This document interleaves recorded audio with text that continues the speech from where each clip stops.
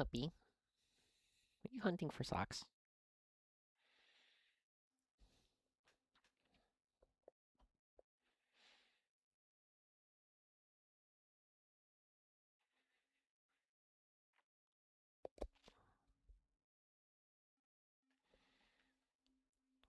Why are you putting your face in there, hmm? Hmm? That's trash. That's garbage. That's not for Muppies.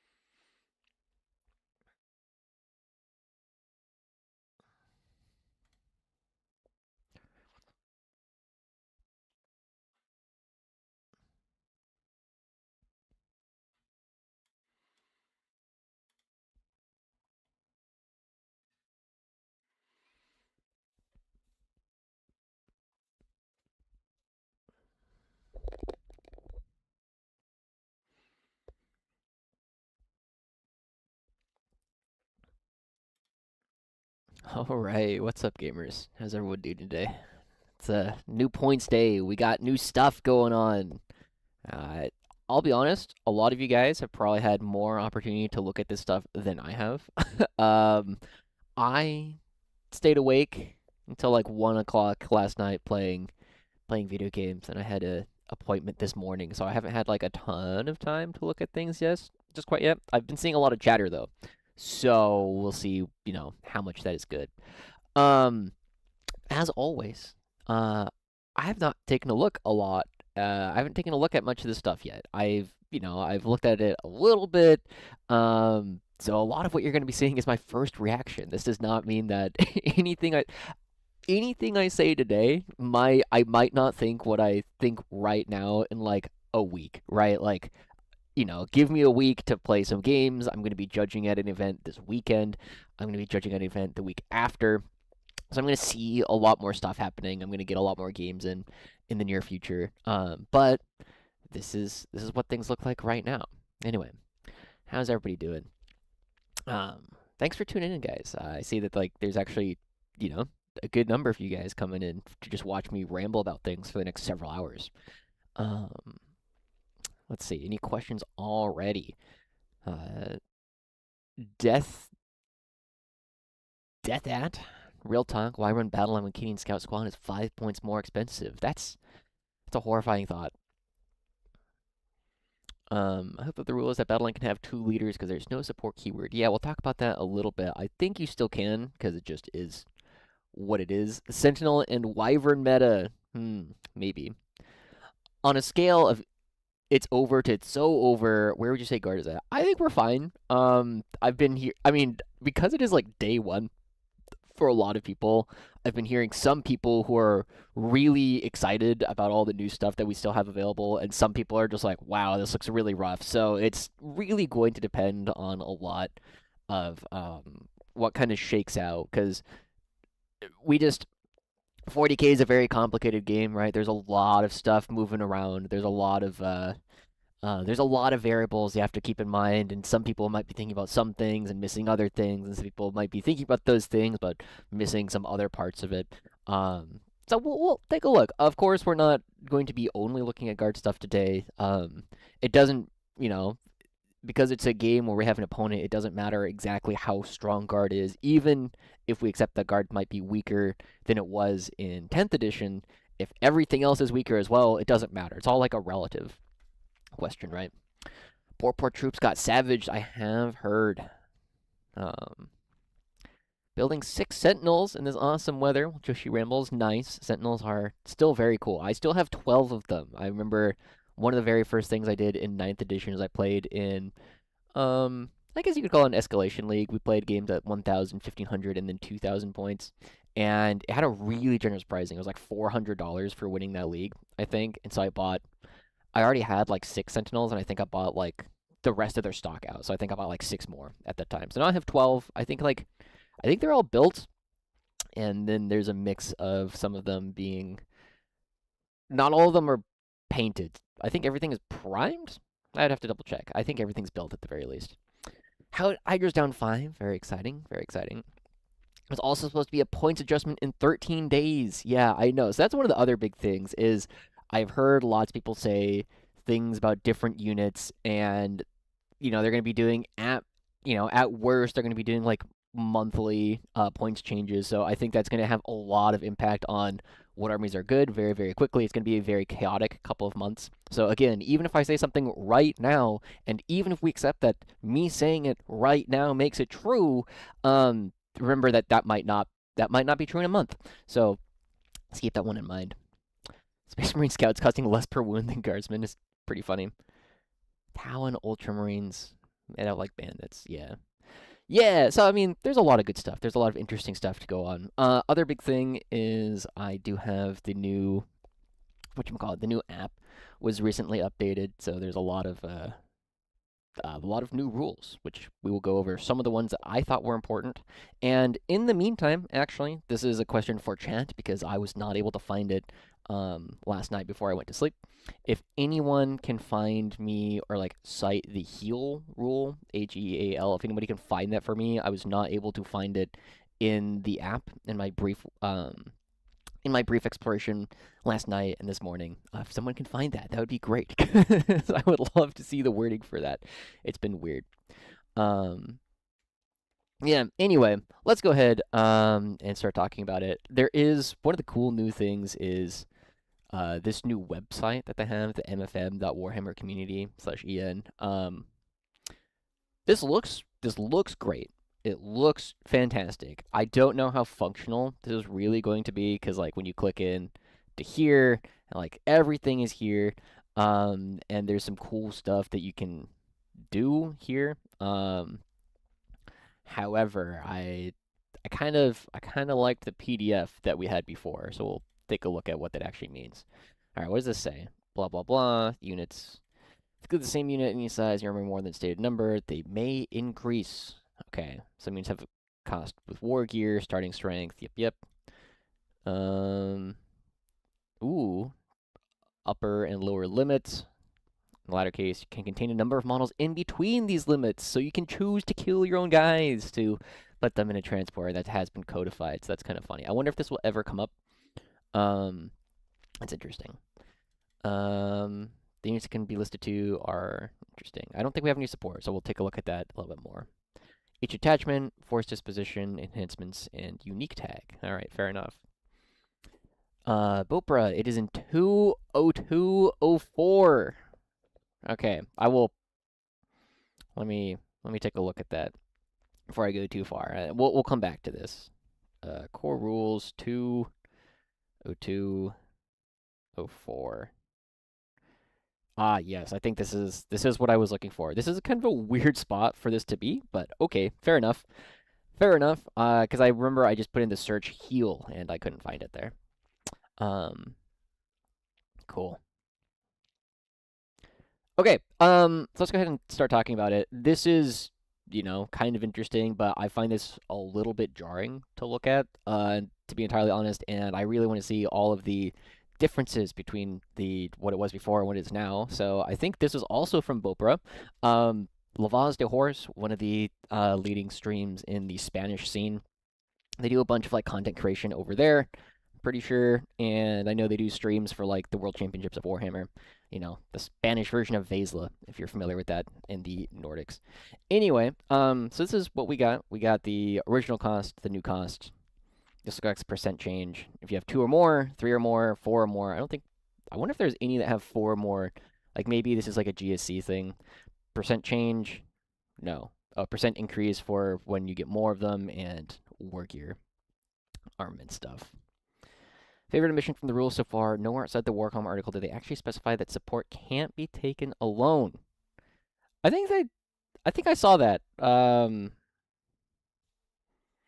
the app search doesn't seem to work particularly well. I remember seeing that it was a thing, but anyway, let's go ahead and start getting into it. We'll go over the points, and we'll address questions as they come up. So the first one here, if you take 2 Armored Sentinels, instead of being 130 points, it went down to 120. This probably could have happened a long time ago.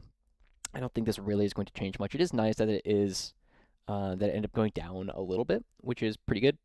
5 Rough Riders and 10 Rough Riders have not changed, but if you take your third unit of Rough Riders go up 5 points, then your third unit of 10 Italian Rough Riders goes up to 125.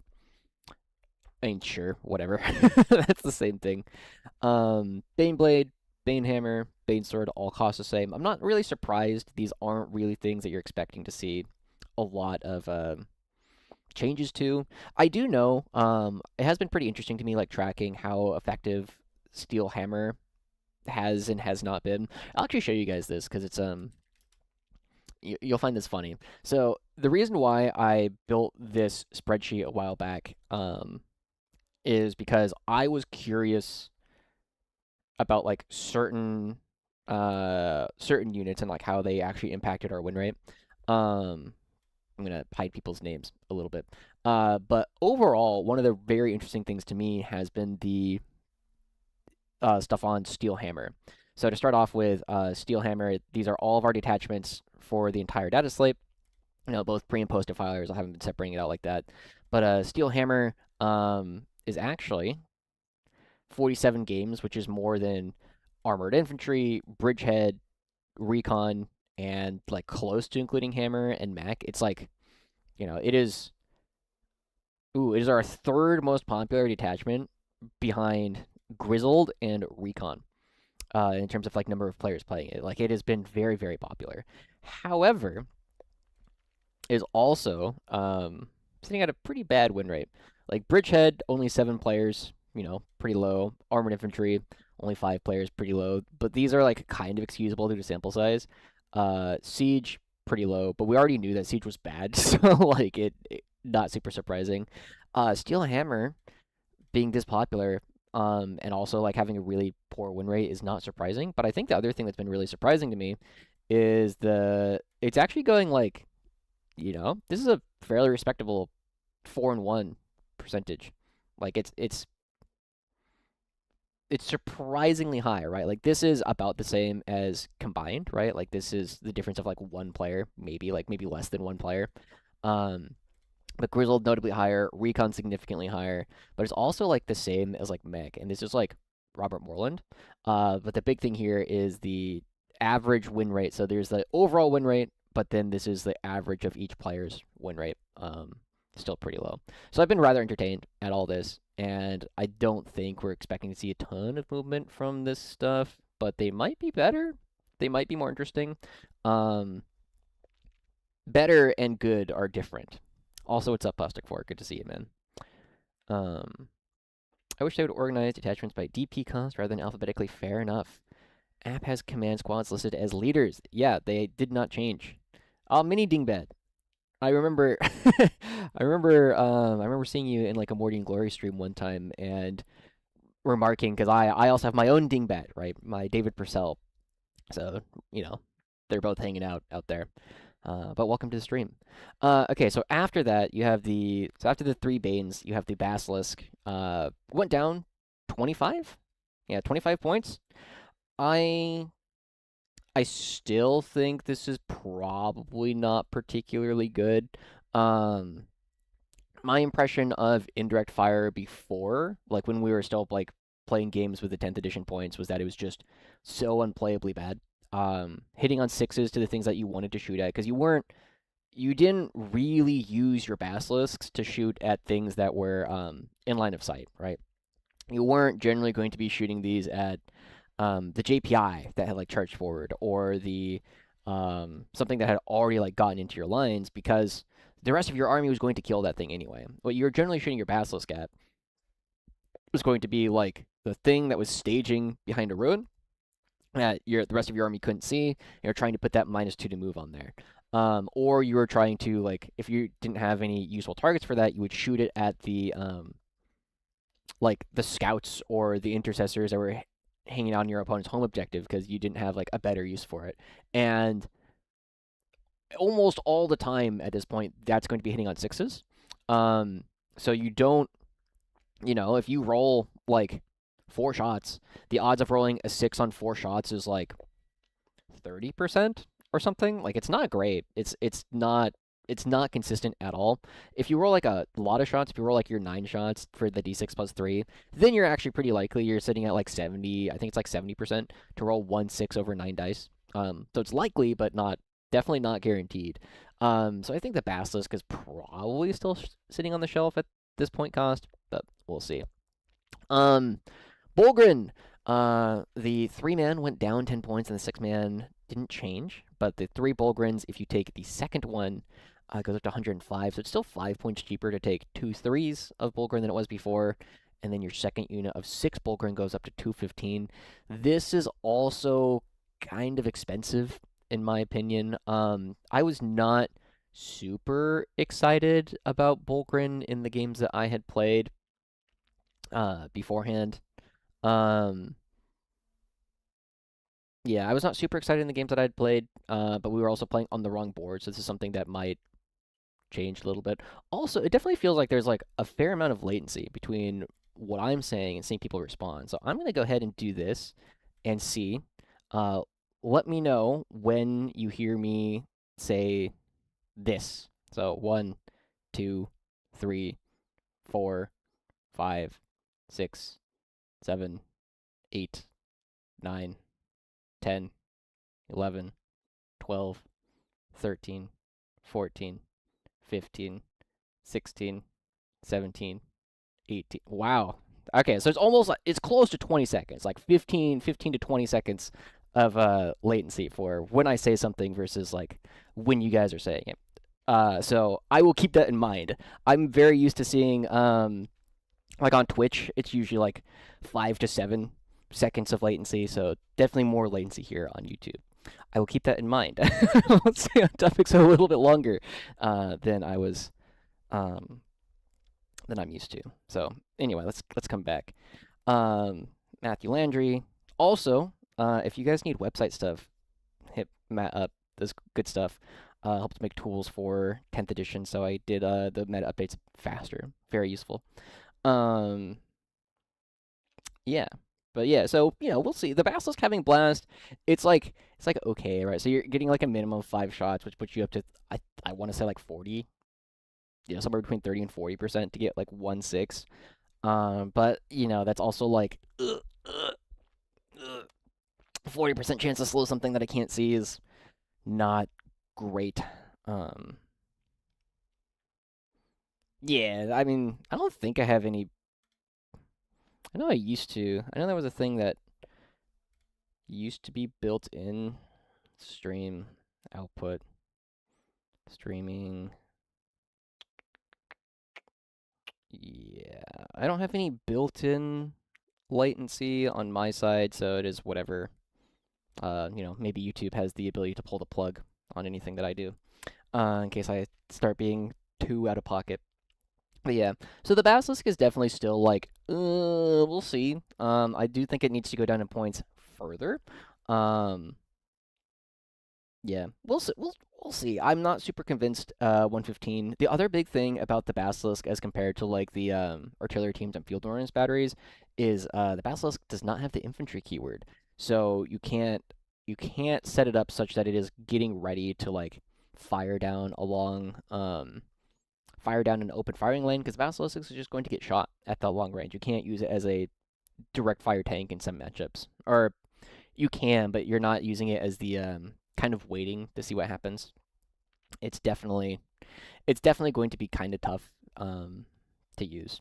The Bulgrin, going back to that. So one of the big things about Bulgrin, and maybe um, mm-hmm, vent. So one of the big things about Bulgrin that I was talking to some other players about, and will this show up if I do it? Uh, it does not. Okay, so we will. Um, does my mouse show up? Yeah. So one of the big things about Bulgrim that is kind of interesting is if you were to put them here, and then they moved up to like this spot, your opponent's gonna have to get within 12 to fight them, um, to shoot them, which does make it hard to remove, and you can generally get like 2 or 3 Bulgrin here, which is okay. You just have to be very careful about like whether or not this is a good thing, because if your opponent puts like stuff over here, that's also very likely to be hidden.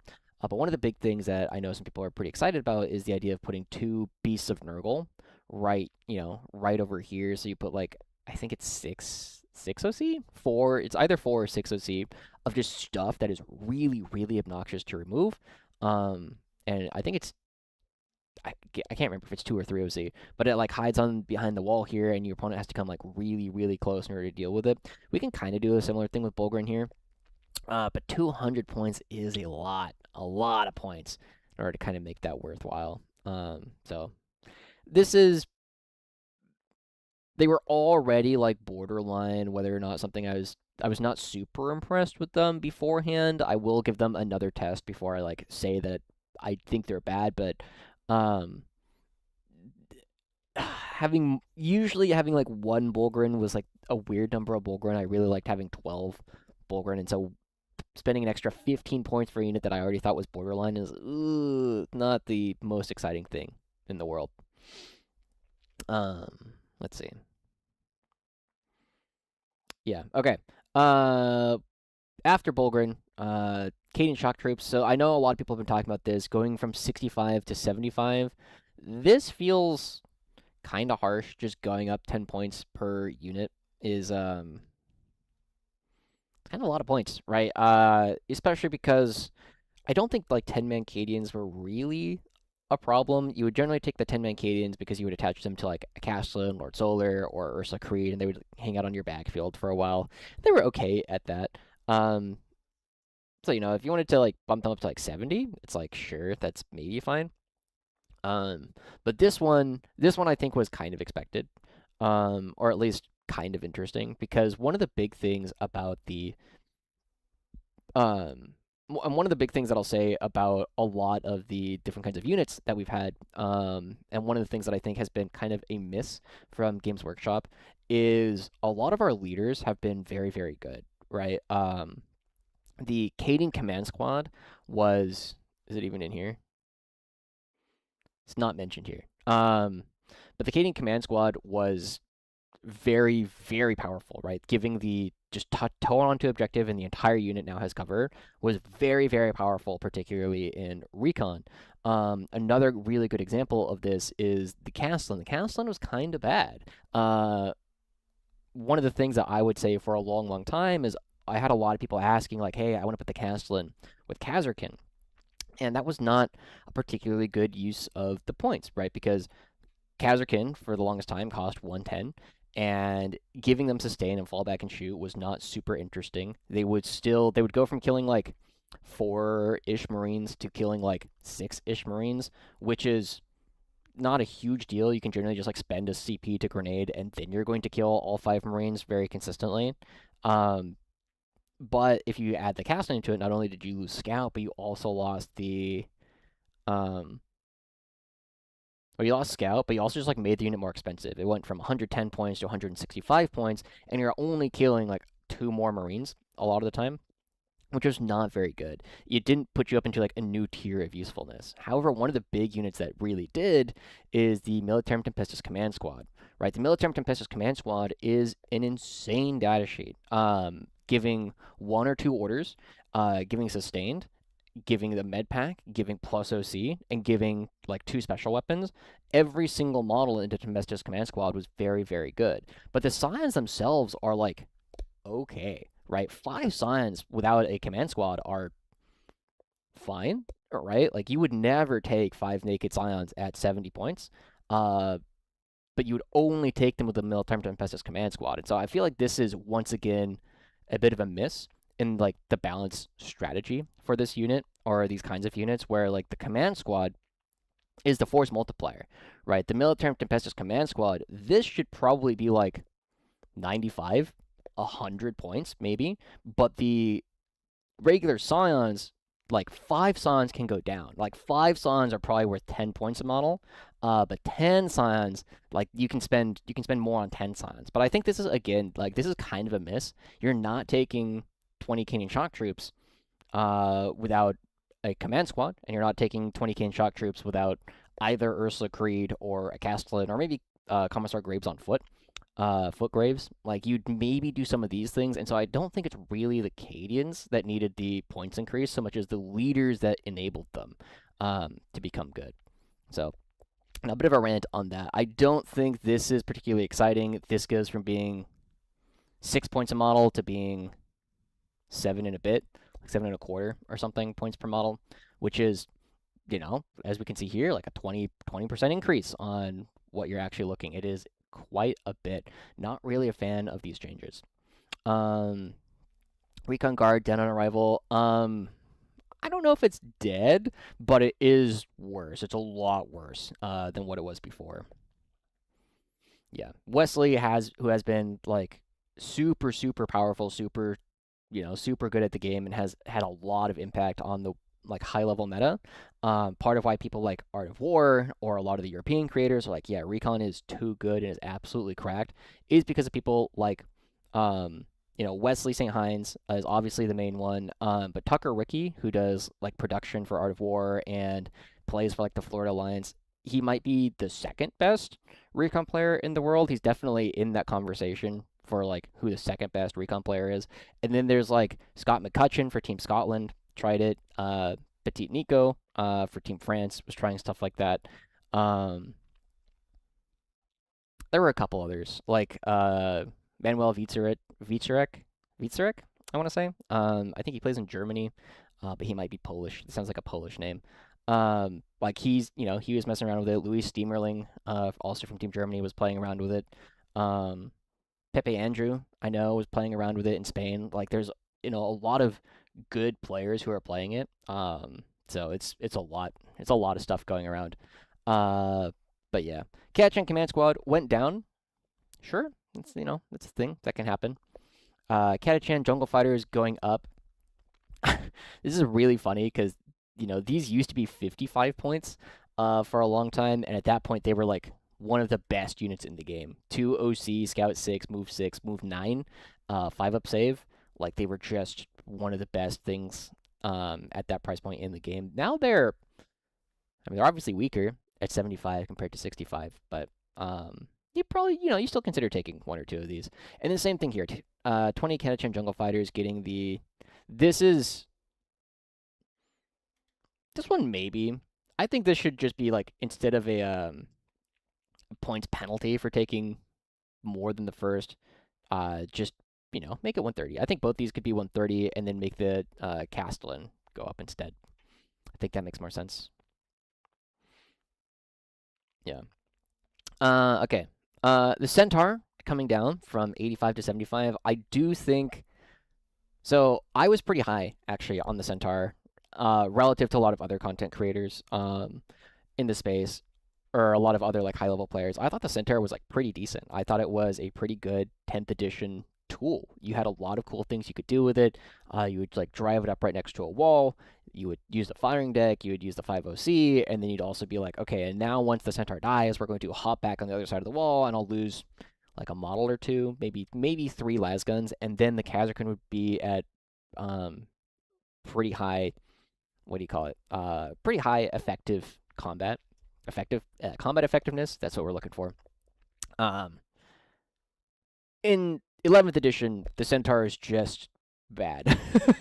One of the big things about the Centaur, right, is the fact that it is like its gimmick is that it is firing deck 12 or firing deck a lot, and the big thing about that is you're gonna put like you might put Krieg heavy weapons teams in there. You might put Kazarkin in there. You could consider putting Scions in there. But the Scions and the Kazarkin are going to be making you take 3 hazardous tests, which are on 1s and 2s. So you're doing 3 or more damage to the Centaur, and it's already not a very durable vehicle. And then if you try and use the firing deck and then die, and then you have to get out all around, you don't have a ton of freedom. You're not going to be able to hop back over a wall unless your opponent messes up.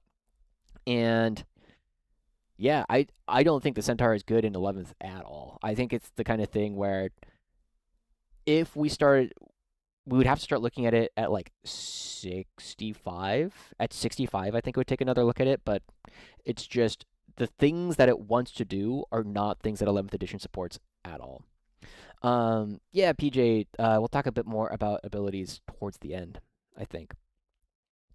Um, Centaurs were cool until they revealed how emergency disembark worked. I agree. It's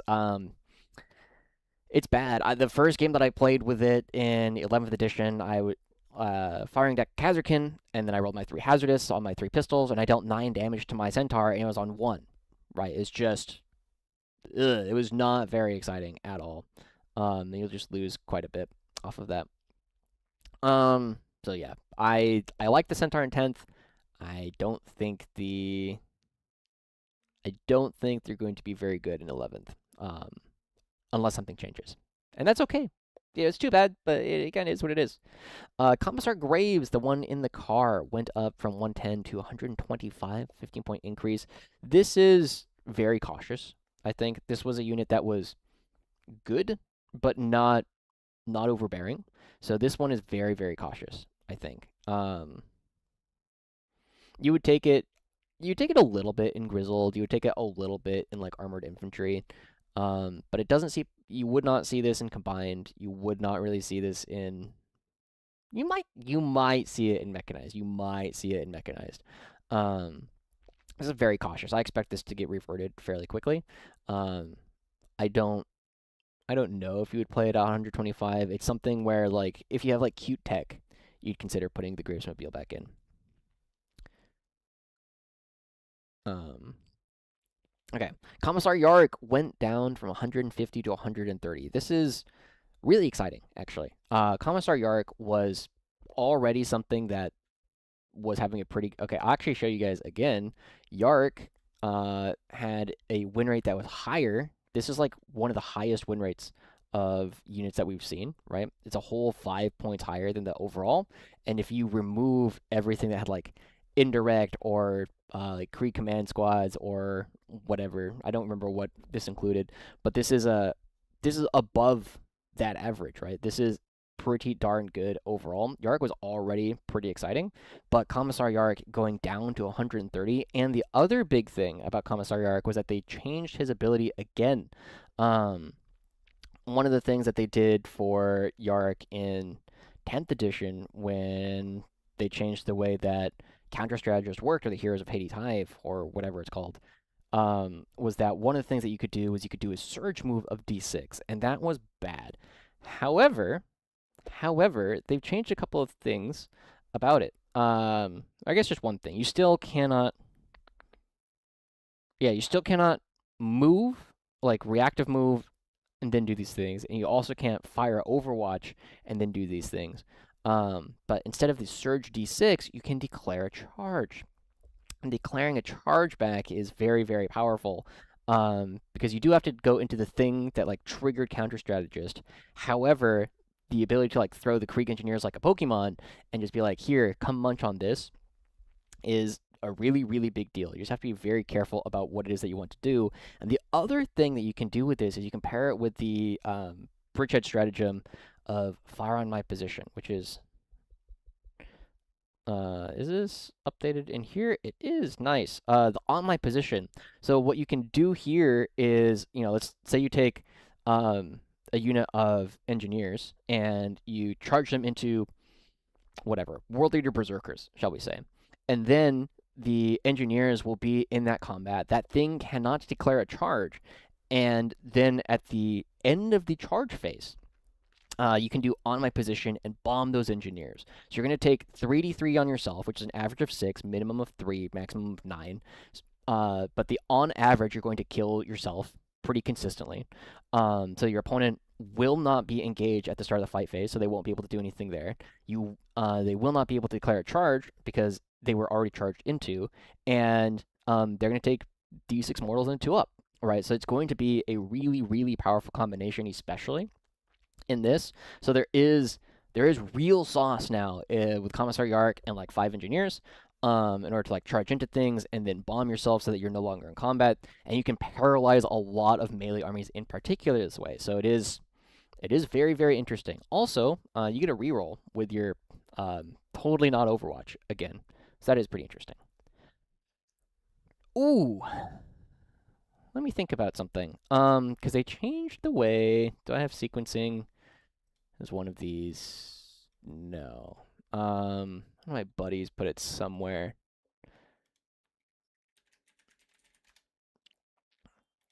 Uh, um,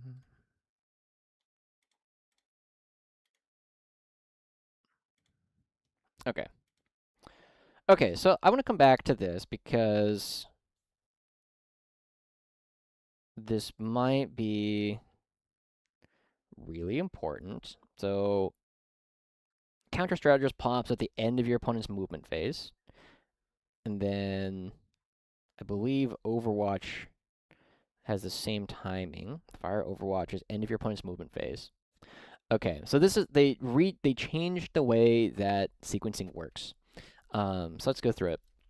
At any point in the game, the players will have rules that they can or must use, which may occur at the same time another player can or must use a rule. Unless otherwise stated, these are activated in the following order. 1. All of the active players' rules that must be used in an order of their choosing. Okay, so we would be doing this on our opponent's turn. 2, all the active players' rules that they can optionally use and wish to use in an order of their choosing. Okay. 3, all of the opposing players' rules that must be used in an order of their choosing. And 4, all of the opposing players' rules that they can optionally use and wish to use in an order of their choosing. If another rule could be used after a rule has resolved during the sequence, but before other rules in the same timing have resolved, could be used after a rule has resolved during the sequence, but before other rules in the same timing have resolved. Those new rules do not trigger. Oh, okay. So if something triggers in the middle of this, that new thing will trigger at the end. So this is 1.0.3.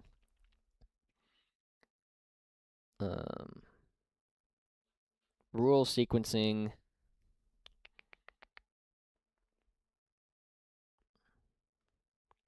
So I don't know if this works, and I'm gonna open this one to the floor a little bit. But because Yarick's Counter Strategist and the Fire Overwatch are both things that you can choose to do at the end of your opponent's movement phase, I think they fall under this one, where I could say I'm going to use Counter Strategist, and then at the end of Counter Strategist, then I'm going to Overwatch. So you could potentially, right? Because Counter Strategist says you can't. Let me read this further.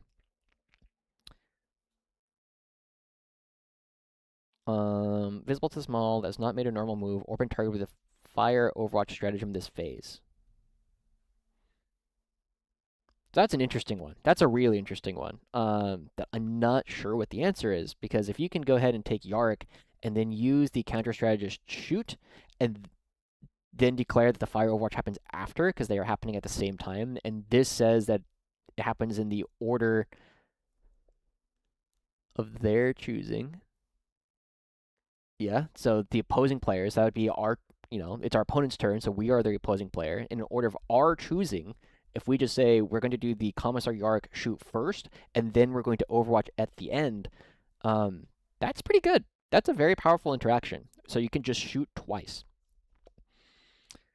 All right, let's come in and take a look at what people have been saying. Yep, Matt Landry, he also got his charge back instead of the move. Yeah. We can take 2 leaders. Yeah, as far as I can tell, there are, for Giovanni here, there are several units in the game that still say that they can have 2 leaders. Because none of our stuff got changed to support, I'm expecting that is still going to be the case. And until we are told otherwise, I'm going to assume it still works the same way that it works in 10th edition, where you can take 1 command squad and a second leader, or 2 leaders that aren't command squads. Because that's what our rules say, and they did not get updated. Poggerfish, would ingressing 17-man Cadian squads be better now instead of putting 27-man Cadian squads on deployment and regularly moving them? 17-man, so that would be a command squad, Castellan, bodyguard, and 10 dudes. I think I'd still prefer the 20 over the 10, but again, that's a very very early take. I have not played around with it a lot, but having the extra 8 ablative wounds and like 2 special weapons is probably a better spend. Not necessarily just because of the bodies, but also because it makes the Castellan that much more interesting. And orders that much more interesting. But it's, that's a very early take. That's just me having not really thought about a whole lot. We still have a lot of points to go through. Gus agrees with me about the Yarick thing. Yeah, that's definitely something that I'm going to be proposing, or asking like the other judges that I'll be doing stuff with over the next couple of days. You can't shoot with Yarick and Overwatch with the same unit. You weren't targeted with the Fire Overwatch stratagem before you did Counter Strategist, which is why it's like weird. Oh, am I missing something about the active player? But this is definitely like we are no longer the active player, right? We don't suddenly switch in this sequence here. I think we can take 2 leaders into support. Yes. Yeah. As far as I can tell. All right. Let's take a look more at the core concepts. Active player.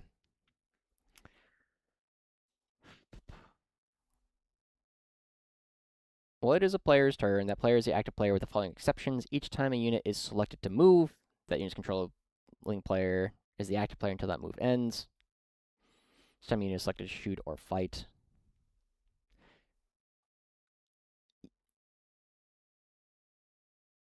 Yeah, that's an interesting one. I'm gonna be proposing it to.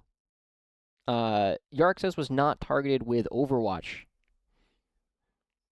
so that's an interesting. Again, this is something that's going to need to be proposed to your local TOs. Um, I like to think that I have a lot of good opinions on the rules, but I'm not your local TO. I'm not the one who you have to convince. Yeah, we don't have any support. But maybe there's something in Imperial Agents that is interesting. I haven't really looked. I'll be honest, I haven't looked at Imperial Agents in a long time. Is there any chance Nork and Ogryn still have a spot in guard? They're probably okay. But they're definitely nowhere near as good as they used to be. Could be bad coding. App has several bugs. Yes, we have. Banesword meta? Maybe. I think unlikely. You can't Rapid Ingress and Overwatch the same unit, no, because strats are locked once per unit, once per phase. Correct. You cannot Rapid Ingress and Overwatch the same unit. How do we feel about the Basilisk as a cheap anti-infantry direct fire? Terrible. That is so low on my list of things that I want to do. Yeah, yeah, it's squishy. I would rather just spend the points and actually take a Russ almost all the time, or spend less points and take a like Hydra or something. Um, if your gun has indirect hits on 5s and 6s, I don't think that's true. Could you explain that one for the rest of us, Kinkaroos? Or are you just saying that it has like bad ballistic skill and therefore it's hitting on bad?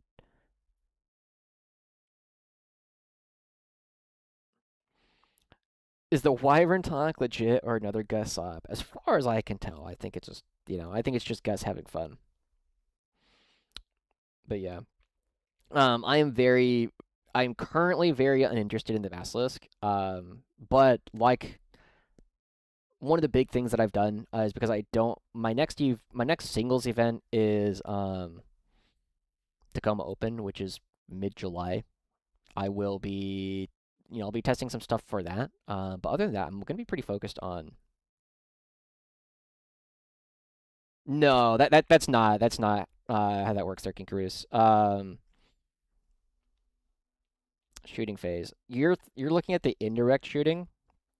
Um, unless this is like something that I've missed, I don't think so, because it would be under core abilities, indirect fire. So in 24.19, units containing one or more models with an indirect fire weapon can shoot using indirect shooting, which is 10.07. So we'll go to 10.07, which is indirect shooting.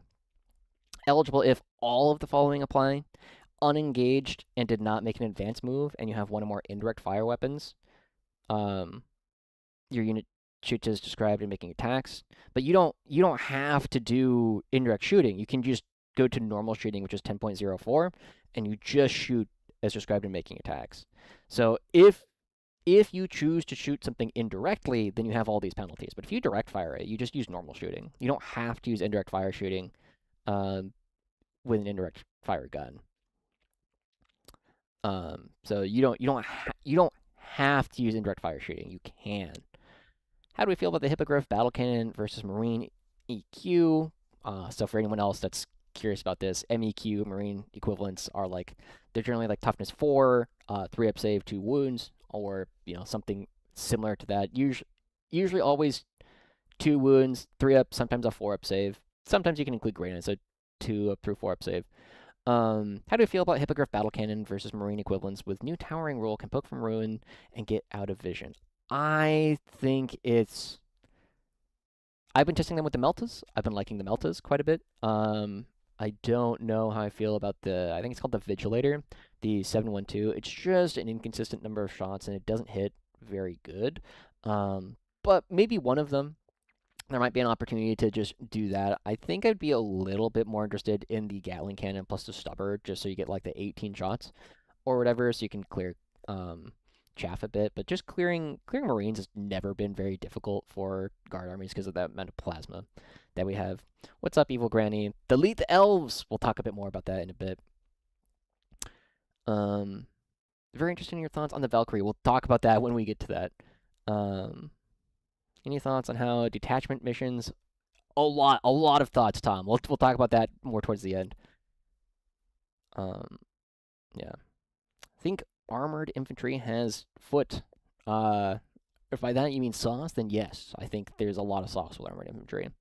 Dyson Glory, are we cooked? Not yet, not yet. I'm pretty like medium on guard in general, but we'll go ahead and give more of those thoughts as we get through. Anyway, Yorick, whether or not you can do the two shoot thing is again ask your TO about that one and how exactly it works. I think the sequencing rules that they've given us are more useful than they were before, but there's still a lot of questions. There's a lot of questions that have not been answered in the FAQs I've been looking at.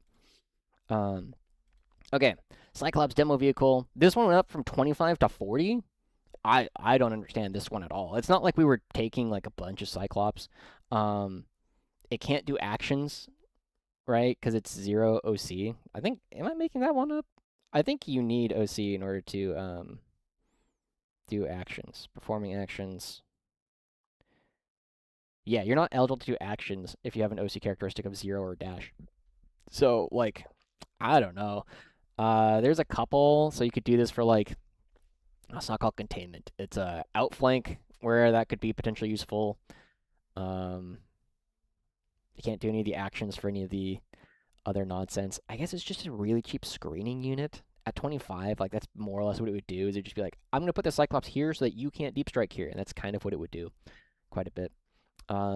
This one is confusing to me, but I don't expect this one to change just because it's a unit that I don't think Games Workshop will think about very much. Yeah, okay. 10 Death Korps of Krieg went up from 65 to 75. Yep, sure, just in line with everything else. Really big thing here is the 20 Death Korps of Krieg is now the same price as the 20 Cadians and the 20 Catachan. And all else equal, in general, I've been, a big fan of 20 Death Korps of Krieg. The big thing, though, that we've had is that all else has not been equal. The Cadians have had better leaders for a while, ever since we lost the Death Korps Marshal. So no longer having the 5-up Field No Pain, that was really propping up the Death Korps of Krieg for a long time. And then they went up because they had the meta pack. Now that they're the same price, I think the Death Korps of Krieg kind of goes back to our premier battle line unit in a lot of ways. So just kind of keep an eye out for that. I do have at least one list that I've kind of been noodling over that might be really, really impactful here. Okay, Death Riders, 10 of them, so that 5 of them are still 60, and then the 10 of them are 110. I don't think that's enough to make me interested in taking 10 Death Riders. Yeah, I don't think that's enough to make me that interested in them. But, it's cute. It's definitely interesting. There might be a way if Clifton ever pops up and starts talking about, what is that, 110? I know Lord Marshal Drury is down to 75, so that's minus 10. That's 35 points less, so it's 110, 185.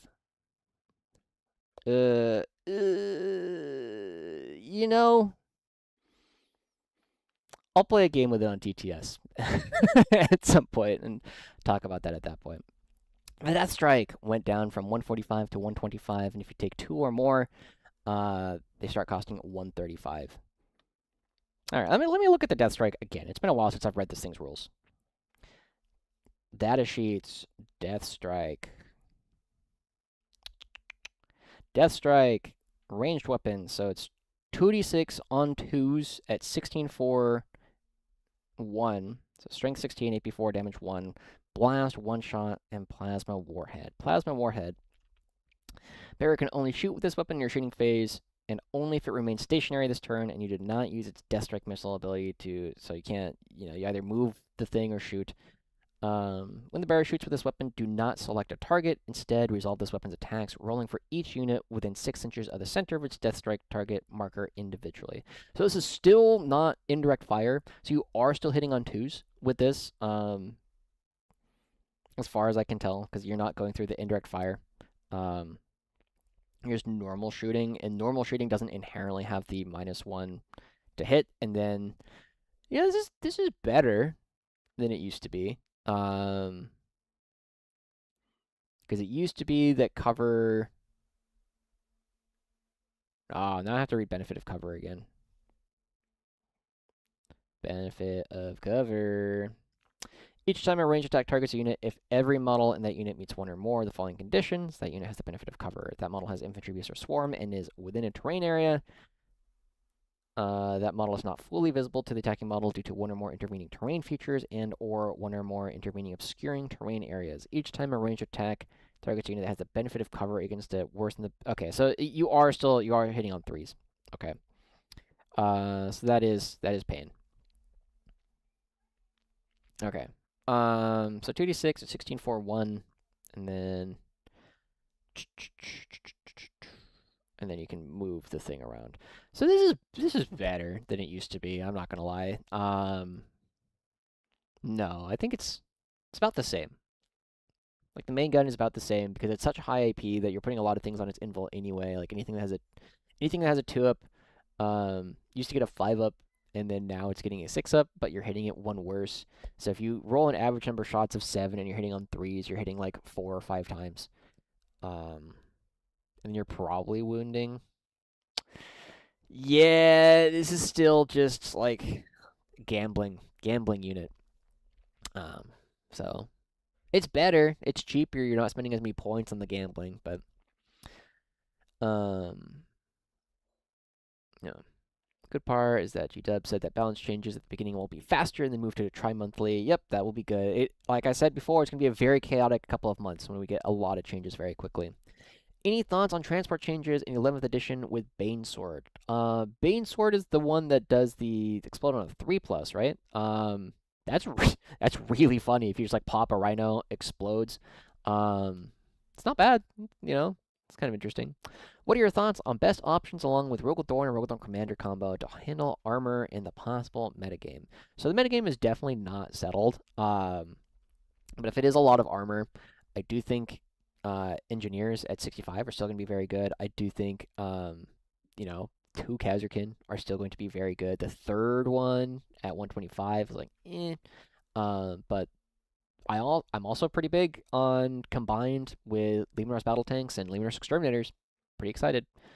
20 Kriegs always feels good. Yep. Can it hit? I'm assuming, Kana, you are talking about the Death Strike, and I believe so. I think it just says units within 6. You are, in fact, allowed to table yourself. I think this is the only thing in the game that I know of that you can do attacks on your own units. Plasma Warhead, rolling for each unit. It does not specify enemy. So yeah, you could Death Strike yourself if you wanted to. Yeah, 1 damage hurts Death Strike a lot. Transports not having scout from things inside. Catachans are dead. So the transports do have scout from things inside. I will find it for you. The wording on it changed, so the logic, what do you call it? The logic gates that you go through are different. But the end result is basically the same. It is core ability is 24. Scout is 24.31. So 24.31, if that unit is embarked within a dedicated transport that is wholly within your deployment zone, so you can't do the off the board and come back on the board. And if every model embarked within that dedicated transport has a scout's ability, that dedicated transport can make a scout move, which is, move scout X. So you can still do it with dedicated transports. You just can't do it with normal transports, which I don't think you could do in 10th anyway. You don't target with the Death Strike, though, correct? Oh, you're talking about targeting. All right, let's do some rule sleuthing. Okay. Benefit of cover. Each time a range attack targets a unit, if every model in that unit meets one or more, blah blah blah. Each time a range attack targets a unit. Okay. And then we go back to the Death Strike.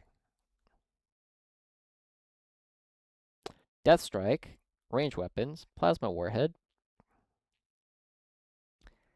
Do not select a target. Instead, resolve this weapon's attacks. Okay, so you're not selecting a target. Is that different? Making attacks, select targets.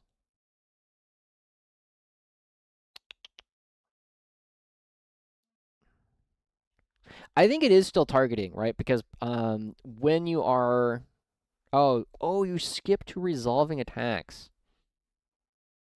which is 4.03, I think. Range weapons, plasma warhead. Instead, resolve this weapon's attacks. Okay, so you're not targeting. You know what? Who said that? Moose and Master. I think you're right. I think you're right because you go directly to resolve attacks, which is separate from targeting. Um, I don't, I don't think this changes my opinion of the Death Strike very much, but I do think you are correct. Um, again, take that one up with your TO before you take the Death Strike to an event. But I do think, you know, I do think you are correct on that one.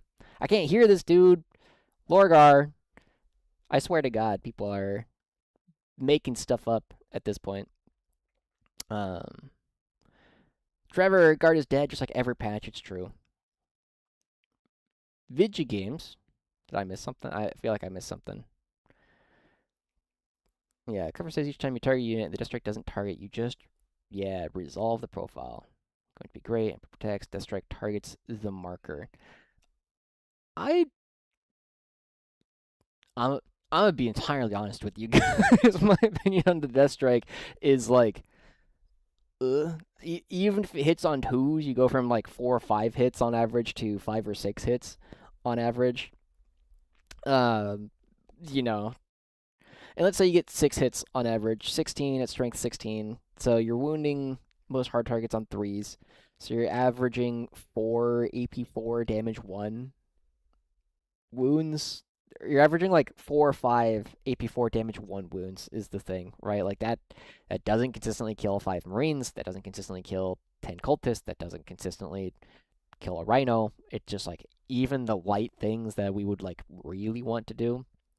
And I guess the big thing is like your opponent would have to, if it had like 3 Exalted 8 bound and you caught the Exalted 8 bound within the 6 inches and go, oops, you know, I rolled really good. I rolled my 12 attacks and handed you 9 saves. But even then, like it doesn't kill the unit, so it's like it's a lot of points to be spending. So even if it hits on twos, I don't think it changes too much, but it is kind of interesting.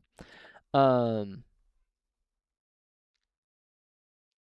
what is going on? I've been putting up way high. I'm gonna pull up the own stream myself and see what it sounds like. Uh,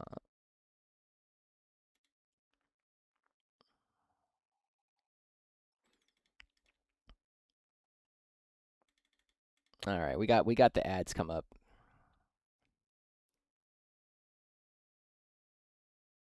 All right, we're looking at ads.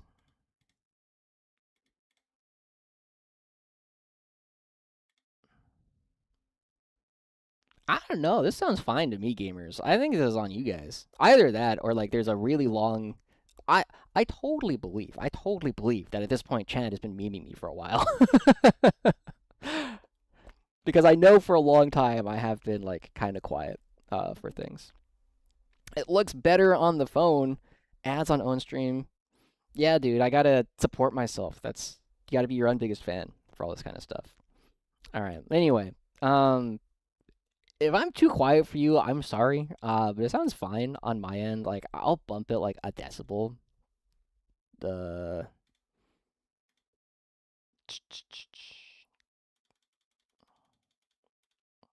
you know. So there we go. Hopefully we're up to the not the gain.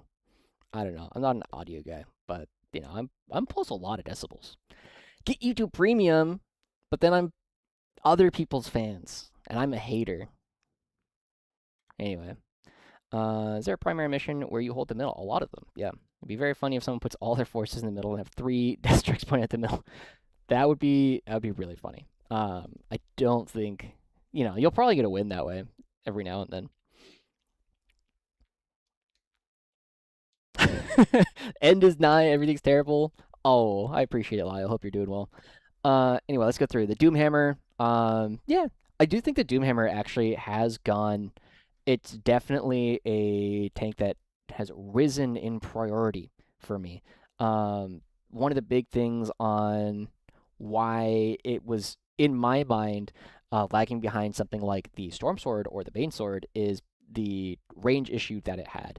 The fact that it was a 24-inch main gun, you were very often able to get within range of things, but it was also depending on what board you were on. If you're on like Games Workshop layouts 2, 4, or 6, where it's really long firing lanes, the 24-inch range plus you're like, let's just say you have the engine speaker and move, move, move, and you go 12 plus 18, and then you have 24. Like 42 is like there are still ways to range that if you really, really wanted to. There's a lot of range that you could potentially have like issues with, and the Storm Soldier's like, nope, I can see you, you're dead.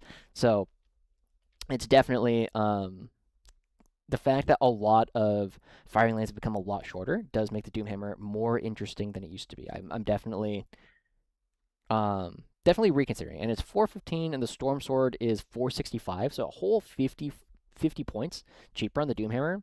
This is if you want to play super heavies in 11th. I'm going to recommend that the first one you try is the Doomhammer. I don't know that it's good, but I think it's the one like most obviously worth testing. Yeah. Okay. Field Ordnance Battery went down from 110 to 90. Is this per bombast gun? Here it is. Da-da. Field Ordnance Battery. Am I reading that correctly? 2 models per bombast field gun. Okay, so you could get the Field Ordnance Battery as it previously was for 110, because you get 10 points per indirect gun. Unplayable. Not you're not going to touch this at all. The what are the other options? You have the rocket launcher, which is a bunch of like 501 or something. Field Ordnance Battery. You have the bombast field gun, so D6 at 712. You have the heavy las cannon, which is 2 shots each, 14-3, D6 plus 1. And then you can get heavy pretty easily, so you could get that up to 3s. But you're going to generally have cover, so it's generally going to be hitting on 4. So 4 shots of 14-3, D6 plus 1. So you're going to hit twice, and you're going to wound once or twice.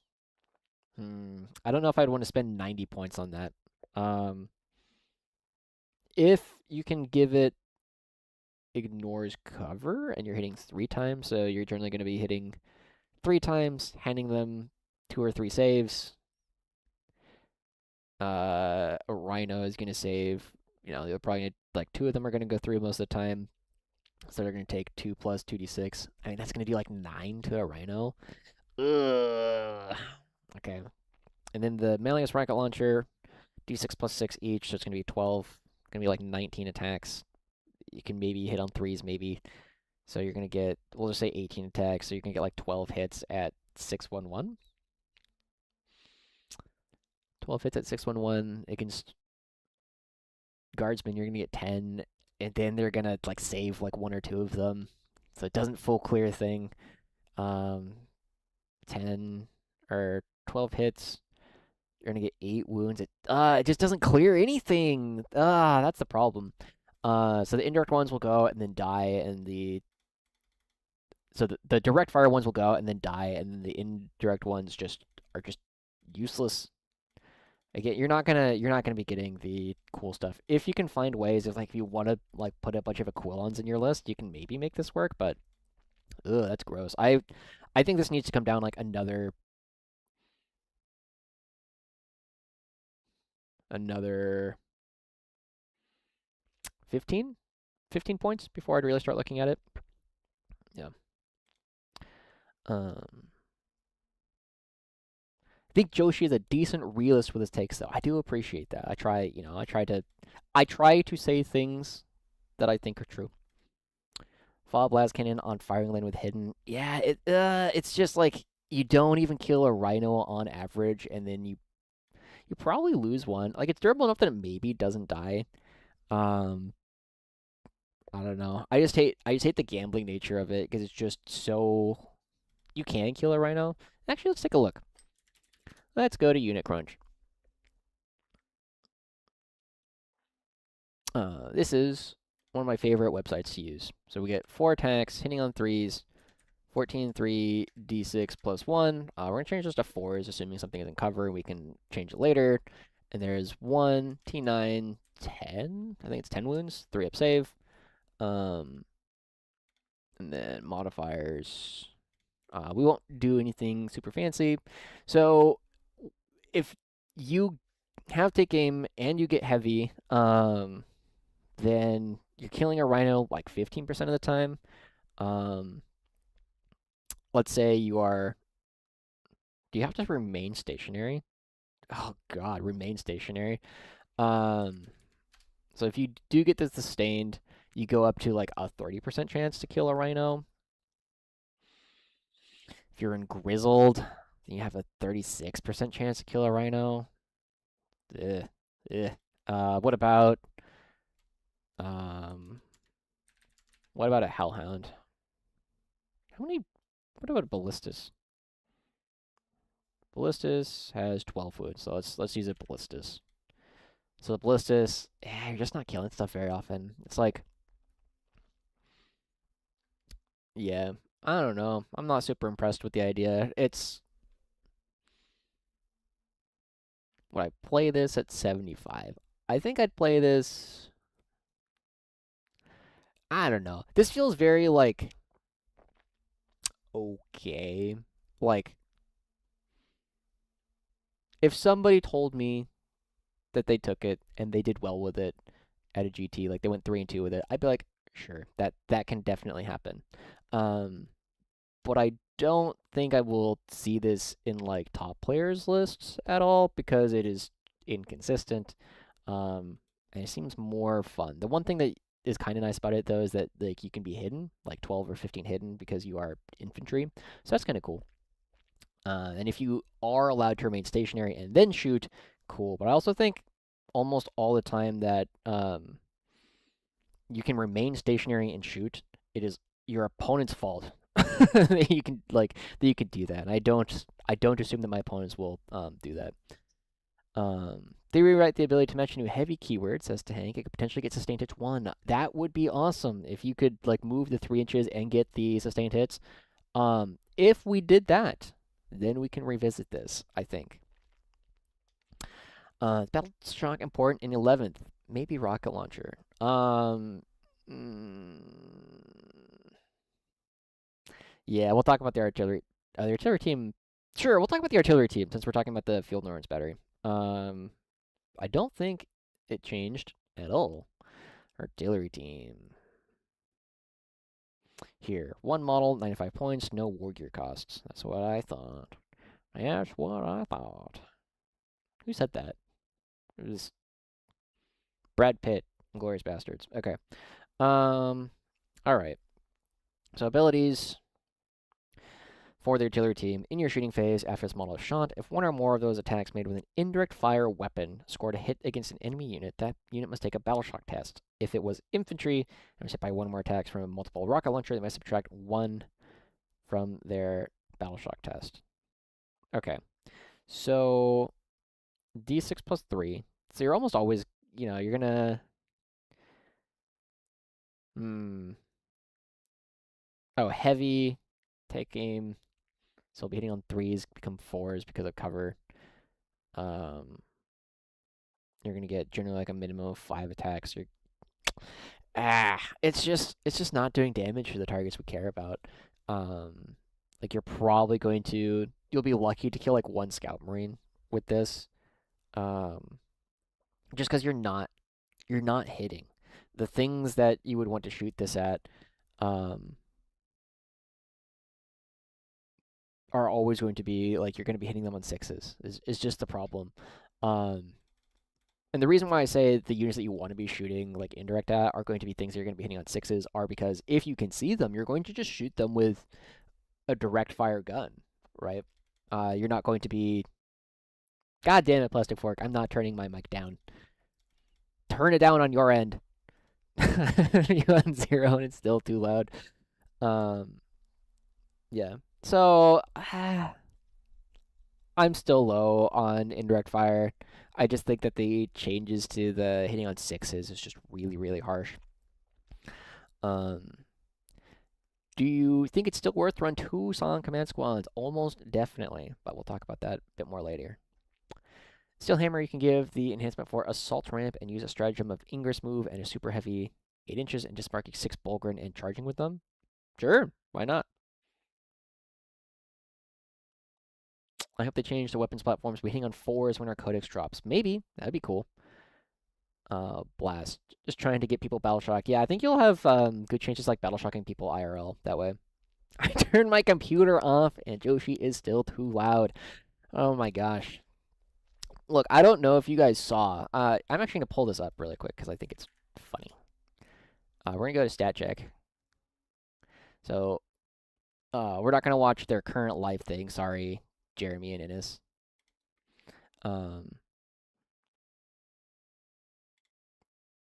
It was this one from yesterday. So, my good buddy Keaton has been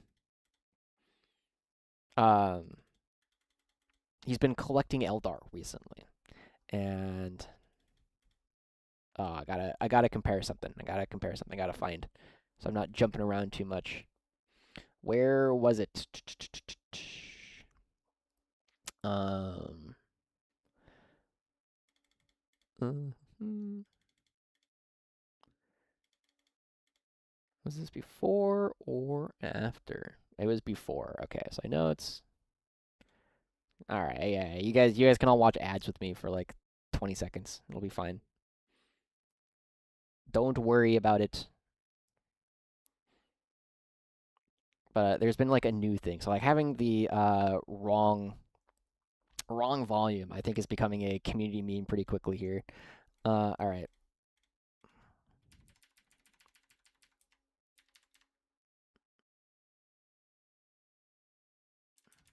All right, I'm watching the chat here on the right and we can see it.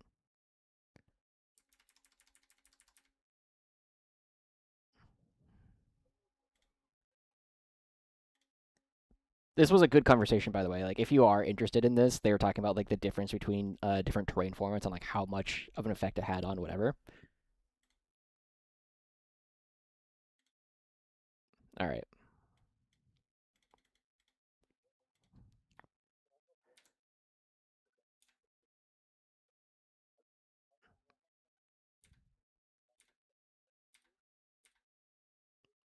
All right, here we go. Here we go.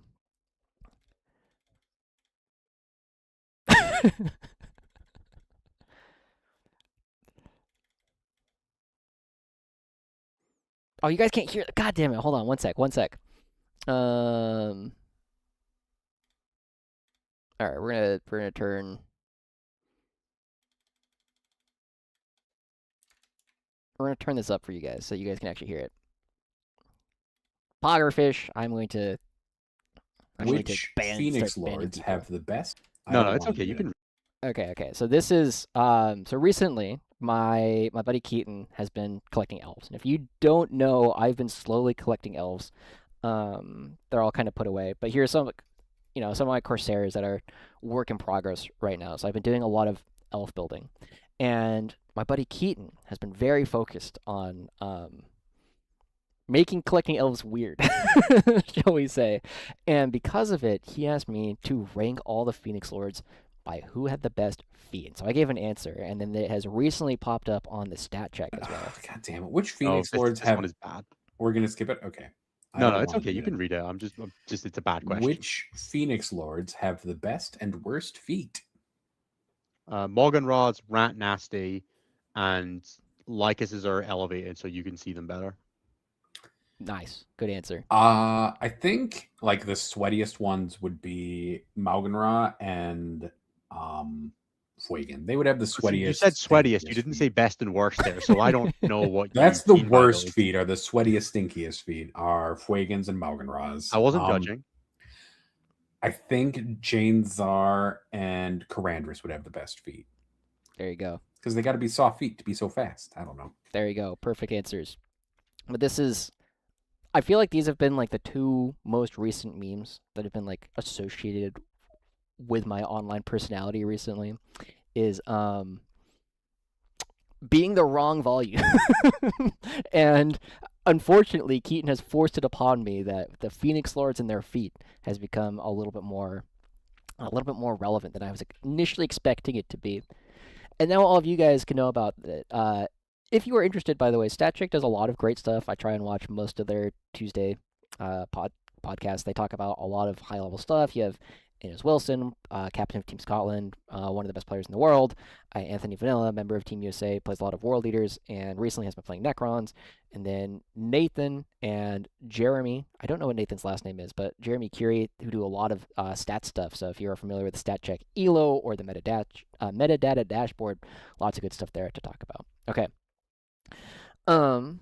Connor Trainer, just played my first game of 11th. Scions felt very strong, going Bridgehead with Mechanized Assault. Joshi, what's the best way to give my transports orders in the first rounds? Okay, great question. The answer that I have come to, or the answer that I'm leaning towards, is you don't. One of the big things that I have been experiencing in my games of 11th is that the Chimera stocks are down. I'm not as interested in the Chimera as I used to be. And the Taurox is more interesting. And the Taurox already moves 12 plus advance and shoot, or advance and disembark. So you're going minimum 13, maximum of 18. And if you really, really need to, you can consider putting like Creed in a transport and using the Vox array or whatever that one is. But I don't think if you're going to be playing Mechanized plus Bridgehead, I don't think you need any orders for your transports. So give that a try. I would really recommend giving, you'd probably have to fiddle with the points, but I would really recommend taking a look at the list that Robert Moreland has played for a little while. It has 5 Tauroxes and 3 Taurox Primes. You'll have to fiddle with the points a little bit to make it work with what we have already seen today, but I think it's a pretty interesting. It is at the very least an archetype that is worth exploring more in 11th edition. All right, cannot hear the stream. God damn it, guys. Okay, Bahar's Gripper's clear since those bad boys never touch the filthy ground. Good answer. There's also like Irilith or whatever of this spectral wraiths or something, whatever the Forge World aspect warriors were called. And just playing Armored Infantry instead of Mechanized Assault. That is also very possible. Armored Infantry does make the Hippogriff really cool. Yeah, so, Armored Infantry is definitely worth exploring. Armored Infantry plus Bridgehead, Mechanized plus Bridgehead are both things that I will be testing games on, for sure. Taurox Prime with the reroll hits felt amazing. I agree. It does feel... It definitely is something I will be experimenting with. Does Bridgehead and Mechanized Assault combined make Valkyries playable? We'll get to that. We'll talk more about Valkyries in a bit. Where can I find Robert's list? I'm pretty sure it's in the description of this. I think I copied it. Let's see. Yeah, so if you go down to the description of this live stream, you'll see a link to a spreadsheet at the bottom, and then you'll have to go around with the bottom tabs. If you don't have a BCP subscription, when you find Robert Moreland, go to the second tab. Or I guess I can show you guys, because I've had a lot of people ask about it in the past. So there is this is the most recent slate of stuff. If you just go Robert Moreland, so the most recent event he played at was Dallas Open, where he made Top Cut. I have a BCP subscription, so I can just click on this link here, But if you do not, if you go here, and then you go search Moreland, and you can find it. Oops, too far. You can find it here by fiddling around with the tabs. Okay. All right, Moose and Master. People are asking about the Valkyrie. So let's go ahead and jump down to the Valkyrie. So Valkyrie went down from 190 to 170. And if I remember correctly, which, you know, I didn't look super closely. Yeah, so it still has the aircraft keyword, okay? Let's go here. New 40K. Core rules. There it is. Okay, so what does this mean for aircraft?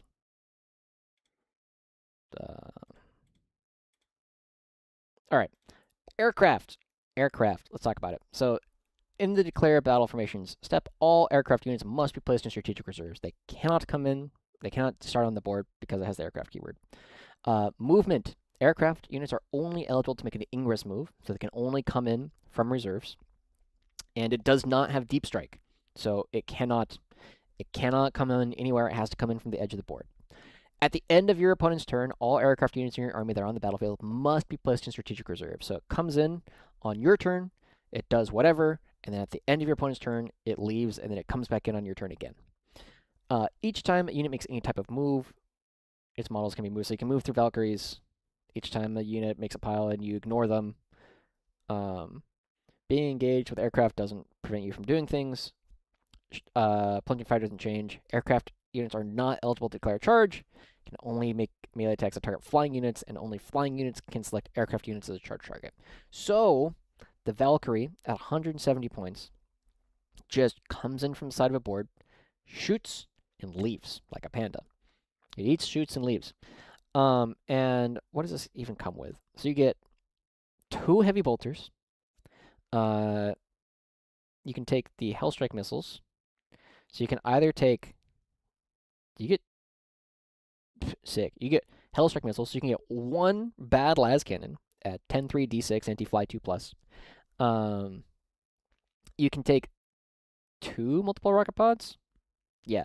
So you can take 2d6, hitting on 4s at 601. And you can't order this thing, except for, like, mechanized. So you're generally going to be hitting on 5s, because things are going to be in cover. And at the end of your opponent's movement phase, 1 or more units embarked in this transport can disembark from it. This thing, I'm not gonna lie, guys. I've been wanting the Valkyrie to be good. One of the first things when I was playing in like 5th edition that I really, really enjoyed was I had 3 Valkyries that I would fly around the board, and they would have like veteran squads in them back when veteran squads were a thing, and they would zoom around, and they would be really good for going and touching the objective at the end of the game, which is the only way, or one of the very few ways that you scored points. I love the Valkyrie. Unfortunately, I got one at a raffle 2 years ago. I sold that to my friend. I don't know why or where I got this other Valkyrie, but it's still sitting in the box. It's just... As much as I know I would enjoy putting this on the board, it makes me so sad. It is so bad. It just doesn't do anything. It has no damage output. The fact that it's a transport is like completely irrelevant, because like the disembarking from transports, you now also like can't get closer than 9, so you're not even getting closer. You can do like silly things by like getting the guys out, but you don't want them in the transport because it doesn't have firing deck. The only good thing about the Valkyrie is that it is like surprisingly annoying to kill. T10 tulip save is great. It doesn't even get true line of sight anymore. Like the aircraft don't get true line of sight like they did in 10th. Like if you can't see over a wall, you can't see over a wall. It is so... You can't even shoot with them very good. I'm so sad, guys. The Valkyrie is an amazing model that I do not think has played at 170 points. Hover changed. Hover. Each time this unit takes to the skies, do not subtract 2 from the maximum distance. So, if they've changed like some aircraft, like the Helldrake, is just a tank that flies, right? If the Valkyrie became just a flying tank that was a transport and came down another like 20 points, if it was like 150 points, then we can talk about the Valkyrie. But until then, it's depressing. It's depressing. Avenger Strike Fighter up. I'm gonna be honest. All right. I was planning to go through this in order, but let's go ahead and take a look. The Avenger Strike Fighter, 130 points, and what do we get on this? We get Avenger Bolt Cannon, 10 shots on 4 is a 612 sustained 1. Okay, it's all right. It's a reasonable gun. You get 1 heavy stubber. So we all know what a heavy stubber is. And 2 las cannons. So 2 shots on 4 is a 12-3 d6 plus 1. And the abilities, once returning your opponent's shooting phase, when another friendly astronaut unit within 6 of this model is destroyed by an attack made by a unit that can fly. One model with your ability can use this. If it does, shoot at them. 130 points. This is T9, 3 up, 14 wounds. So it's like a, I don't know, it's like a Sagittar, basically. Or it's like a Devilfish. It's like a Devilfish. I don't hate this, actually. The big thing about the aircraft is it's still going to struggle to find line of sight because I don't think anything, as far as I know, I haven't looked into aircraft like super hard. As far as I know, aircraft don't have anything special about shooting other than that they can't interact with plunging fire. So if there are ways, and you guys will have to do like some of this research on your own, if there are ways in order to get the Avenger Strike Fighter to see things that the rest of your army can't, then this actually looks interesting. Yeah, so that could be interesting. Valk will never be good after the dirty things it did in 5th edition with demo chargers. Accepting this is the way to enter peace. Yeah, Catharsis Chaser, that was when I loved playing the Valkyrie. Again, like if you only been like following me like recently, I played in 5th edition, but I was a very casual player. I would just go to my local Games Workshop and play games with whoever was there. And then I came back at the beginning of Arcs of Omen, so the last year of 9th edition. That's when I came back to the game. And then of course I went from being a very casual Warhammer player to being a very competitive player relatively quickly. How many points, Sir Dragdord? I think the Valkyrie becomes playable at 150. After that, it's just, ugh. What's up, Scott? Hope you're having a good day. I had to take care of laundry. What have we gone over? We've talked about the Valkyrie, so you haven't missed a whole lot. SM39. Have talked about how the app states you can't attach Ursula or Lord Slur to a squad with a command squad per the app. Is that like a rules thing, or is that just the app being broken? Let's see. Responding to Blue Jake. It's a known bug. Okay, cool. Yeah. Yeah, only hits on base BS, can't be ordered. That's true. That's true. There's currently no way to order the Avengers. So it's generally going to be hitting on 5s. Yeah, if you can find a way that becomes interesting, where you can make it hit on 4s against certain targets, then it becomes okay. Right now, I think it's not very interesting. But you know, I'm happy to be proven wrong about that one. Yeah, cool. All right, let's go back to, we were talking about Fuel Lawrence Battery. Gaunt's Ghost coming down 5 points. This is great. I've been, Gaunt's Ghost have been so good in every game I've played with them so far in 11th edition, and the fact that they're going down, one of the big things, and I see Evil Granny is in here, is, I'm sure you've had more time to, like, look through. Is there more on whether or not Gaunt's Ghosts or, like, the Calidus or anything like that can come back on turn 1? Or, like, what's the deal with that? So if they can, I assume they can still do the turn 1 stuff, but I don't know that for sure, because I don't think they're technically making an Ingress move because they're not coming in from reserves. Ingress move. unit is in strategic reserve, but it's not in strategic reserves. So I think you just get to set it back up because it's not an Ingress move. Talked about Sentinels yet. I figured you've gone over Armored, but not Scout. I talked a little bit about Armored. They are... they just stand places is all they do. They don't do any damage at all. So that might... It maybe is okay. It maybe is okay. Cool. Gaunt's Ghost. Hellhammer. This one I still think is... Especially with, like, the Doomhammer. Doomhammer at 415. There's never a reason to play the Hellhammer. Just play the Doomhammer instead.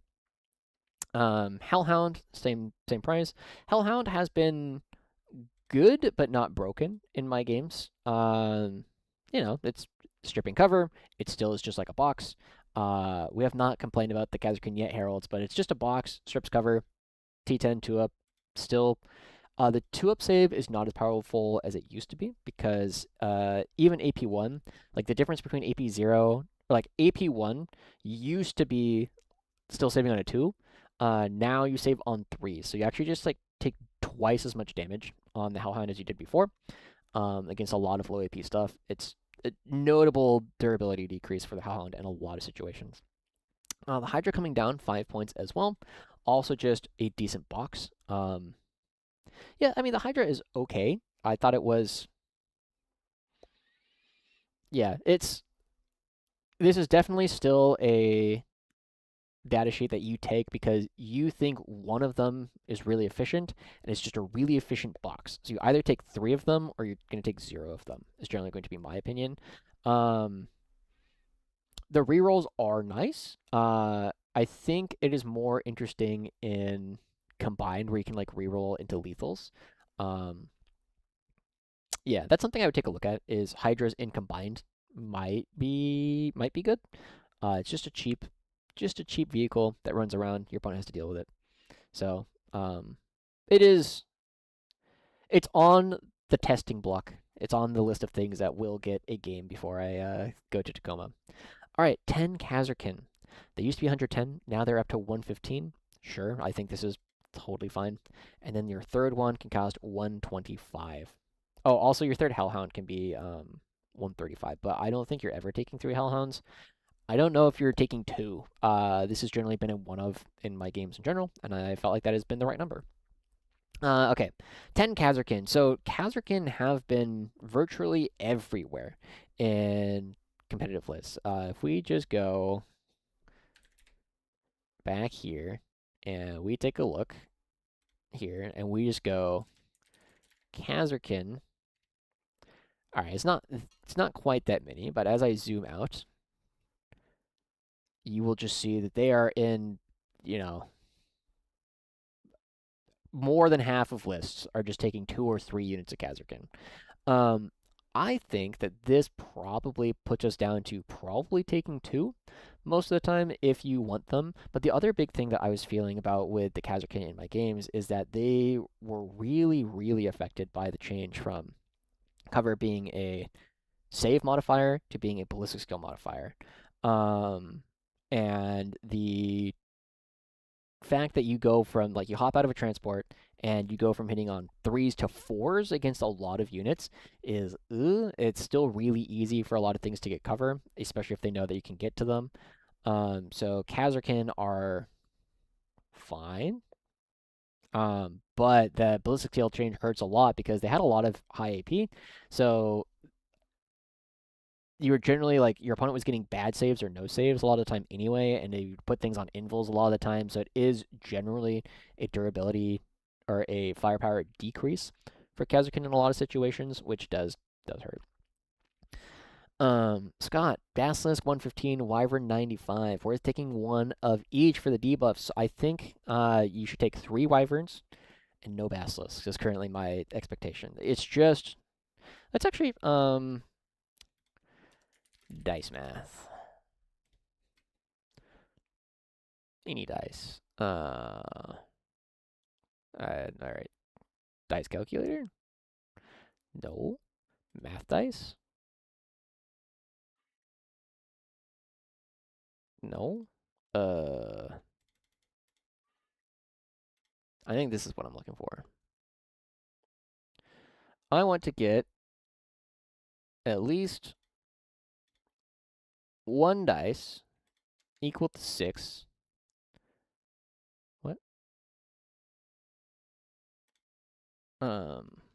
Rolling 5 dice. So getting 1 6, and then if you roll like an average number and get 7, getting at least 1 6, 72% of the time you're going to slow things. But when you do no damage, right? If you kill like 1 Marine, it's still just like not very exciting. I'm actually surprised. Oops, sorry. At least 1. Yeah, so 5 dice, you're 60% to get at least 1 6. I don't know. That's still so sad to me. -1 to hit stacks. Hydra is a cheap source of extra hunter killers, if nothing else. Also good counter to fly, which seems to be everywhere. Yeah, potentially. It is, again, if you're gonna be taking Hydras, it's because you think it's just a very efficient thing. -1 to hit stacks, so okay, so I know there's modifiers. Hit rolls.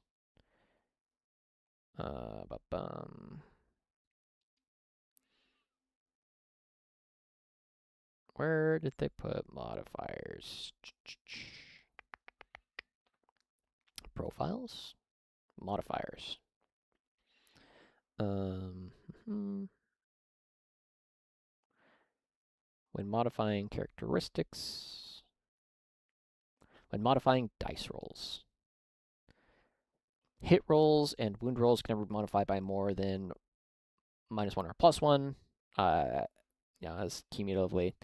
So yeah, you can change your weapon skill or ballistic skill basically endlessly. You will always, it can never be better than a 2-up, and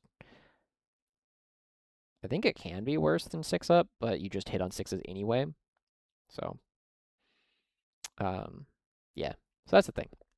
But you can stack. The die roll cannot be changed by more than ±1, but the ballistic skill or weapon skill can change basically infinitely. Hank, is the Wyvern good this edition? I don't expect so, but maybe. That sounds right, Zaid. But I doing 5 divided by 6 to the power is not something that I can do in my head very easily. Should I buy a third Dorn or no? My buddy wants to sell me one new in box for $70. How much? Rogel Dorn Battle Tank shopping. 105? Yeah, I mean, it's a decent price. Okay, and then Evil Granny comes back. I think I buy that. They didn't go into strat reserve, so it's okay to turn one up down argument. Yeah, that's my current reading of it. So, because Ingress moves say that you have to be in strategic reserve, and so therefore it just says set them back up as part of the rule, which I think is also true of the Calidus. Calidus Assassin abilities. In the fight phase, in the reinforcement step of your next movement phase, set it up anywhere. Yeah. So I think it does get around the no ingress because you're not ingressing. Notably, it doesn't come up in the rules referencing going up and down, and reposition units are defined as units that pick up into strat reserve, so they aren't that either. Yeah, so they have changed, which is interesting. Okay, so coming back. I think Khazarkin are still going to be good to decent, near decent to good. They were an S tier unit before. I feel like they are now high B, maybe low A, something like that. So, we'll be good. 5 Kree Combat Engineers went from 60 points to 65, and the third one costs 75. These are still good. I think you'll still take 2 of these in almost every army you play, maybe even 3, because of 5, 10, 15, so 25. So it costs an extra 25 points, but I think you probably still do it. And the 10 Krieg Engineers did not change. So I still think you're going to take 2 to 5 Krieg Engineers basically always, and maybe 3 of them. The grenades have been a really big deal. Their damage output has not changed at all because they are running 2 flamers. You still run the hand flamer, you still run the normal flamer, and then it's pistols after that. And the rest of their damage is just mortal wound. So their damage did not change at all. Okay, The Krieg Heavy Weapon Squad went from 75 to 60. However, Krieg Heavy Weapons per Krieg Heavy Flamer, it's 5 points. So you can still take, if you still want the Flamers, it is still 75. And now, let's take a look at what our other options are. I'll be honest, I printed mine out. So you have the Krieg Heavy Flamer. Oh, that's where the point costs are listed, under ranged weapons. Okay. So the Krieg Heavy Flamer, 18-inch range, D6 at 512, ignores cover torrent. So just torrent, ignores cover, doesn't do anything. Or you can take a las cannon, which hits on 5s at 12-3, D6 plus 1 heavy. So remember, you do not get the heavy if you are coming out of a transport. You could do it from the firing deck, but at that point, the transport is going to die, so you don't really want to do that. So you're usually going to be hitting on 5s plus and minus 1 for your, yeah, so, 60 points for one las cannon hit is not very exciting. Las pistol. Or you can get the Twin Krieg Heavy Stubber, which is going to be 48-inch range. 6 shots at 24 inches, so that's 18 shots, but still it's on 5s, so plus 1, minus 1, you're probably still hitting on 5s. You're probably getting 6 hits of 611 Twin Linked. So you're going to hand, like, Marines, like, 5 saves. You're going to hand Guardsmen 6 saves. It's at AP1. So you're going to kill, like, a Marine? I think you still just take the Heavy Flamers. You just shell out for it. Yeah, wow. Those are just bad. That is just not good. Those guns are just not it. Okay. The only two war gear cost, yeah, the Krieg Heavy Flamer and the Bombast gun. Yeah,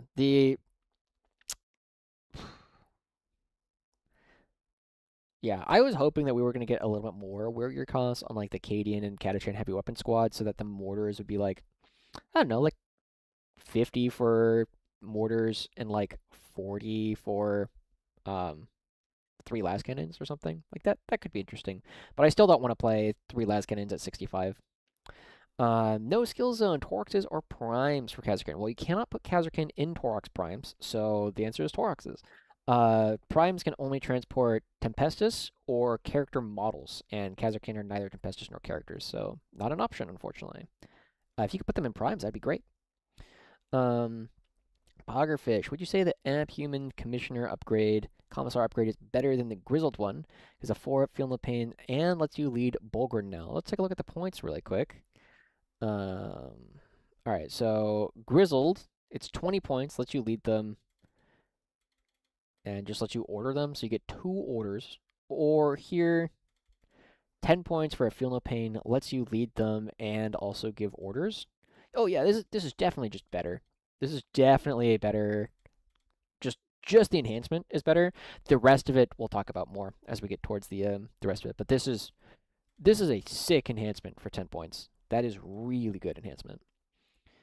Do you think the other Heavy Flamers in the rest of our army should get 2 damage like the Krieg Heavy Flamers in the next codex? That would be very, very powerful. Doubling the damage on our Flamers would be very good. Should?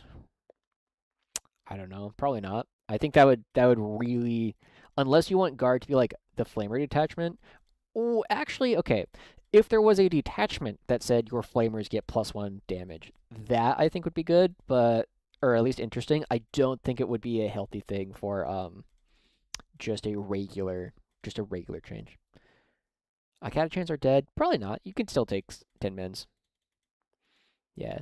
Upgrade means you can take multiple Bulgren Commissars too. Yeah, this is really, really powerful. Because the other thing to remember about this is the Bulgren squad gets you get the -1 damage on the Commissar as well.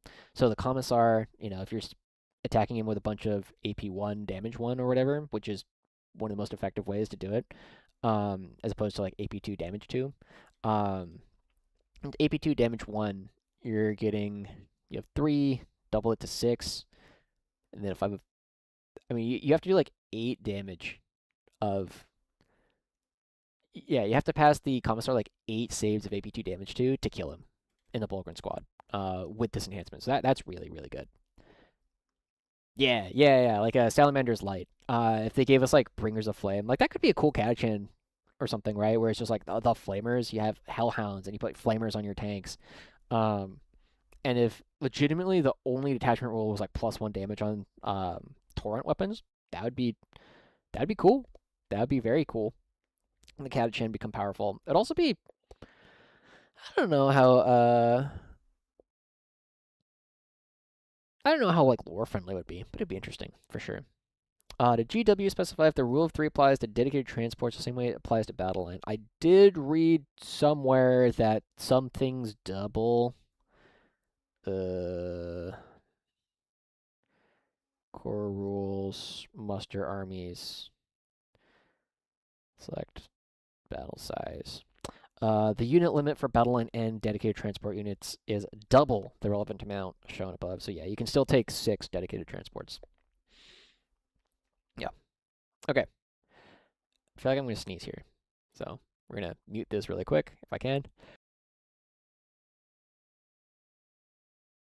All right, I saved you guys.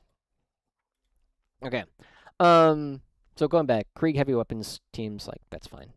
Does that human allow Graves to order take aim? I don't think she has the Commissar keyword. I've seen people talk about this. And let's see. Commissar Graves, where are you? There you are. Commissar Graves does not have the Commissar keyword. Commissar Graves on foot also does not have the Commissar keyword. So as of now, it does not work that way. Okay. Leonar's battle tank did not change, but if you take a third one, it goes up to 195. I've been very high on the Leonar's battle tank. I think it is going to become the workhorse Russ for the guard for a while. I do think you will be seeing this a fair amount. Leonar's commander, the fact that this is a big miss, I think, in general. The Leonar's commander still being at 235 and not having like war gear choices at all is, I think, one of the biggest misses for the guard like war gear stuff. I think there's lots of room to put like war gear costs on like main guns and like the Leman Russ and maybe the Rugal Dorn with like Meltas or something.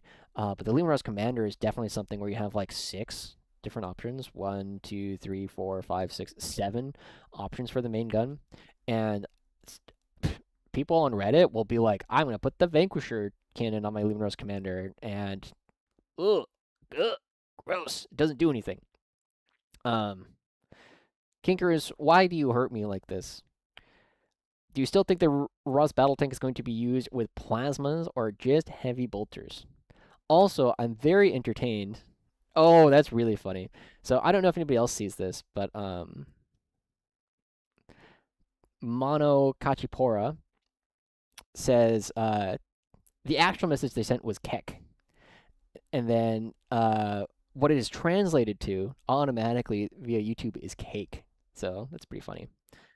But anyway, to answer your question, Kinkarus, I am still going to be playing the Russ Battle Tank with Meltas. I know there are some people who are like, the heavy bolters are better, and I agree, the heavy bolters are better. However, so you can get 6 shots of heavy bolter, or you can get 4 shots of Melta. 4 shots of Melta, or 6 shots of heavy bolters. And I don't think the comparison is very close, especially because you're going to be shooting at relatively close ranges a lot more this edition. Just the Meltas. I'm inclined to believe it's a complete oversight for Leman Russ Commander to not have war gear options, and it will get added later in the upcoming months. I hope so, because I think this is just a, at best an oversight. The fact that they made it 235 and even are like, and if you take more of them, it goes up to 250 is, I think, yeah, is just, it's kind of a, it's kind of kicking the dick, You're just like, why'd you do that? Your friend comes up, just go, and you're just like, dude, what? What are we doing here? Leman Russ Commander. So there is one thing that I do want to bring up with the Leman Russ Commander in particular. And this is something that I'm going to be discussing with other people in the near future. So Astra Militarum, data sheets, Leman Russ Commander. So Leman Russ Commander rule says Abilities. When this model is destroyed, roll a d6. On a 2+, do not remove it from play. It can, after the attacking model's unit has finished making its attacks, shoot as if it were your shooting phase and as if it had its full wounds remaining. This model is then removed from play. So the big thing here is it says shoot as if it were your shooting phase. We don't have Big Guns Never Tire anymore. It does not exist. It's not a rule that is anywhere. But what we do have now is if we go to core rules, shooting phase 10.06, close quarters shooting. If you have the app, you can follow along. This just says all of the following apply to your unit. It is engaged, so if you die in melee, you're engaged, and you did not make an advanced move. It's your opponent's turn, so you did not do that. And you have one or more close quarters weapons or are a monster or vehicle unit, which you are. You are a vehicle unit. Your unit shoots as described in making attacks. While shooting, models in your unit can target enemy units your unit is engaged with. Monsters and vehicles. Each time a monster or vehicle unit, a model in your unit makes an attack, unless that attack is made with a close quarters weapon and targets a unit your unit is engaged with, subtract 1 from the hit roll. Subtract 1 from the hit roll. So you can shoot at -1. That attack is made with a blast weapon. It still cannot target a unit your unit is engaged with. So I think, from what I can tell, I think you can shoot the Luminous Commander on death in melee. I think. This is going to need a new FAQ if this is intended. Because I also think it changes, like, I know a lot of people are playing the Hellblasters as though you could shoot the pistols on death in combat, which you couldn't because it used to be phase locked. But phase locking is not currently a thing that exists in 11th edition. So just be, be on the lookout for that. The Luminous Commander shooting on death in combat when it dies in melee. I don't know if that makes it worth 235, but it does make it interesting. Gonna try that then. I always use Plasmas, Meltos just with the Punisher. The Demolisher, yeah. I haven't played, the last time I played a Plasma Sponsons on a Leman Russ, I was copying a list off of Reddit to play with one of my buddies, and I was like, wow, do I wish these were melted guns. Holy moly.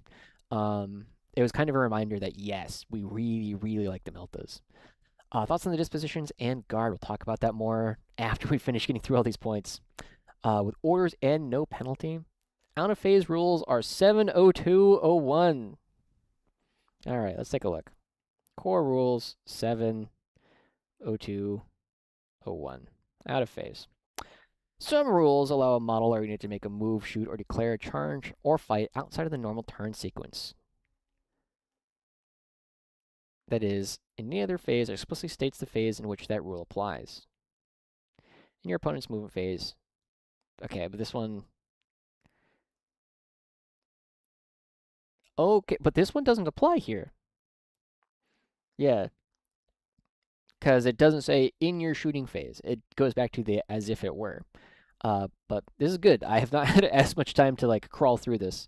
So there are still out of phase, but I don't think... Let me take a look again at the Luminous Commander. Luminous Commander abilities. Shoot as if it were your shooting phase, which I think actually means what everybody thought it meant for the longest time. And then shooting phase, because I don't think anybody would ever say that you couldn't do normal shooting, 10.04, and then close quarters, 10.06. Also doesn't say it has to be your shooting phase. So I think, yeah. So this is something, I have a meeting tomorrow with some other judges that I'm going to be talking about this. And this is going to be one of the things that I'm going to bring up because I think the Luminous Commander probably still too expensive at 235. But if this came down to like the most expensive one, if it came down to like 225, that it can shoot on death, it becomes more interesting again. I don't know if it's like the best, but Plastic Fork could probably have moved on from attachments for now, but am I asking too much of Mech and Abhuman if I want to go 3-2 or 4-1 on a good day? I don't think so. I'll have more thought. I'll be talking more about the detachments towards the end, or at least after we're done with points and going over our individual data sheets. But I think it's good. Or at least it's going to be like very reasonable. So we'll get there. What do we think of heavy bolter sponsons on the Lemur's battle tank? So I did talk about this just a little bit there, Cheese Master, but the whole thing about this is you can either get 6 shots of heavy bolter, or you can get 4 shots of Melta. And especially when a lot of the fights are, a lot closer than they were before anyway, and the range advantage of the heavy bolters is even less important than it used to be. The heavy bolters are better than they were before. However, the multi-meltas are still just, you get 4 shots instead of 6, but 2 of them can kill a rhino, right? 2 shots can potentially kill a transport, which is a very big deal. I think the LBT is the only option where bolters have a real argument for being actually better than Meltas, but even still, 4 shots of Melta is really good. Yeah, I don't think I'll be playing heavy bolters. I tried them on Chimeras for one of my games, and I was just like, wow. I still, even then, even with the changes to it, I was still just like, man, I really wish I just had the heavy flamers still. So it is okay. The heavy bolters have gone from being don't do this to, I guess, you should just take the Meltas anyway. But yeah. Anyway, let's continue going through. Demolisher, 190. Eradicator, 170. I tried this one, you guys. I really tried the Eradicator. The main gun ignoring cover and D3 plus 6 at 712. It's just not good. It's just not good. The 712, the main gun kills because you're gonna hit 2/3, and then you're going to wound 2/3. So you're gonna wound 4/9, and if you're averaging 8 shots, so you're gonna get 4 wounds, and therefore the Marine player is going to save 2 of them. So the Eradicator, the main gun, kills an average of slightly less than 2 Marines. It's just, it's not good. And then you're losing out on the rerolls from the battle tank. You're losing out on the plus AP from the Exterminator, and then the -1 damage. You're still mostly just dying a lot of the time. So did the Demolisher get back its D6 plus 3? I don't think so. Demolisher. Range weapons. Nope, still D6 plus 1. But yeah, the Eradicator, I tried it. I hated it. I was still just super unimpressed. Executioner, same thing. Especially now that Hazardous is on 1 and 2s. You're going to shoot this twice and then kill yourself. And we can't be doing that for a 170 point tank. We can't just kill ourselves like that. Exterminator, still very good. Still the workhorse Leman Russ of Grizzled. So still quite good there. Punisher, still unexciting. Is the Punisher AP 0? Does it have AP 1? Or is it just... does it exist to make me sad?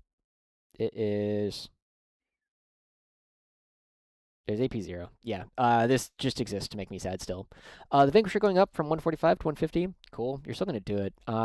It's if you take 3 of them, it goes up to 160. So, neat. Why take an Eradicator when you can take an Exterminator? Absolutely. The Exterminator is a great tank. The Battle Tank is a great tank. The Vanquisher is still a good tank. The Punisher, Executioner, Eradicator, and Demolisher are all just they do exist. They are things that you're allowed to do. Yeah. Lord Marshal Dreer going down from 100 points to 75 points, a 25% decrease. Maybe. This is still just more... this is a unit of dudes. Just actual unit of dudes now. I don't have a ton of thoughts on Dreer in general, because I didn't have a ton of thoughts on him before. So I feel like it would be a little bit disingenuous to say he's good now or he's still bad. It's I don't know. He's probably still not great. 10 Death Striders and Dreer for 185 Death Wound Bomb. I just feel like they're slow. Is my honestly real concern. But I think let's go back. Unit crunch, and then you do it with, so you have 10d6. We'll say you're hitting on 2s at 4, 0, 1. And then 20 attacks on 3s at 4, 1, 1. And then I don't even know what Dreer's weapon is like. I think it's 6 attacks. Melee weapons. Ooh. 22. And then 6 attacks on 2s at 6, 2, 1. We'll remove these, and then we'll add dev wounds. Okay. Oh. So mortal wounds. The automatic Jank Raker. So 5 damage in mortals. Alright, let's change these. Frag lances. Horse kicks. Dreer. So if you have not take aim, fixed bayonets, you're getting 5s, 8, 9. So for 185 points, you're doing 9 mortal wounds to something. I don't know. That's like not even killing 5 Marines. 5, T4, 2 wounds, 3 up save.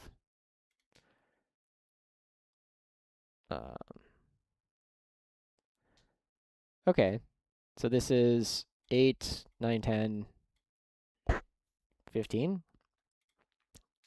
They're killing, including mortal wounds, so you're doing 10.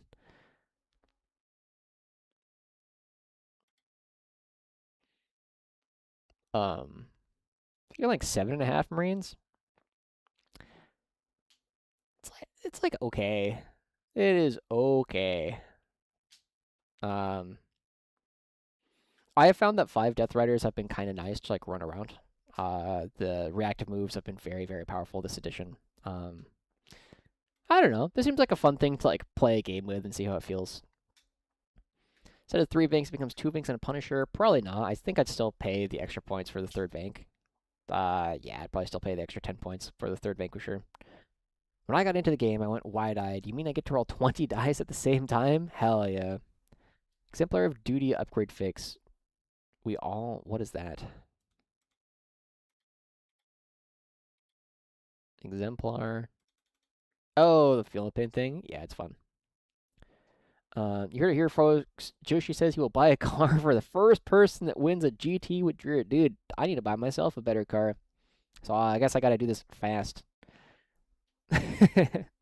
Argument for the Eradicator of, oh, it's better at killing Space Marines. Okay, but the Exterminators are right there and that can do it better with more shots, more damage, and a really good ability. Agreed. Dreer at 75 is a turn 1 air denial piece that has to be multi-phased or out OC'd. Late game, he does have grenades. Yeah, maybe. It's probably, it's not the worst thing ever. I mean, if we put the anti-4 up, you'll go to, like, kill... you might get an extra Marine here, right? Is it any better with the Sabers? 30.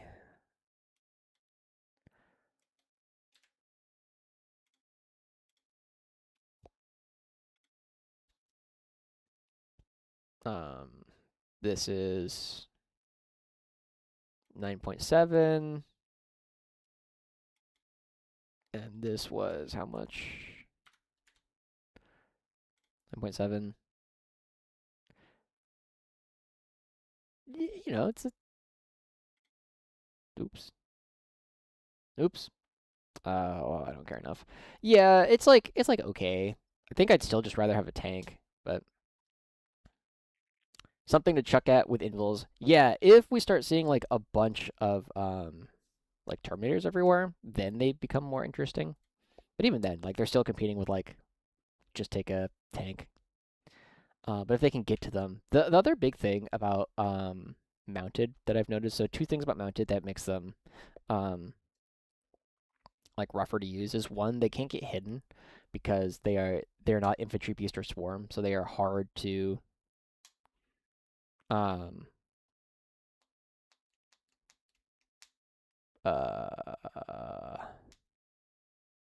they're hard to like stage properly. Because they have to be behind a lot of the footprints, and the footprints are kind of small, so there's not that much space to like put mounted things in. And the other big thing is there's no base to base of a model that's base to base. Like you can't touch the butt of your friend and then punch through him. And here I do have like the bases handy, and these bases are like, you know, like 1.5 inches wide. So what you used to do before is you would have like one base and you would be able to get like a bunch of friends in by doing like this kind of thing. But you can't do that anymore because these bases they're like 1.5 wide, but they're like 2.4 inches long. So it's really hard to get like all the mounted units in a lot of the time because it's the 2-inch engagement range. So they're kind of hard to stage. So they are effectively slower because they can't stand in very good places a lot of the time. And you can't get all of them in combat as easily as you used to be able to. So it's a little bit tough.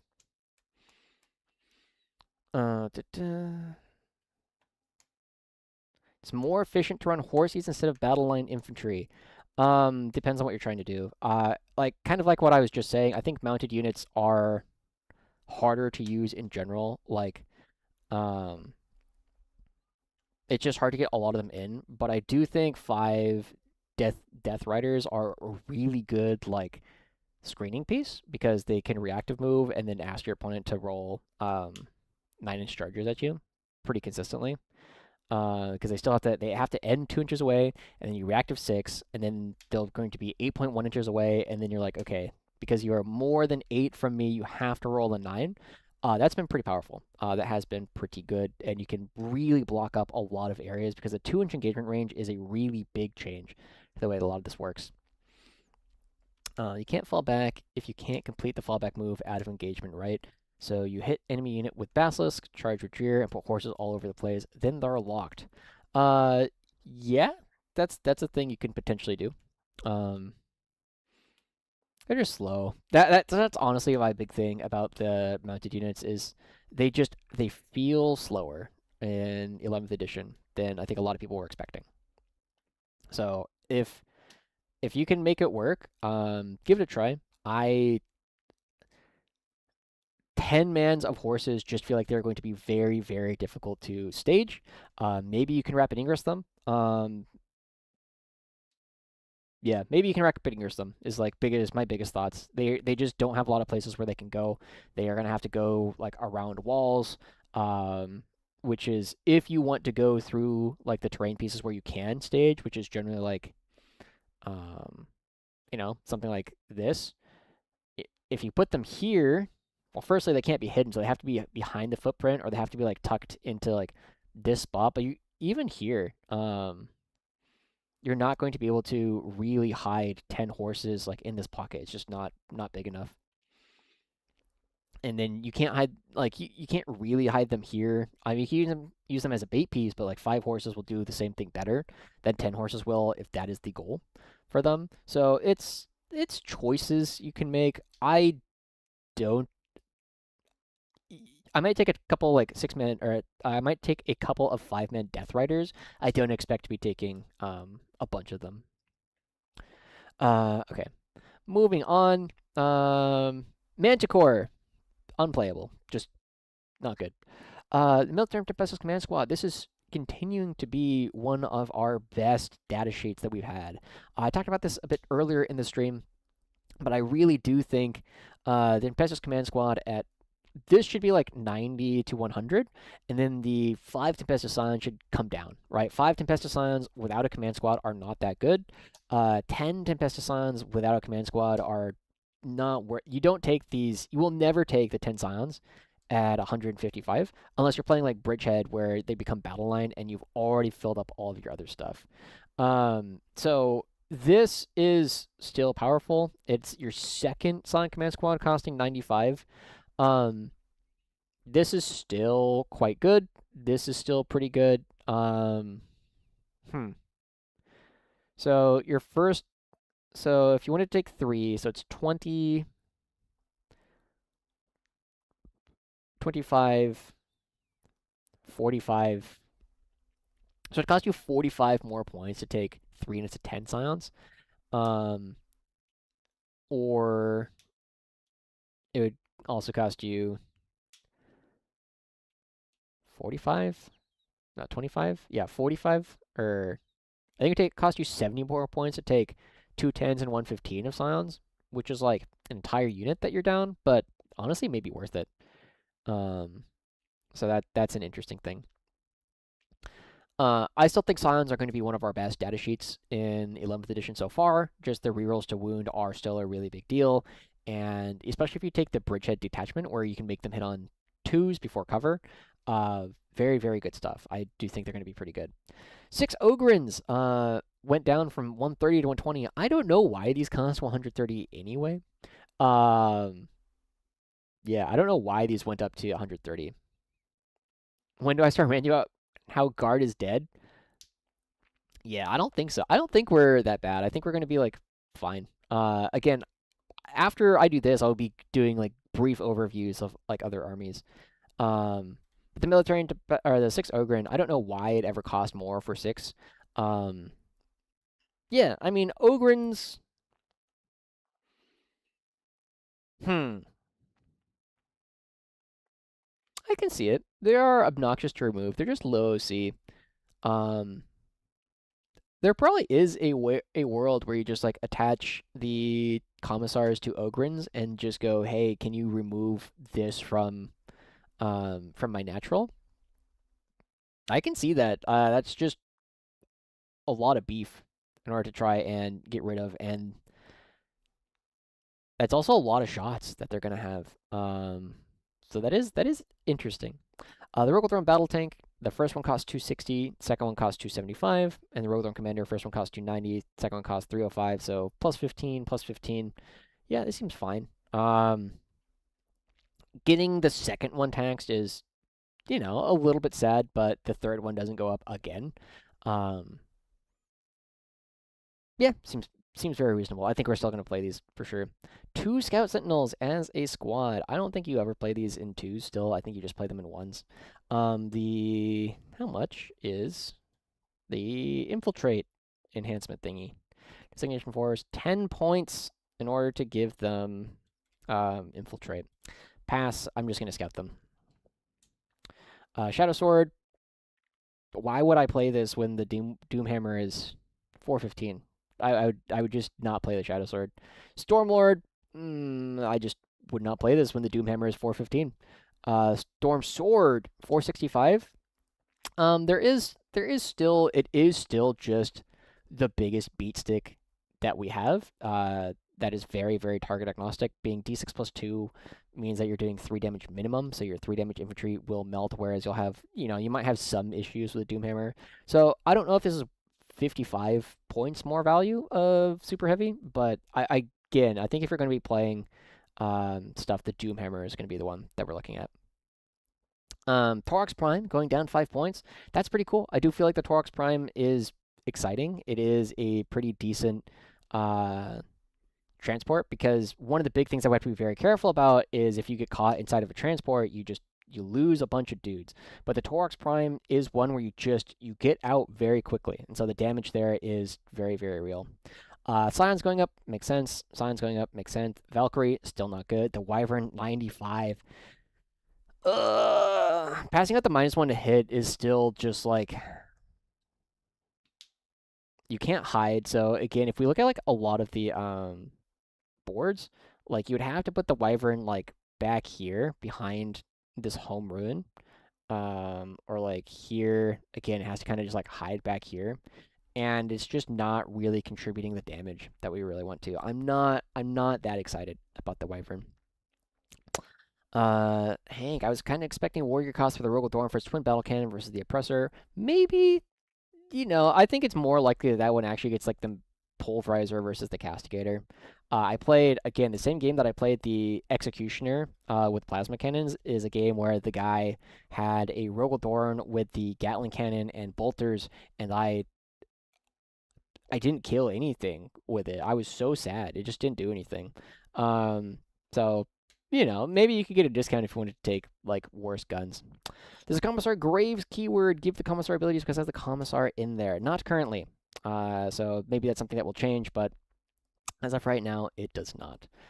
So overall, kind of looking at all of the lists that we have, or all of this stuff, a lot of like normal lists. So like the Doombolt list that I was playing before, goes up Kazarkin, 5, 10,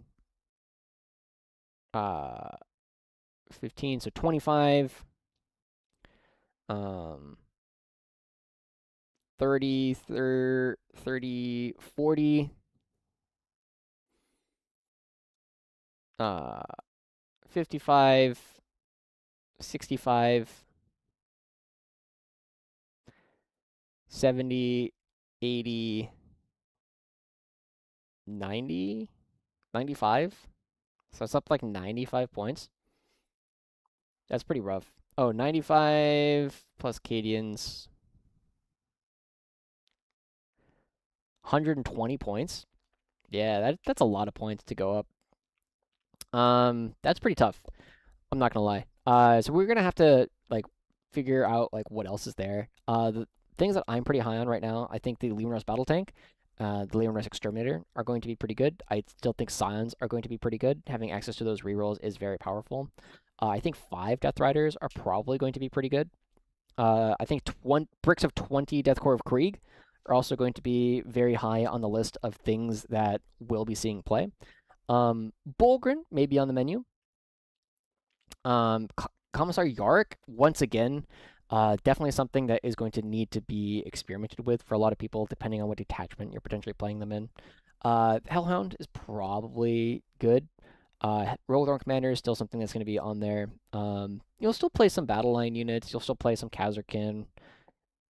But basically, from what I've been seeing, nothing in all the games that I've played, everything that was B tier or better before is still B tier or better. Everything that was worse is just worse. The Canadian Recon Squad was fantastic before, and now that a bunch of other stuff has gone up, I think the Canadian Recon Squad is going to be very, very good. So I'm going to have to get some of those printed probably. Chimera is okay. I think that went from being like an A tier to like a B tier, but it's still fine. Commissar Gray is probably A tier to B tier. Yarrick maybe like really, really good once again. Gaunt's Ghost, top tier. Hellhound, top tier. Hippo is probably still like an A tier. Hydra is probably like B tier. Kazarkin are probably like B tier. Combat Engineers are still going to be like A tier. Battle Tank, this is like an A tier or an S tier for us. Exterminator, again, like A tier or S tier. Vanquisher, probably like A tier. Lord Solar, probably like B tier or low A tier. Scions, very good. Scion Command Squad, very good. Ratlings, still probably like B tier. Rogel Dorn Battle Tank and the Rogel Dorn Commander is still pretty good. Scout Sentinels are still pretty good. Torox is probably eclipsed the Chimera as like the workhorse transport now. Engines here, worth re-exploring. I was not impressed with it before, but now that like las cannons are making us save on 5s, the ability actually does come up. So the engines here is something that is worth re-exploring. Aquilons, I've been very impressed with. I really like the Aquilons in the games that I played. Creed is still fine. But yeah, a lot of stuff that was not like on the list of things to look at before, still not really worth looking at.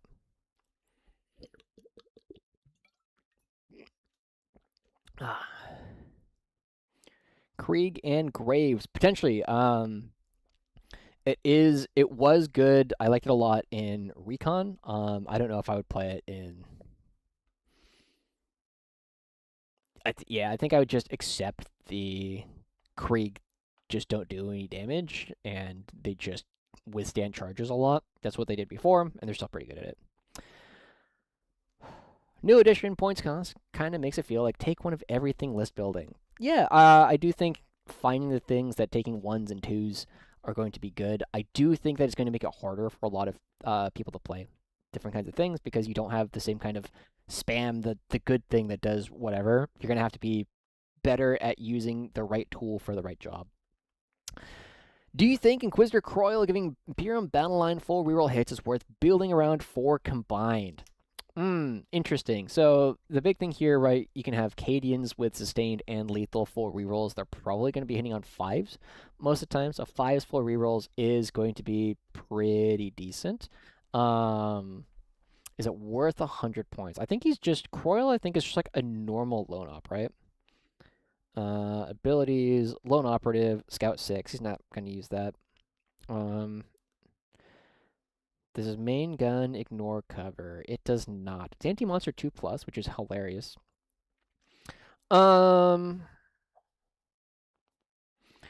It's definitely on the testing block, you know. You just go out. My big worry about it is you're going to have to like line up a couple of different things. 5s rerolling sustained lethal with the Castellans is, you know, a very good roll, very good rule. But you will only hit with Croyle 2/3 of the time, unless you can like strip cover with the Hellhound first. And if you strip cover with the Hellhound and then shoot Croyle, it's not going to be too weird if you've like shot in such a way that all of your not all of your guns get to shoot again. So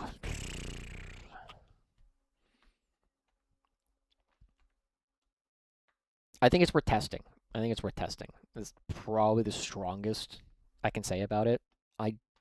I suspect people will play it and then be like, that didn't do as much as I was hoping. Centaur over Chimera. Unfortunately not. There's Swoldoon. The Centaur's gimmick of like wanting to use firing deck just like kind of makes it dead on arrival because the Centaur because when you're inside the transport and then die and the transport dies, everything that was inside is just so much, like, it'll very likely die because it's going to be in the open, and then it's also just battle shocked, which is very bad for guard, and you're going to lose, instead of like 1 or 2 dudes, you're going to lose 3 or 4, which is really, really tough. Dreer's still bad. Unfortunately, probably. How important is take aim going to be on the Lemur's battle tank? And 10th, it could sometimes get away without it when shooting things on objectives, saving you points on tank commanders. Is that changed now that you hit on 5s? You don't need it. The big thing that I did in my game that I played with combined is I just had the one that I couldn't necessarily order paired up with a Hellhound, such that it was strip cover and then the battle tank would shoot, so it was hitting on 4s anyways. Hitting on 5s lethal hits is like, it's okay. But I think the big thing that you really, really want is if you can, I do think there's a world where you play like Solar and several tanks after that. But the Luminous Battle Tank is one where you just like, you don't always need to order it. Croyle has heavy also, so could move 3 and hit on 2s. That's fair. Yeah. The fact that he's like lone operative is kind of interesting. Moving 3 inches. Yeah, you know.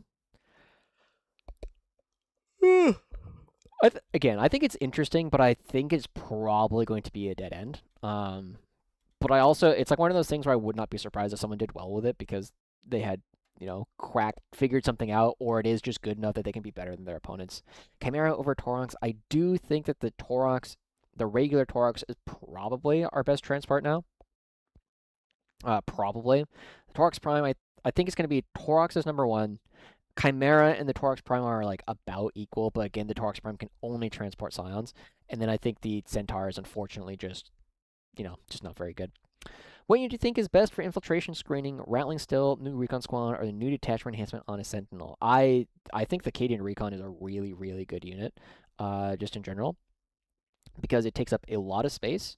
The Vox Beacon is a very good rule, and having stealth everywhere is kind of nice. None of it does any none of these options really do any damage at all. So I think the new recon, especially because our battle line has gone up to 75, is going to be my guess. Is going to be the one that I would recommend. You look at taking 1 in almost every list and 2 in some of them. Sanguinius L. Delatorticolus. Good evening, Joshi. Greetings from Spain. Hello. Do you plan to make any test lists today? I will probably mess around with some lists here in a little bit. Thanks for the videos. They help me improve a lot, and I enjoy them. Thank you so much for watching. Yeah, I'll probably be messing around with some lists in a little bit. I'm going to look through all the points briefly for different factions that are not guard, and then I'm going to look at the detachments a little bit, and then I will mess around with the lists in, probably an hour or so. Why is the Taurox so good now? Because it's cheap and you want to get out of it. You do not want to get... It's cheap, it's fast, and yeah, you want to get out of it. Because if you get caught inside a transport, it is awful. It is very, very bad. So having the speed to go around and find angles where your opponent likely doesn't have cover it doesn't need or doesn't want orders as much. It likes them, but it doesn't need them. So you have the ability to go find tight angles and just get you to where you're going is, why I have Tauroxes. Can you show on the map where you would infiltrate the recon squad? It's going to be very, very dependent, right? One of the big things is protecting your scouts. So if you had one, I would and you don't need to block scouts. You could just put them here so that things are allowed to deploy here so that they can scout into this pocket. Or you can consider doing a similar thing here. But if you need to block things, one of the other things that's going to be really big is, if you want to stand stuff here, you can put a unit of Cadian Recon here in such a way that you prevent your opponent from touching this terrain piece at all. And I think that's going to be a big thing to potentially do, is just making sure your opponent cannot touch this terrain piece. I don't know if that's a thing you can immediately do. So this is 10, 1, 2, 3, 17, so 5. Actually, I don't think you can do that because you need to be 8 inches away. So it'd be 20. Yeah, you can't even do that. All right, that sucks. You could do it here, I think, because this is 1, 2, 3, 4, 5, 6, 7. You could block someone from touching this one, which could be interesting. You can't block someone from touching this one, but yeah, not being able to block someone from touching this is kind of rough. What is your guess for the top detachments and dispositions for the guard now? I'm going to talk about other factions first, and we'll get back. Just to help get an idea of what everything else is looking like. Okay. So we'll come back to that question. Swallodoon. Leo Lee, would you run Silent Volley Gun over Melta? Probably not. I think the fact that Meltas are volley guns are still good. It's going to need testing, is I think the big thing. But being able to drop at 8 is very, very powerful. And it does help punch up into those transports, which I think is a really big deal. You can split the Meltas off and shoot at something else a little bit better. Is there still a 1 CP limit? As far as I can tell, yes, but someone was saying that there wasn't any options, or they couldn't find that anywhere. Is running 5+5 silence still better than 5+10? Probably. We'll see what the rest of the meta pivots around us. Okay. Custodes. Blade Champion went down. Taking multiple goes up. Gladius a little bit down. I don't know what this is. Custodian Guard went up. Custodian Guard went up. Interesting. And then spamming them went up even more. I don't know what that is. Prosecutors went up a little bit. Shield Captain went down a little bit. Shield Captain went down. Trajan went down a little bit. I've been hearing rumors that Trajan is better. Custodians on bikes went down a little bit, and then all the girls went up a little bit. So overall, this is in a little, you kind of even out a lot of the things that you were doing before. I've been hearing a lot of custodian lists are looking fairly similar to what they were like before. World Eaters. Angron went up a little bit. I didn't even know they had Predators. Predators came down. Demon Prince went down. Defiler went up. This was probably like the only one that wasn't like ridiculous. And you also have like the las cannons. I don't know what the Reaper is. But you know their guns went up. So this is actually 270. You probably take the autocannon, so it's probably like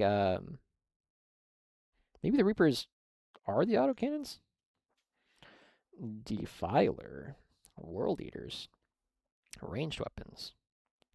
So the las cannon is 10 points, and so is the autocannon. What else do you play? What's the other option?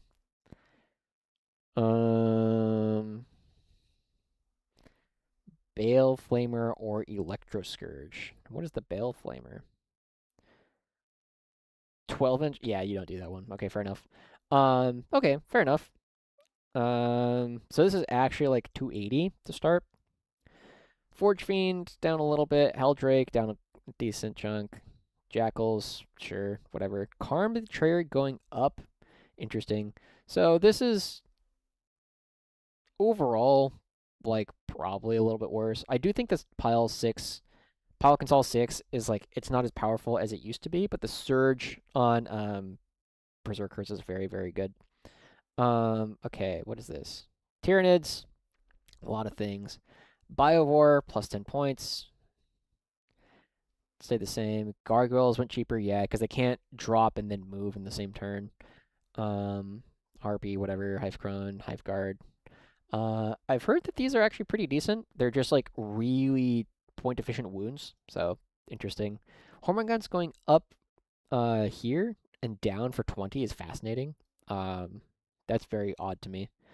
Maliceptor going up a little bit, yeah. The fact that it had a lot of Psychic makes a bit of sense. Neurolictor going up, Neurotyrant going up, yeah, because the Battle Shock effect is much more powerful.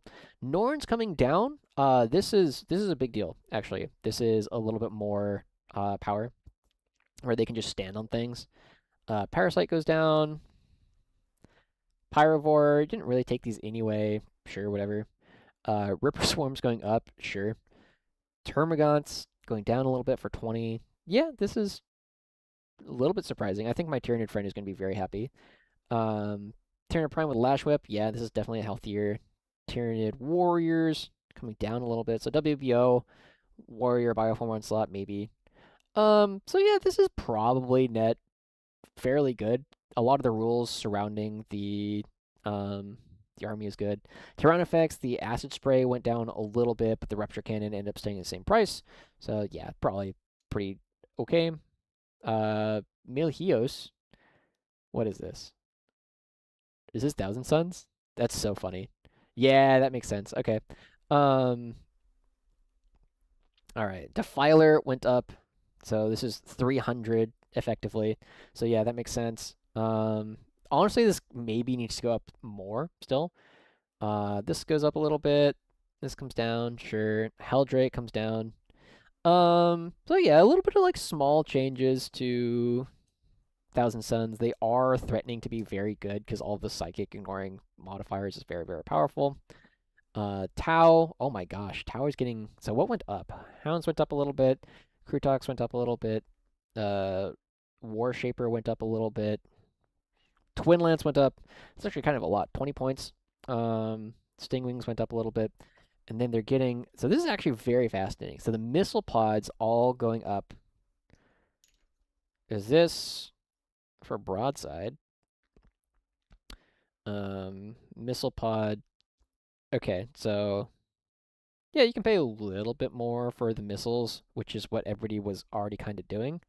But you were only ever taking this, and that went down. So 255. So overall, it gets cheaper. That's weird. Very odd. Crisis coming down, decent amount. Wow, this is very good. Riptide came down, but it ended up staying the same for the gun that you take anyway.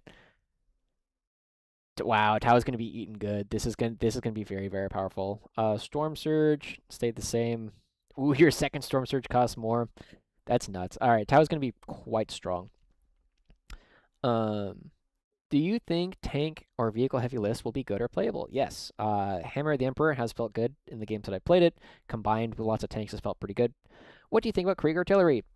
Still bad, unfortunately. It looks great. I just don't think it's going to be good. It doesn't fill a role that we really want it to fill.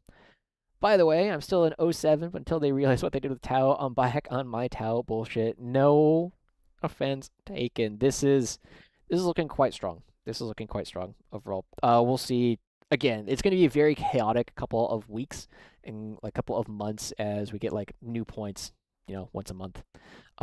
Big thing here that is kind of funny is the Pathfinders went down, because the infiltrate and scout change is different, right? Like you can't infiltrate and then scout them to safety. That is a hit. But your ion rifles, 5 points apiece. So if you take them with 3 ion rifles, they are more expensive at the end. Based on the Hellhound stripping cover ability, does it mean that artillery benefiting from heavy will be able to hit on a 4 without requiring an order? So yes, I think so. I believe so. Tau seem a little nuts. Tau do seem pretty good. Steel Spider. Oh yeah, I forgot to ask. Are Melt-A-Sponsons still free? Yes, as far as we can tell. Orcs. Oh my god, this is everything just down. Okay. Orcs has been kind of struggling. There is one build that I know of that involves like just a lot of dudes with like the Pain Boy and whatever the other thing is. Like a banner knob. You can make them surprisingly difficult to remove, or like a Pain Boy plus War Boss, and the Pain Boy can just bring dudes back towards the end. What vehicle combos are you most excited to use? I think the Battle Tank and the Exterminator and the Hellhound are just going to kind of come back into being the like core tank package that it used to be, like in Index combined, or before we got Bridgehead as well, and before we got Grizzled. I think like Dorn, 2 battle tanks, an Exterminator, and a Hellhound is going to be, a pretty normal looking package. Instead of getting Scout and Infiltrate, they just always have -2 to charge. Yeah, I do think there is a reason to like make one of them have the Infiltrate at the very least. Probably still take 1 Scout Infiltrate. Yeah, exactly. Yeah, perfect. Stompa went down like 200. Stompa. Yeah, I heard it's like 600 points now, which is kind of spooky if it's really down. I don't know how much it was before. But yeah, I know it came down like a lot of points. Okay, Necrons. Chronomancer. Es Apoyo. I don't know what that means, but I enjoy saying it. Why is this coming down? Catan going up a little bit. Wraiths staying the same, but going up if you kind of spam them. Alright, whatever. So the Technomancer, as far as I can tell, still can revive Wraiths, which is annoying. Saris. Okay, so this is mostly things that are, like, not really played. Where's the 20 Warriors? Necron Warriors. They came down in price. Why? Oh! Necrons and Tau are going to be eaten good. Holy moly. Yeah. Apoyo equals support. Ah, okay. Yeah. Necron, this looks gross. I'm not gonna lie. Where's the Doomsday Arc? Didn't change. But you can't spam 3 of them, or it's harder to spam 3 of them. Yeah. Steel Spider, if you haven't played against the 20 Warriors with like all the support pieces, it is so miserable to play against. It is. You won't be able to like do the super long string anymore like you used to be able to, but what you used to do is you would have like you'd have like a castle of like things here, and then the warriors would like stretch out like halfway across the board. At least you can't do that anymore, but just like trying to remove them from like the middle of the board is still going to be like impossible. It's going to be so miserable. No, I usually would do it in the Awakened Detachment. Yeah, it's a super miserable playstyle to play against. There's a lot of stuff here. Orcon going up a little bit. Yeah, I think there's going to be a lot. I don't want to spoil too much because partly I'm doing things for like Team USA, and also I've got some other friends that are trying to like hide things for a little while. Uh, but there are some disgusting things that you can do in recons from what disgusting things you can do in Necrons from what I've been hearing. As a guard player that started playing in 10th edition, am I tripping? Are the new points kinda bad? It is undeniable that we are weaker than we were at the end of 10th, but we're also very good towards the end of 10th. We were very rarely outside of the top 5 most powerful armies at any given point during 10th. So if we go to like middle of the pack, like fair enough, you know. Yeah. We are definitely not one of the worst armies in the game. I don't think it is going to be possible for us to be one of the worst armies in the game with any like vaguely reasonable points, as long as we have Voice of Command as it's currently written. We will be good. We will be good. LR Punisher is meta to kill warriors now. I don't know about that. You can hit every shot, wound every shot. They fail all their saves. Easy 20 dead warriors. That's true. If I roll all 6s and they roll all 1s, we will be eating good. All right. Okay, so demons, 6 blood crushers. I've been hearing murmurings about this just being extremely, extremely point efficient wounds. Because blood crushers, I think they're like 4 wounds a pop. Yeah, T7, 3 up, 5 up, 4 wounds. And you can potentially get guys back because they're demons. And they do charge mortals. So they don't do a ton of damage like on the charge, but you pair them with like Ren Masters, which also went down. I've been hearing people talking about Blood Legion in a very excited way. Flux Master went up quite a bit. Nurglings went up a decent amount. Changeling, did Kairos or anything? Kairos did not change. What about Lord of Change? Lord of Change went up. Yeah. Yeah, because it does have the Psychic, so you are going to be ignoring a lot of the modifiers. Beast of Nurgle going up a little bit. Skullmaster. Yeah, there's a lot of buffs to Blood Legion. So just kind of keep that. Keep an eye out on that. 5-man teams, will we be good enough to take the Purge spot, or do we need to pivot? At the outset, I don't think Guard should be the one playing Purge. There's probably going to be something that needs it more than we do. Guard can legitimately play probably everything that's not Disruption, because playing Disruption requires us to play Siege, and Siege is still bad. So just do with that what you will.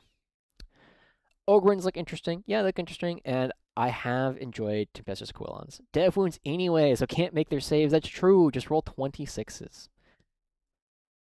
Yeah, I can tell y'all right now, I'm not seeing many people running 20 wars. I don't think it is the best thing from Necrons, but we are still waiting to see what's going on. Thank you so much for the $5 super chat, Jimmy DeWitt. Thanks for answering. I think Ogryns look interesting, and maybe Tempestuous Aquilons could have time to shine. By the way, love your content. Thank you so much, Jimmy. I'm glad that it has been useful for you. I do like Aquilons. I think they're pretty exciting right now, especially if you can splash them into Bridgehead with something else. They just, you know, they are fairly consistently killing the things that you want them to kill, and they are pretty good at getting back into your opponent's back line, so I am liking them. Yeah, Ogryns, I will need to put a little bit more testing into. I haven't tested them a whole lot because I was not expecting the 6-man to come down, and I also did not know that you could lead them with the new Abhuman detachment. I don't think that was ever said anywhere in anything that we were looking at before. So that will be good. All right, Leagues of Votann. Everything just kind of down a little bit with like spam. Sure, whatever. Votann still just do the same kind of things as they did before. Imperial Knights, Caballeros. I'm not sure. Double L makes me think it's the Y sound. All right. Acheron, Atropos didn't move. Cast, I'm not sure which one this is. Lancer going up, a little bit interesting, but the big thing to remember about Knights is that because they get free pivot, they get a ton of movement off of that. which is a really, really big deal. It might be worth going out and memorizing the base size of knights so you can know how much closer you can get with a pivot, potentially, which is a lot. Hippos with Vigilators peek and shoot till endgame when we zoom. Are we just going triple Melta and sending them to their doom? I've been liking them with Meltas. The Vigilators just don't kill very much. We can kind of go back here. D6 on, basically they're bringing on 4s most of the time. And then here's shooting at Marines. Shooting at Marines, here's the big thing, right? Is like you're averaging less than 1 dead Marine when you shoot the Vigilators. Whereas if you instead just had the Melta,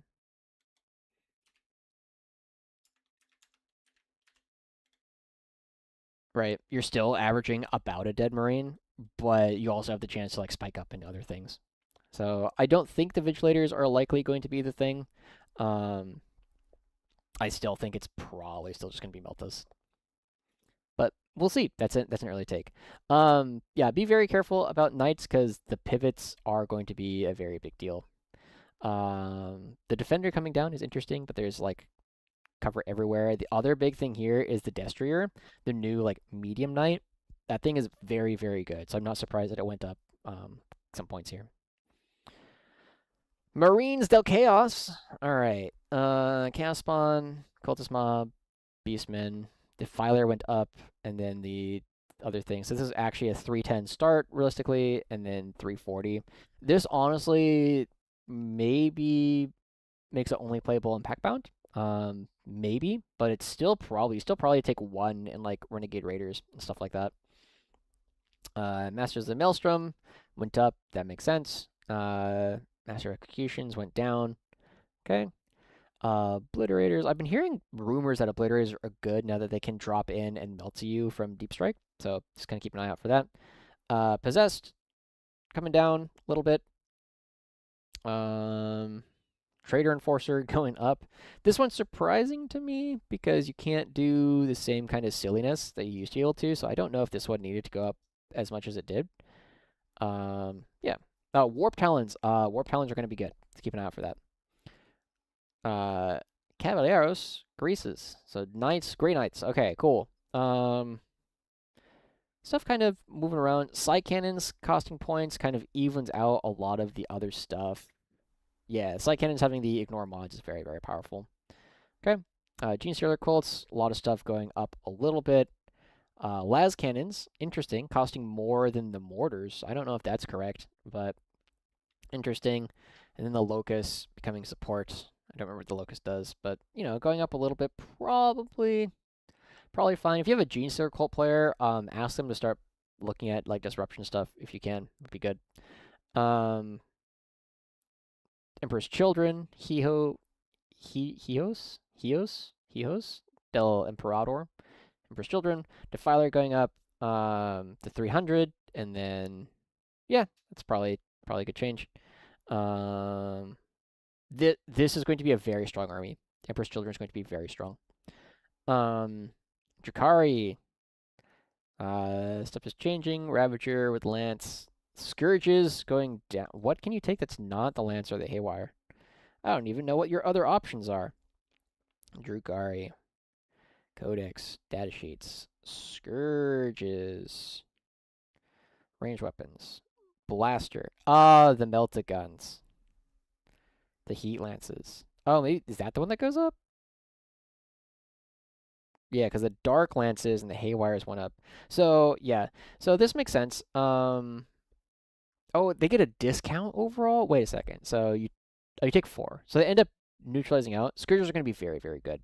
Scourges will be good. Ehos. Oh, for Emperor's Children. Yeah, it makes sense. Ehos. Gotcha. Yeah. Scourges right now are very, very powerful because you can hop up to like the next floor. And then you can get plunging fire, and then what is heavy? Move more than 3. So they won't be able to get heavy by going up because they need to be more than 3 inches above, which does involve breaking your heavy. But then they can go plunging fire by being on the top floor, and then you hop back down. So, Scourges will go up, down, up, down, up, down. And it's going to be, this is going to be very, very powerful. So Scourges were already good. They're going to be even better. Death Guard.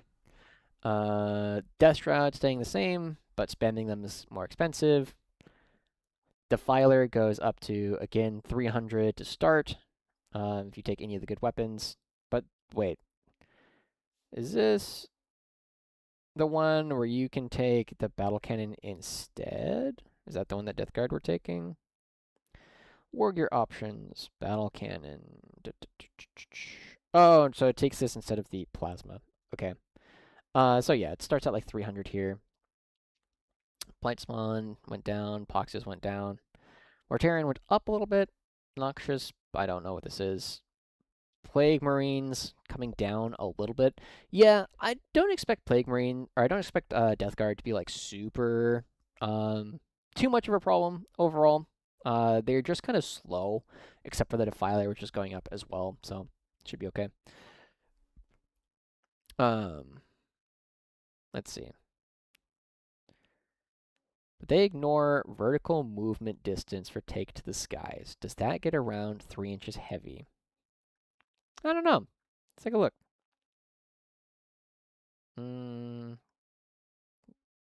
Abilities, keywords. Core rules. Moving.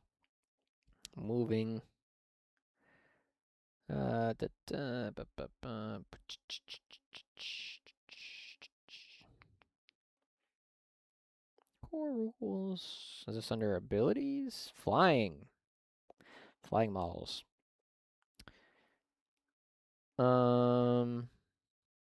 Each time a flying model moves, ignore all vertical distance. I guess that does. Yeah, I guess that probably would. So you just say that doesn't count, and then heavy. Let me read heavy again. In your shooting phase, each time an attack is made with a heavy weapon, add 1 to the hit roll. If all of the following unengaged, not set up, no model has moved more than 3 inches this turn. And because you don't count the vertical distance. Yeah, I guess you're probably right there, Scott. That checks out to me. I buy it. I'm not happy about the fact that I buy it, but I do buy it. Honest expected Death Guard to get hit harder. I don't have to drop all that much from my Death Guard list. Yeah, in my limited experience I haven't played against it, but I've watched a couple of Death Guard games. They're just slow. That's kind of been the big thing. Triple Defiler, Mortarion, Poxwalker spam, and the Poxwalker detachment.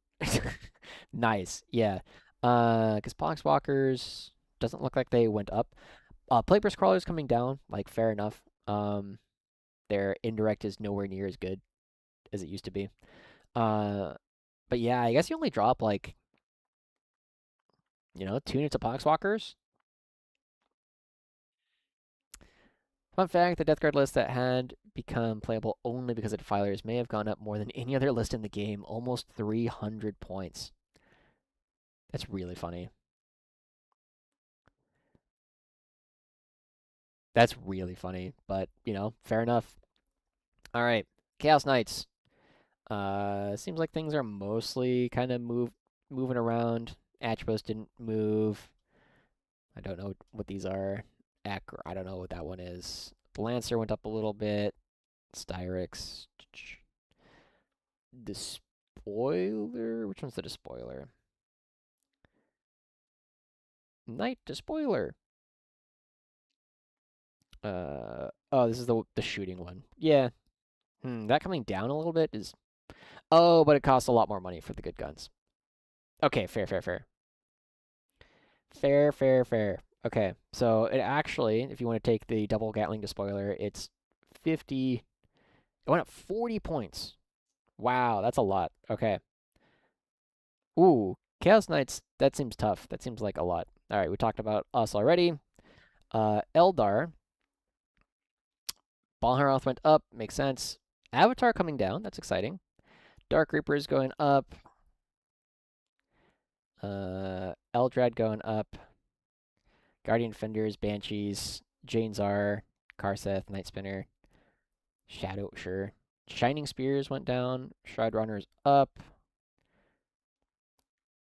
This is a lot of like small points. Striking Scorpions down. Hawks down. Cool. Oh, that's for the 10. Fire Dragons stay the same. Fuegan went up a little bit. Wraith Blades. Warp Spiders went up 10, and the third one went up 25. Ooh, that's a lot. Interesting.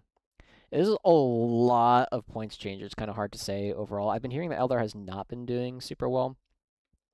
Admech. Admech got cheap. Wow. Okay, so what went up? The Servitors, Taraxi, and Call. And then everything else kind of went down. Ballistari went down 5, so yeah. But they went up if you wanted to take las cannons. And then the Disintegrator, the main, like the las cannon thing, went up. Okay, fair enough. This is going to be a good army. Admech is going to be good for sure. Sisters, Junith went up quite a bit. She got a lot better. Castigator went up a little bit. Multi-melt on the Immolator. Yeah, okay, that's a good change. Yeah, okay. This one, the Triumph, might be very, very good. So just keep an eye out for that. Marines coming down. Oh, these are characters. Tigurius going up. Incursors going up a little bit. Infiltrators going up a little bit. Judiciar. Lieutenants coming down.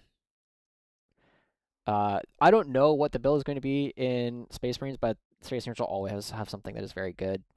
Blood Angels. Most of your fast melee is a little bit up. Death Company. Death Company with rifles going down. Sure. Okay.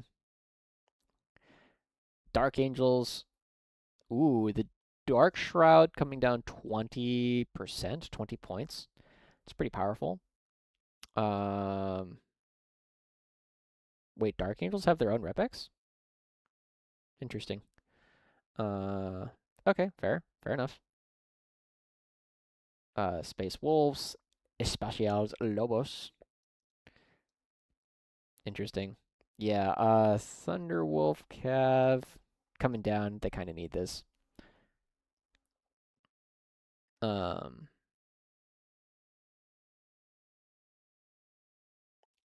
is eating good. Yeah, they're looking pretty good. Joshi, they said that only one hazard roll is made for the entire unit in the app errata. For what? In what context? Oh, okay, cool.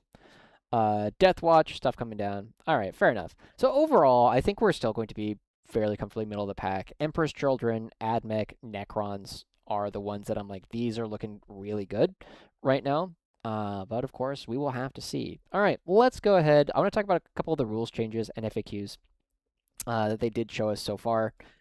Firstly, if a rule modifies how far a unit or model can move during a pile-in or consolidation move, does it also change the distance of the target units? No. So even if you have 6-inch consolidate, you can't go tag something that is within 6 inches of you. You still have to be the 3-inch distance. You're just going to move a lot within the thing. So that that prevents like world leaders from being crazy. When checking coherency for my unit, can my unit be in multiple groups? No. Thank God. Everybody was asking about this. People were talking about this one. Scott, if you're still here, this was you. No, you can't do it. MFM shows my unit can attach to different units that are on its data sheet. Which do I use? Use the MFM. Can a model be within range of a weapon if it is not visible? This one is very interesting because I do think it means that you measure ranges to things that are not visible. This one I'm going to have to double check on, but this one is a very interesting FAQ. When selecting a target unit, can the enemy model that is visible to my model and the enemy model that is in range of my model's weapon be different enemy models in the same unit? So this is exactly the thing that we were looking at, right? Whereas before, we were looking for, you needed to be looking at one angle, or you need to be able to see and shoot the same model. It's a little bit different now. So this is this is interesting. This is just talking about the new upgrades and enhancements. You can only have a certain number of them, and then each upgrade you can take up to 3 times and doesn't count against the total number that you can take. Okay, all right, let's go ahead and talk about the new detachments a little. We'll spend some time here, and then after that, we'll go ahead and spend a little bit of time talking about, what do you call it? Talking about list building, and we'll do some examples and things that are kind of interesting. So to start off with, attachments. I think the things that are looking immediately good. Let's go ahead. How do I want to do this? We're going to edit some stuff a little bit, I think. Not that.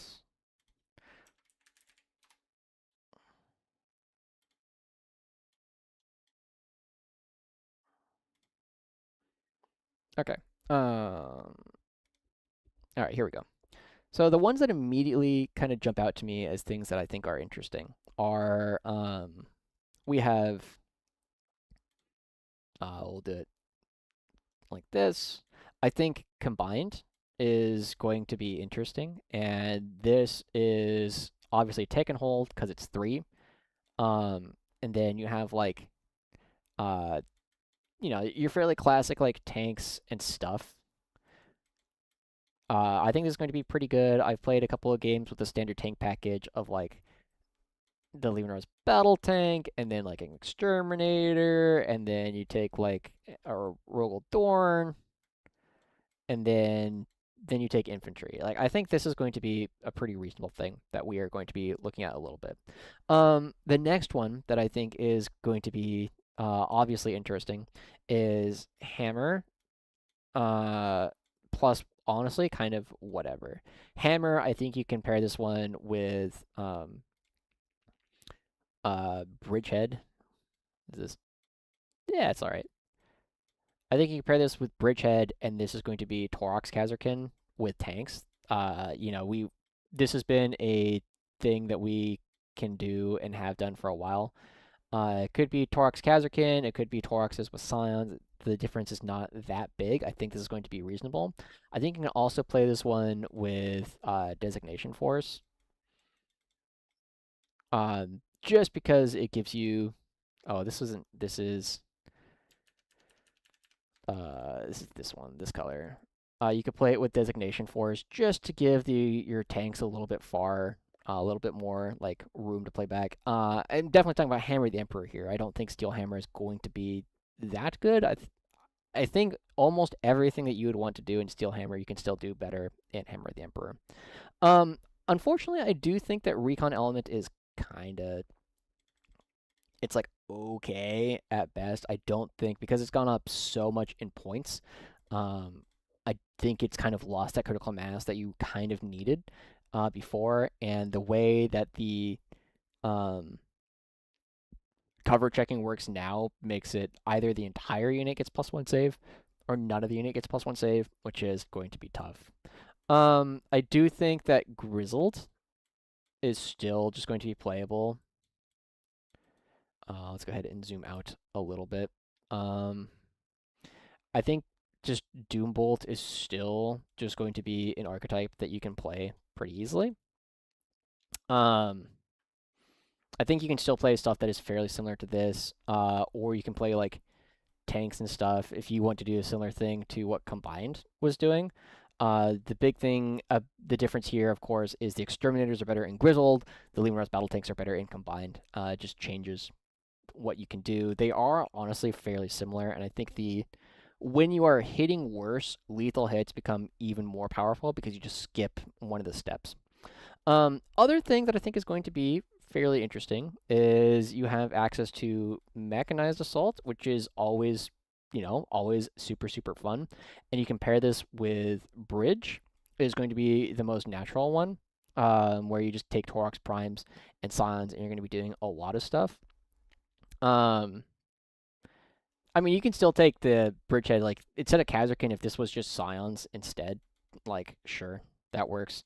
The other thing that you could potentially do with it is just You could splash in add human auxiliaries for Taken Hold, or splash in Bridgehead for the priority assets, for whichever allows you to play the most natural way that you want to play. And then I think the other one that is going to be getting a lot of exploration from people is going to be armored infantry. Armored infantry, the Taken Hold is not like the most obvious way to try and play this, but you can play this with Bridgehead in order to be like a more aggressive, and you would play this as priority assets, or you can play this with Designation Force and turn this into recon as a way. This is probably the way you do it for teams instead of Bridgehead, because I think priority assets will have a lot of very powerful detachments that people are going to be using. But this going into recon will allow you to fill a different role for your squad than you had access to before. I don't think Siege Regiment has much sauce. I don't really think Steel Hammer has a lot of sauce for singles. But I do think if you were trying to play like single stuff, this is these four are what I'd be looking at. Mechanized plus Bridgehead. I think this has a lot of testing that needs to be done. Combined and just playing stuff that we used to play before Grizzled came out is going to be good. Hammer plus whatever is just fast. It's going to give you a lot of easy opportunities to play Purge the Foe. And then Grizzled is just still a good detachment. So these are the ways that I would like to do it. You play Purge Mech, Hammer, Combined, or Grizzled, I think are going to be the main options I'm looking at for singles. With that, let's go ahead and start doing some stuff with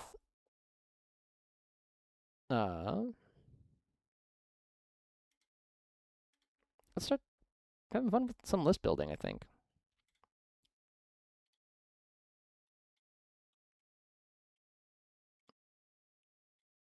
Where did it go? There it is.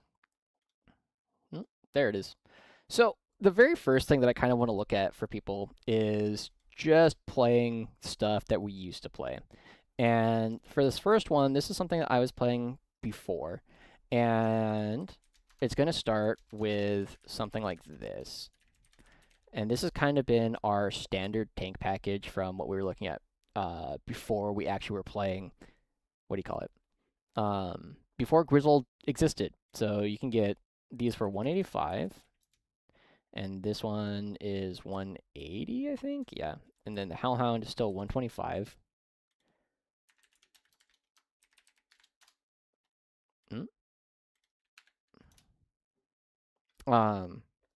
This is still just like a very powerful like tank package that we can play.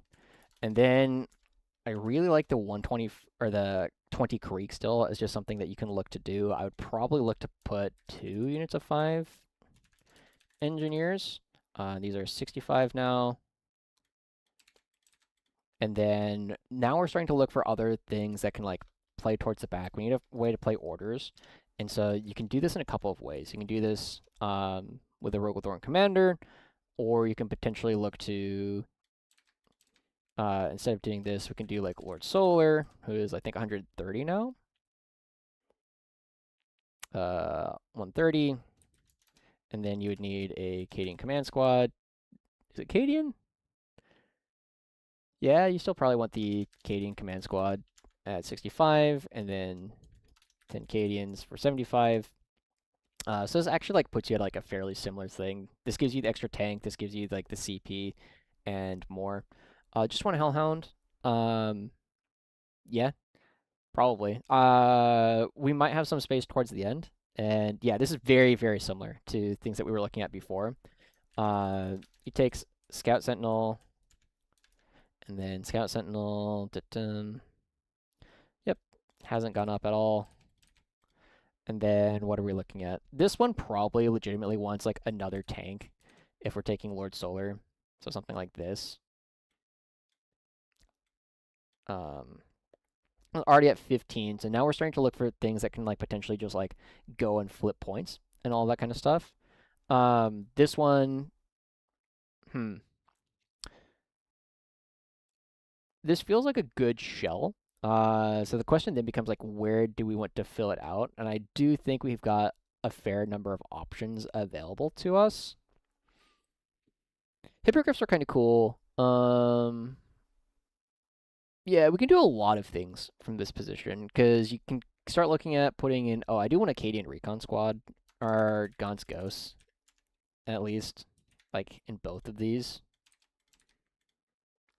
And then you have like 400 or 500 points to like play around and kind of decide what you want to do with the rest of the army because this is you're going to do a lot of damage with both of these variations.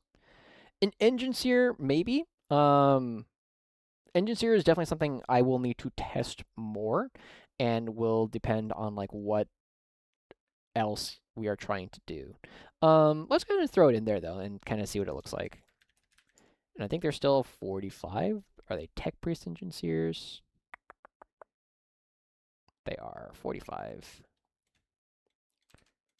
I love the fact that they are leaders. It's very funny to me.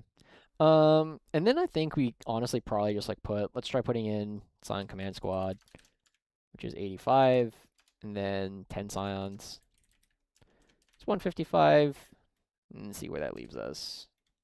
So 110 points for this one, 270. I kind of just want more dudes, to be entirely honest. So what if over here... What if we did this? How much points that leaves us? That leaves us 80. That could be like Acadian Recon. Maybe. And then over here, we're at 110, which is kind of an awkward number. This used to be a very easy, slam a Hellhound in. Quillons? Quillons aren't bad. I do like Quillons as an interesting option. I think Quillons are 100 still.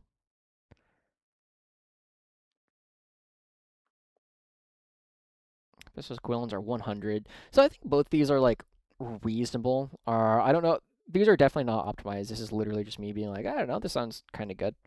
Poggerfish, Ab, Human, and Hammer seems great since you can get Purge. Send out the Torox bombs and Jazer Kazakhin and gives enough time for the Bullgren with Commissar to get up and charge while our tanks shoot. Potentially, it does sound potentially interesting. I know some people have been excited about the Bullgren, and yeah, the Purge having the ability to just go fast is definitely always interesting. What would you use Catachans for? Catachans are going to... So the big thing that I've been feeling is that move block game plans are kind of dead. One, you have to stand further away from your opponent in the first place, so they end up getting more movement now than they used to before, and because of the way that charging works where they no longer have to base you on the charge, means that your opponent gets a lot of free movement off of doing the charge as long as they make it. So that has felt like move blocking is a lot weaker than it used to be, so Catachan are a little bit less interesting because of that. But they are still Scout 6, Move 9, OC2 bodies that you can go throw on things. But you do have to be very, very careful, again, about the fact that everything in the game has 2 CP charge you on your turn, which is a very, very powerful rule, and not everything can deal with that. And so a lot of like the move blocking things that we were looking at before are worse. And so Catachan, because of that, are they're mostly the OC. But putting them on your opponent's objective, you have to be very careful that your opponent is not within 6 inches of things. How about Engine Seers with the new enhancements available? Surely an auto-include for things like Armored and Steel Hammer. I do like the one in Armored, and I do like Engine Speaker. Like, I do think those are both good. Engine Speaker is honestly, like, the threat is more powerful than the execution a lot of time. Telling your opponent, hey, I can move 18 inches and still shoot you through a wall. Very, very good. You don't do it very often, but making your opponent respect the fact that you can is pretty interesting.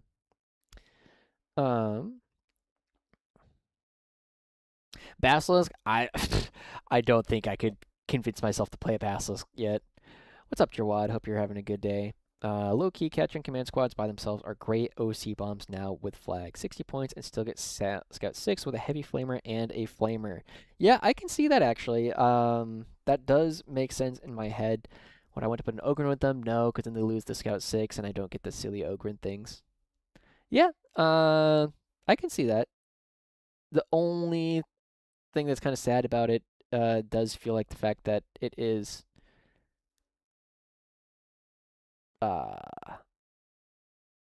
it's just really, really not durable. But I can definitely see that. You just Scout 6. Oh, and it doesn't have the regiment keyword, so you can't order it. So it's Scout 6, Move 6. But yeah, that's still 10 OC that you can put on stuff, which is pretty good. You usually don't need 20 OC. It's just overkill all the time. Commissar Graves with 5-up Feel of Pain and 4-up Invul. Yeah, I do like that a lot. But these are things I'd be looking at for an immediate. If I was just to get like testing games in like right away, these are things that I'd be looking to test. I personally, I think I played almost exactly this like a week ago when I was still playing on 10th edition points. But the big thing was I don't think I had this. We could honestly, can we just do this again? How many points? We need to find 50 points. So if we just took that out, maybe I had a Cyclops. Is what it was instead. And then if this was 5 Scions, 75. What if we did this? 5 Scions. What about that? That doesn't quite solve our problem, but it is kind of like an interesting idea, right? Of just like, here's a bunch of damage and just enough like little things to go be annoying. You just have to be careful about like not locking yourself out. If we drop this engine seer and then put like 10 dudes for 75 points, like I would consider playing this. I don't know how good it is, but it's got a lot of damage, and your opponent really has to be careful about like what they can do. You are a little bit short on infantry orders, but you just have to be careful with what you do with Gaunt's Ghost. They're going to be spending a lot of time potentially dropping down in order to help you out. Bet he won't build a recon list. I don't know. The Scion tax of taking extra Scions. That is true. So this one would be 85, and this one is 95.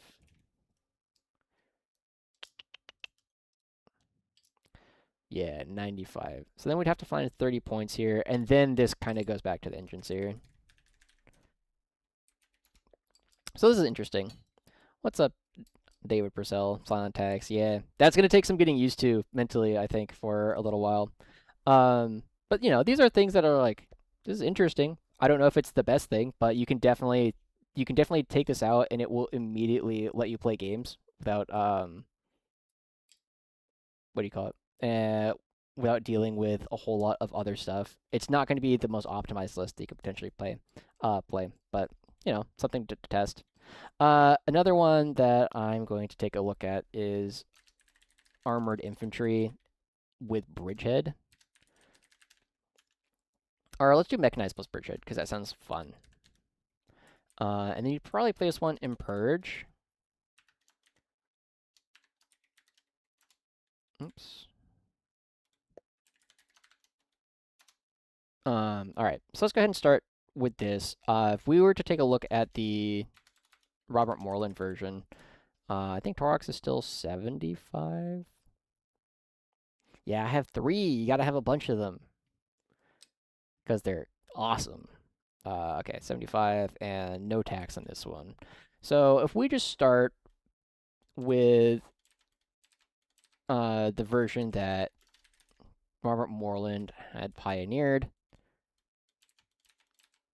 and then just see what changes we could make to it.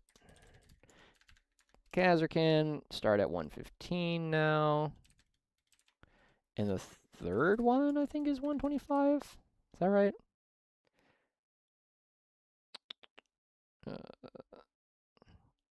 Kazarkan, yeah, the third one is 125. This is already getting pretty expensive.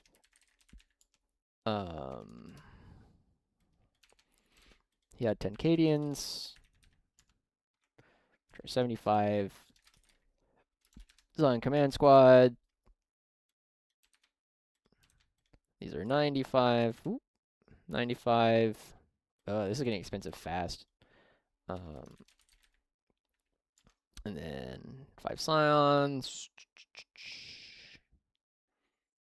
First one is 75. Second one is 75. And third one is 85. And then 300, he had Oghren, Creek Flamers. Okay. I mean, this is... Am I missing anything? There's no way this went down. I'm clearly missing something.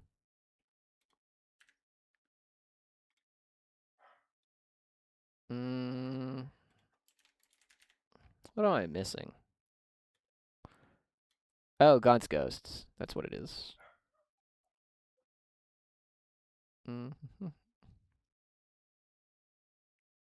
Yeah, okay. Gaunt's Ghosts. These are 95 now, so we just cut 65. I think you honestly probably cut... Ooh. Cut one of these? Do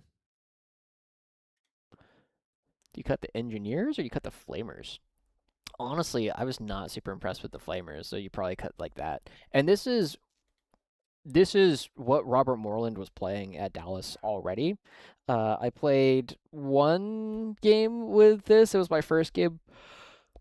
It was my first game of 11th, and I thought this was, I thought this was fine. Something interesting. But yeah, if you just play this and then you go kill things, it will have a little bit of an issue in the Purge Mirror, which, because you have, these are all unique. Because you have 21 units and you're playing, basically old Purge the Foe. So I don't know if you can play this in singles, simply because you are going to be worried about that Purge Mirror where you run into like knights and it's like, oh no, I have to kill more. That's just not happening. Yeah. So this is definitely one of the things that it's kind of interesting. This might be more of a teams thing than a singles thing, just because you are going to be running into a lot of other Purge players where this is going to be tough. But this is a list that you can start playing if you wanted to, kind of like right away. I want to take a look at Hammer of the Emperor as well. You'd almost always play this one as Purge, and somebody mentioned that they wanted to talk about it in the context of Abhuman as the second thing. So let's go ahead. I think if you're going to be trying this, you're going to start off with a pair of Rogaldorn Commanders. And then you want an Exterminator in here. And then probably 3 of these. And I think the third one cost extra points. Vanquisher, yeah, the third one is 160.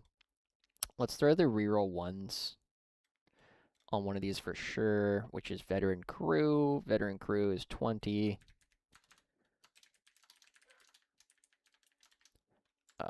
This is 20, and that's already a lot of points. You definitely want at least one Hellhound. Is the second one taxed?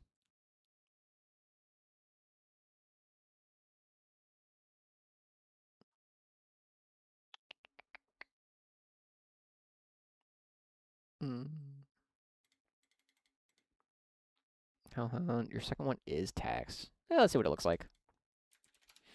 Coming back.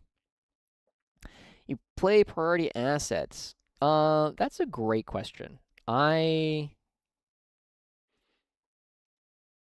don't want to show off too much stuff that I'm not supposed to, so let me see.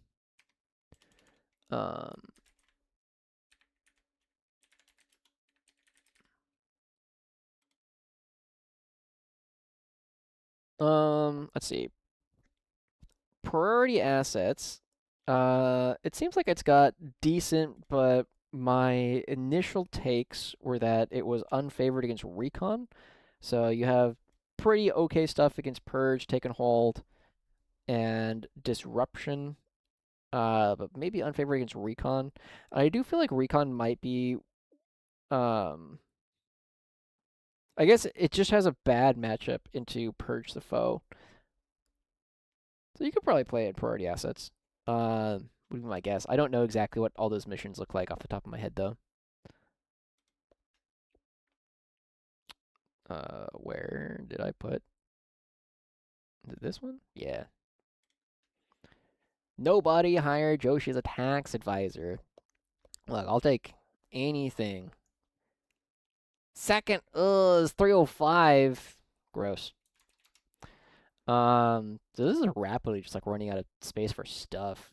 Do I want Bulgrin in here then? No? Do I just like not want a second thing? Yeah. I can see that, Jay. That kind of makes sense. That's gross. So if we just get rid of this.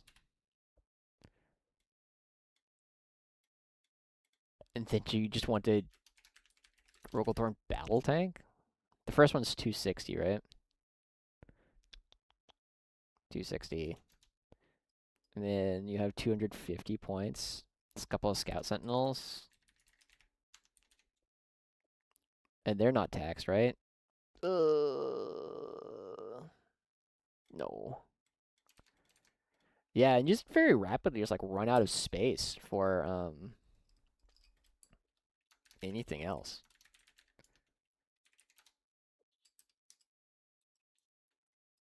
What can you do? What can you even do with 50 points these days? Maybe you don't take the second Hellhound?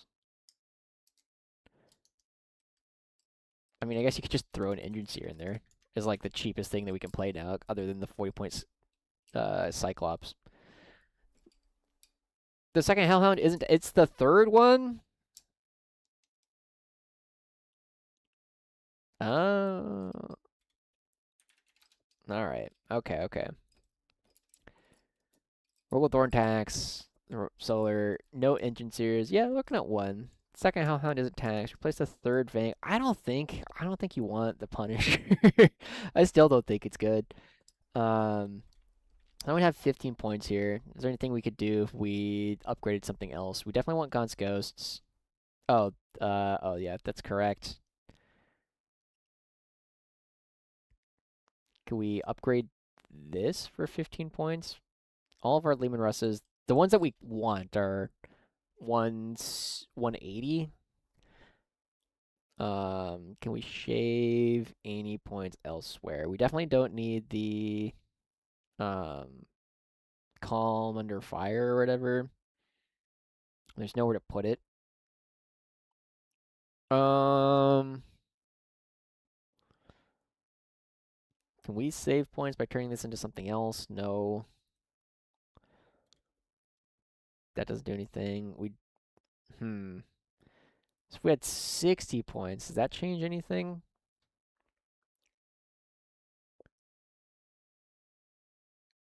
I almost wonder. So if we had 60 and we spent 25 of it, then we'd have 35, and there's nothing we can get for 35 these days. The Leman Russ Exterminator is 180. Oh my gosh. So then we have 20 points. Is the second Leman Russ Exterminator more expensive?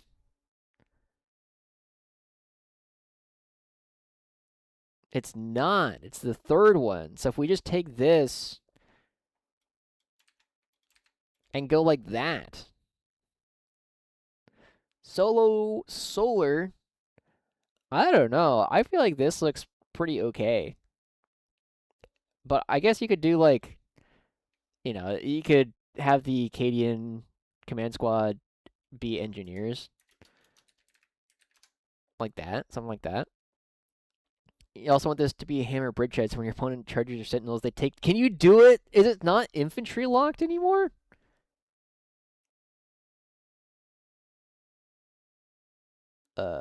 Astra Militarum, Codex, Bridgehead, Stratagems. On my position. Oh my gosh, you could do it on Sentinels now. Yeah, we're changing this to Bridgehead. And then what's our other one? Designation Force? Do we want any of this? No, we don't want to do this in Recon either. Yeah, okay, that's cool. I thought it was Regiment Infantry still. Abhuman getting great value. You need the radio. Yeah, I mean, this is kind of what I'm looking at. Because then we have, let's move like this. And then we're gonna,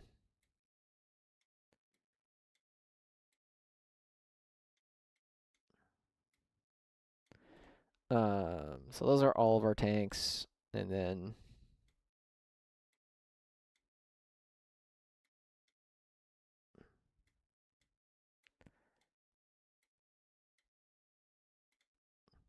I don't know. I kind of like this. I'm kind of liking this, honestly. It's just a lot of damage. It's a lot of damage, and it's a lot of things that are hard to kill. If you just played this in Purge, you can just kind of run at people. So yeah, you could do this with a Cadian Command Squad or 5 Engineers, I think. Sentinels explode after the on my position. They could, if you roll at 6. Yeah, this has kind of been the problem that I've kind of felt in general when I've been looking at Hammer of the Emperor, is just like, what do the secondary things do for you, right? Like the Bridgehead doesn't really add a whole lot. The Designation Force, you could do it with the Scout Sentinels, but the Scout Sentinels don't actually get very much from the Designation Force. They get like access to a stratagem, or I guess you get the bonus like view range. In your shooting phase, this unit can select one visible enemy unit within 12. That enemy unit is designated. While the unit is designated, that unit has plus 3-inch detection range. So, I guess you could do this. That's probably better than on my position, as funny as it is. That's probably better. Yeah. So this is this is going to be okay. Because you got 2 Dorns, 2 Exterminators, 2 Vanquishers, 2 Hellhounds. Seems alright. Yeah. And then you have the ability to just kind of brawl with this, which is always very good. And I'd probably play both the Vanquishers with. Ooh, I might go 1 and 1, 1 Flamer, 1 Melta here. Well, the other big thing though is that you can just like drive over a lot of enemy stuff. Like the way they move block you is very different now because all vehicles can just go over other stuff. What about Melee Guard? 62 horses. All right, we'll take a look at what 62 horses looks like. What would you even play this in? Grizzled question mark for the rerolls? Yeah, let's take a look at how many points we're spending on silly things first. Then Rough Riders. All right, how many points am I spending on these things now? 120.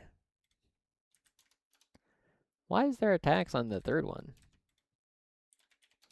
And then Death Riders. Death Riders. Ooh, no tax. And then Rear costs 75. Solar costs 130. That's 900 points of horses, guys. 18 Bolgren? Alright, so we have to play this. God, we have to play as an Abhuman? Or Grizzled for playing it.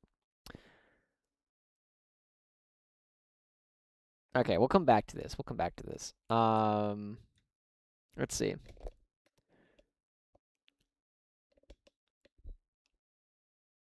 Alright, let's take a look. 6 Bolgren. I know the first one is 200. because that one didn't change. And then after that, it's 215. So many points, guys. Ugh. All right, we need something to stand on home. We basically always want to take Gaunt's Ghosts. Recon for the up-down. Yeah, but then we just don't... We can't order these Bulkrin at all. Ugh.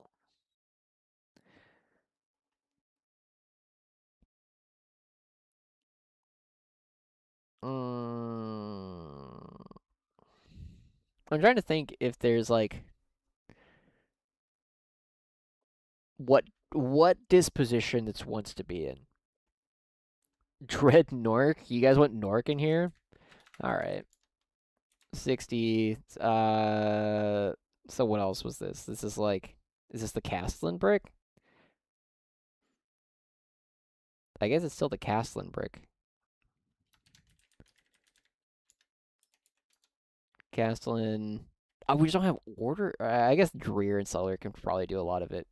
Castellan... Cadian CS...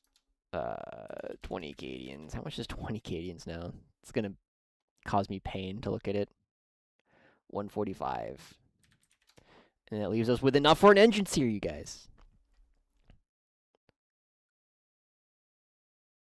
Nork. Nork. Man. Oh, what do we even do with this 50-point hole at the end? Is it a Cyclops so they can't redraw against us? Is Dreer able to order Ogren or Bulgrin? No. Solar and Dreer have a lot of orders. Yeah, but there's 6-inch range. Oh, this is painful to look at. What if instead of the Castellan, these were Krieg CS, 20 Krieg, and the Commissar.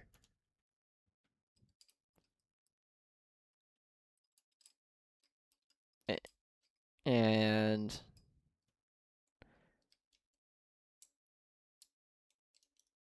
he already has a 4-up Feel No Pain from Nork here, but having the res is pretty good. Maybe this is Graves.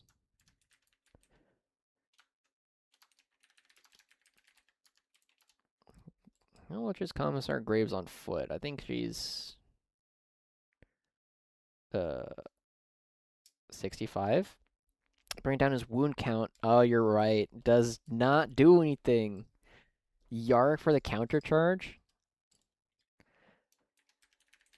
Yark is 130 now, so we'd have to shave 55.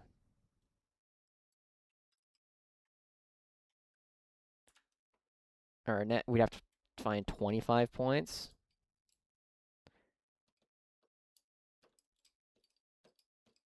Nork and Yark is not bad. Not bad.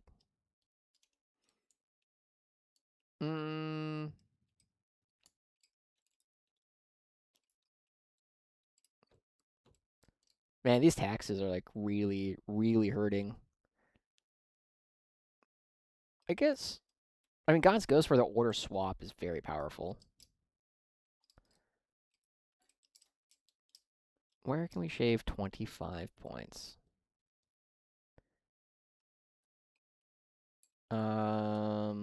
We really want the radio for the Krieg Command Squad for Nork, I think.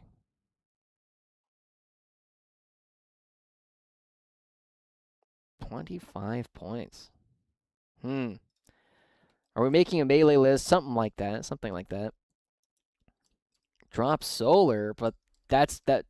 Then we don't have 62 horses. We only have 61. That's not the maximum number of horses we can field. While we're on the topic, does Inquisitor Croyle count? Do we need to take Croyle?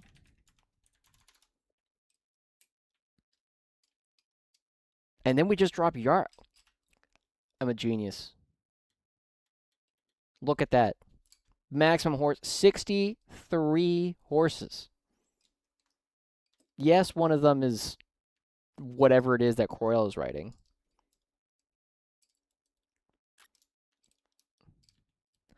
This legitimately might be Siege.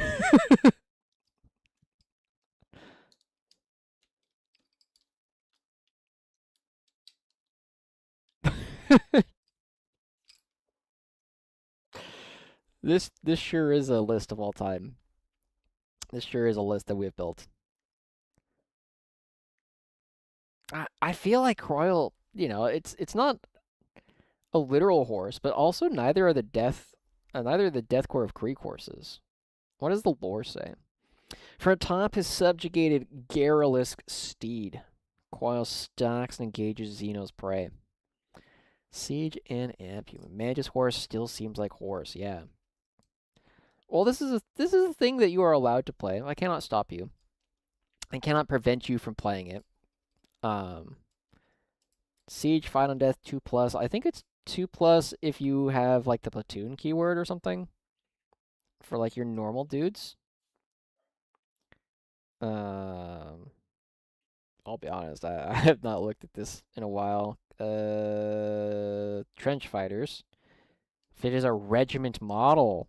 Oh, but it's only on infantry, so you can't even fight on death with the horses. So the fight on death only applies to the Bulgaren and the Krieg. You know, this is a thing we're allowed to play. This is a thing that can be played. Okay. Yeah, regiment infantry. Or Astra Militarum infantry, and then +2 if it's a regiment model. Okay. You know, let's take a look at some Steel Hammer stuff, just because it's fun. Steel Hammer, with something. I really want to take a look at what we can do with a Doom Hammer. Because I think this one, it's cheap, and it's like close range, which doesn't matter nearly as much. There are people out there with 30 Death Riders. They do exist. I am not one of them, but I have 10. Oh, I also kind of want to show you guys. So these are some 3D prints that I got recently. Firstly, like this thing's. Let me do some stuff and things.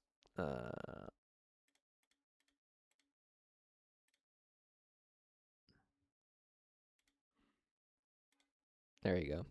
So I recently got these. You know, which are pretty cool. I don't remember exactly what they're called off the top of my head or like who made them, and they're not, you know, they're not painted yet. But the big thing about these, that is very funny to me, is that they don't really have, like, their attachment point is like one hoof, right? They are so dynamic that, and if you were to like do it like this, such that it's like a, you know, you have 2 attachment points instead of just one, it's very rapidly, like the angles are a little funky. And let's see if I can find another one. Like here's another one where I have, like, there's one attachment point. It is this back hoof. And it's like, if I wanted to do another one, you know, it's like not terrible, but it's just, it very quickly becomes like, ooh, these things are also like not straight on at all. So they're pretty cool, but I also expect that these lances are going to break like instantly. So, you know, hopefully that doesn't become an issue that I have to deal with too much. Probably old world models. Yeah, people would definitely have that. Okay, so we're gonna come back into this. We got our Doomhammer. It's moving. You know, it's decent. We definitely want to take our engine seer here, 45, and then engine speaker. Tactical stones for back touch points. Yeah, I mean, or I guess I could like set it up such that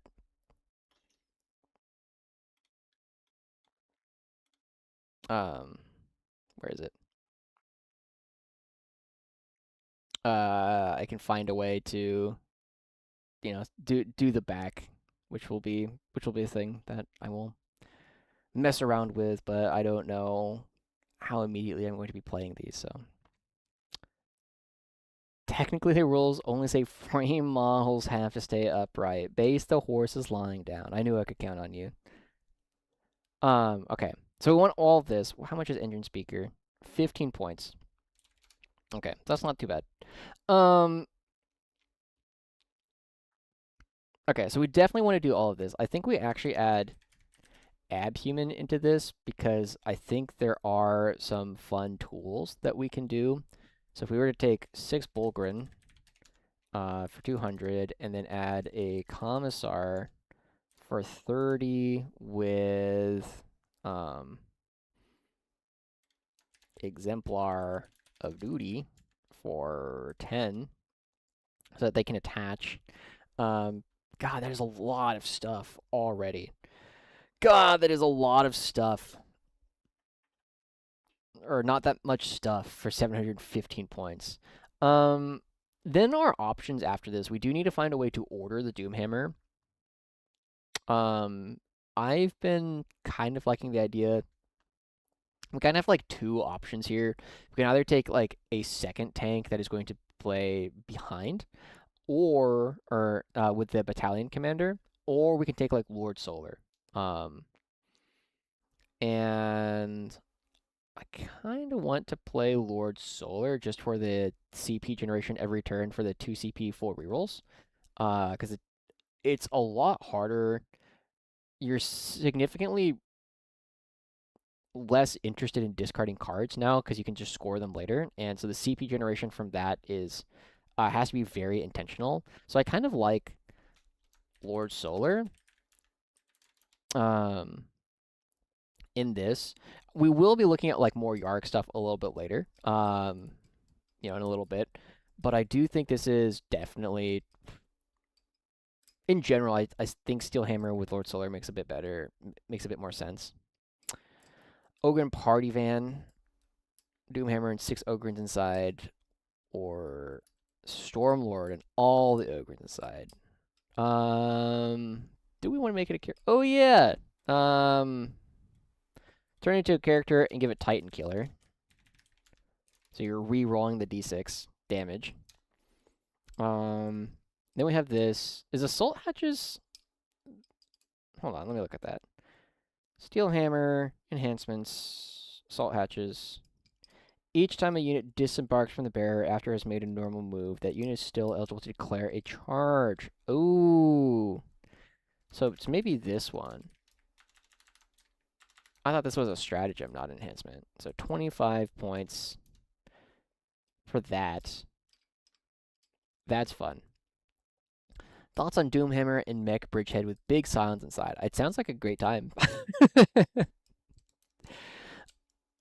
I played a game on TTS with that kind of thing. It's fine.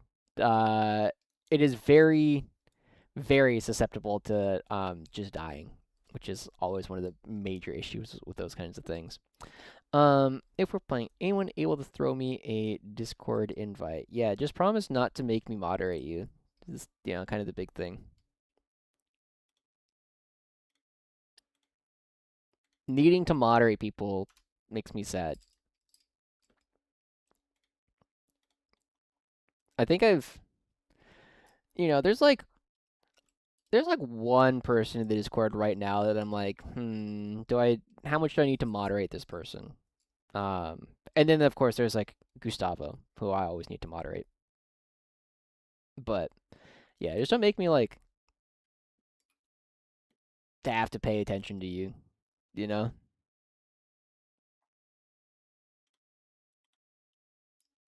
Everyone's a mod. I am the only actual mod. I do think it is very funny that Dingbat just changed his name to Dingbat parentheses admin. Because he has no abilities in the Discord at all. I don't think. Am I given? No, he has the band roll. He's got a couple colors. Mostly plays on. I guess I can remove that as well. But yeah, there's no other mods other than me so far. I'm kind of hoping to like keep it that way, but as it grows, I just don't want to I just don't want to pay people to deal with this shit.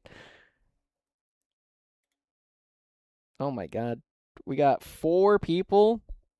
Well, hello. Welcome to the Discord, everyone. But yeah. And I do wonder how many people think that I actually gave Dingbat mod powers, but I did not. He doesn't have any of them. Okay.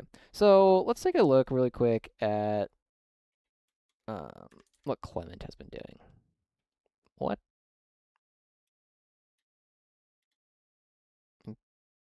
Oh, Imperium. Alright, what has Clement been up to? Because he's the one who's done it twice. He had Baneblade, became a character. He had a Doomhammer with Titan Killer. Guns. Oh yeah, we need Guns Ghost. Which is 95. And then we just kind of add stuff on top of that. Highest elo and lowest elo get mod rights. I'm actually curious who that is right now.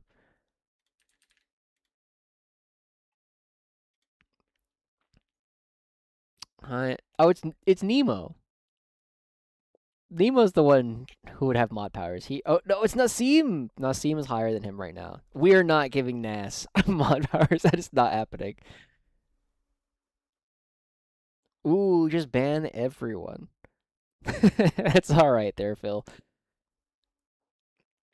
And then I actually don't know. I don't know if the lowest elo player in the Discord would like make themselves known.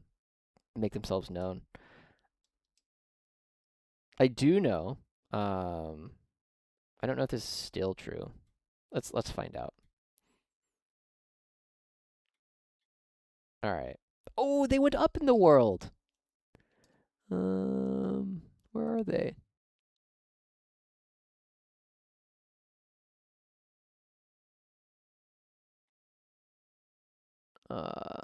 Search.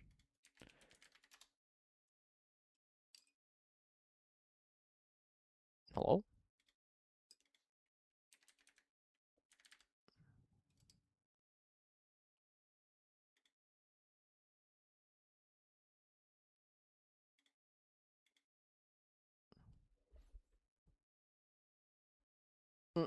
Because for a long time, the lowest elo player in the world was a guard player. Oh, it's not at the bottom yet. Okay, I understand. All right, we're not gonna do too much. Reddit r/art situation where a mod makes himself head mod, then bans the other mods and closes the subreddit. That is funny. I had not heard about that. Is this linked to BCP or how does that work? So, StatCheck. Again, great podcast, great website, fun Discord. They have a page here called the ELO, and what ELO is, the simplest version of it, is it is a number that attempts to identify or attempts to quantify how good you are at the game.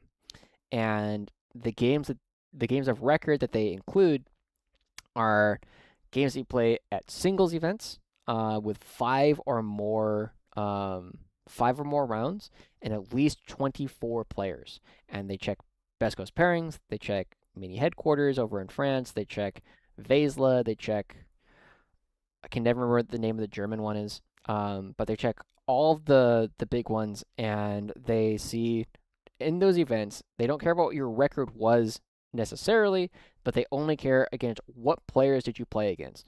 So if you have someone like Innes Wilson, one of the founders of StatCheck, if you have Innes Wilson and he plays against someone,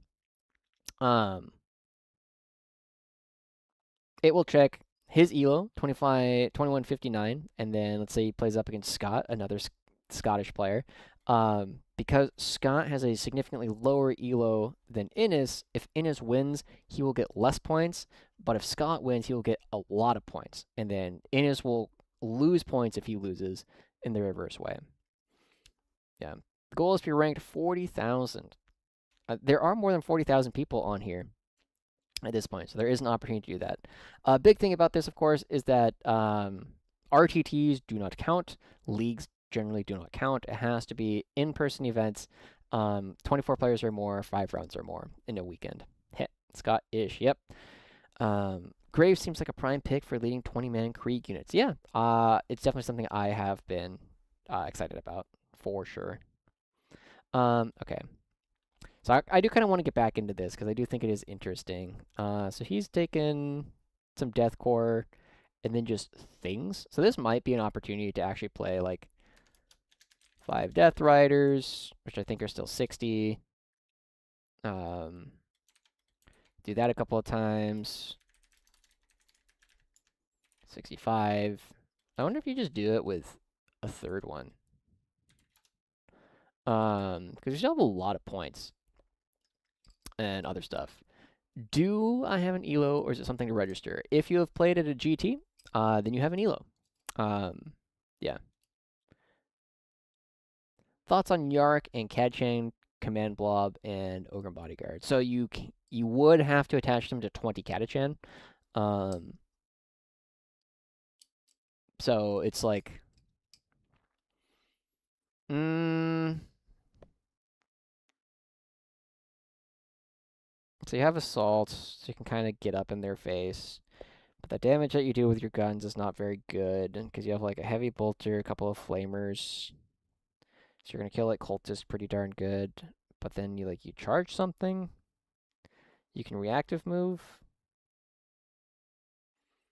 Yeah, I'm not sure why I would do it with Catachan instead of like Krieg or Cadians, who are both better just like combat dudes.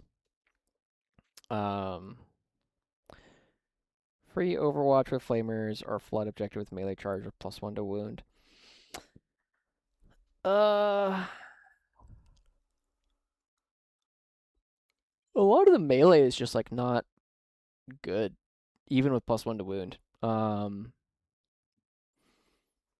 Like if you had like Nork and Yarick, like their melee becomes pretty interesting. Is Yarick like strength 6 on his melee? Ooh, he's strength 8. Wow. 4 attacks on 2s, 8/2/2 +1 to wound. It's like okay. Yeah, it's like okay is the biggest thing I feel about it.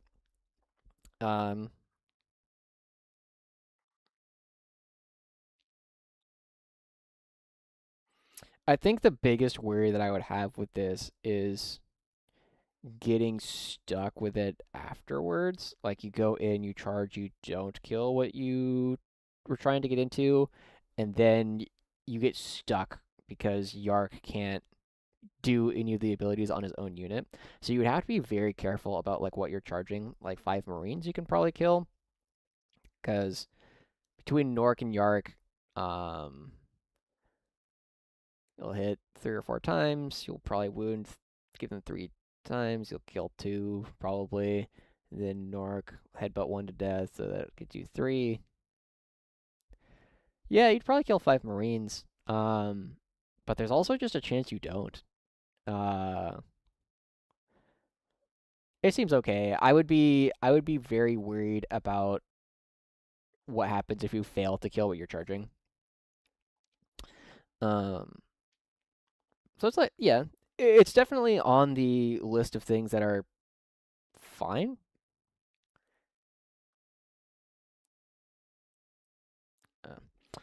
Best use of Krieg Command Squad, if any, or better to leave 20 Kriegs as is. In general, I don't think the Krieg Command Squad is particularly interesting right now. I thought it was okay in Recon in 10th edition because you would use it to attach an Ogre Bodyguard to Graves on Foot, which meant that Graves on Foot with the fallback shoot and charge was very, very powerful. And the 4 Feel No Pain made sure that she stayed alive for longer.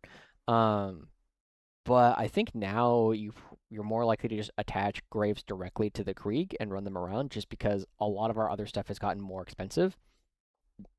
And a lot of the other and we have to be more lean with a lot of things that we're trying to do.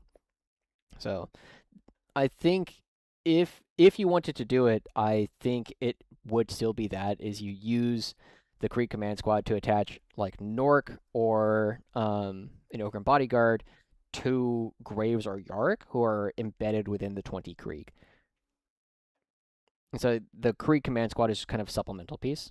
in a lot of ways. I don't think it's something that you are bringing necessarily for its own power. It's got like a power sword and a power fist and the flag, but like the mortals are kind of funny because you can 6-up Feel No Pain and choose, maybe keep some plasma alive or some dudes alive. But especially now that you just get the +1 to hit by killing off a las gun, doesn't really matter, I guess. So I think that's fine. But that would probably be the main way that I would be looking at it. Okay. We've gotten very distracted from this Steel Hammer list, so let's go ahead and try and close this one out a little bit. Let's see again what Clement has been doing. What else? He had 2 lists. He's gone with double super heavy twice. If we have Lord Solar already, that means we can actually.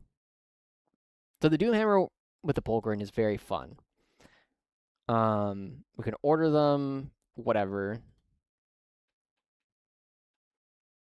And then we can surge. Can the Doomhammer fit more? Because that seems even more fun, honestly.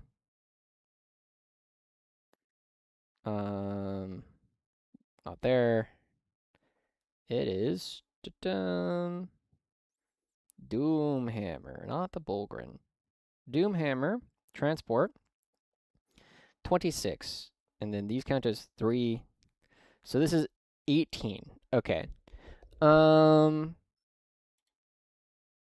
What about...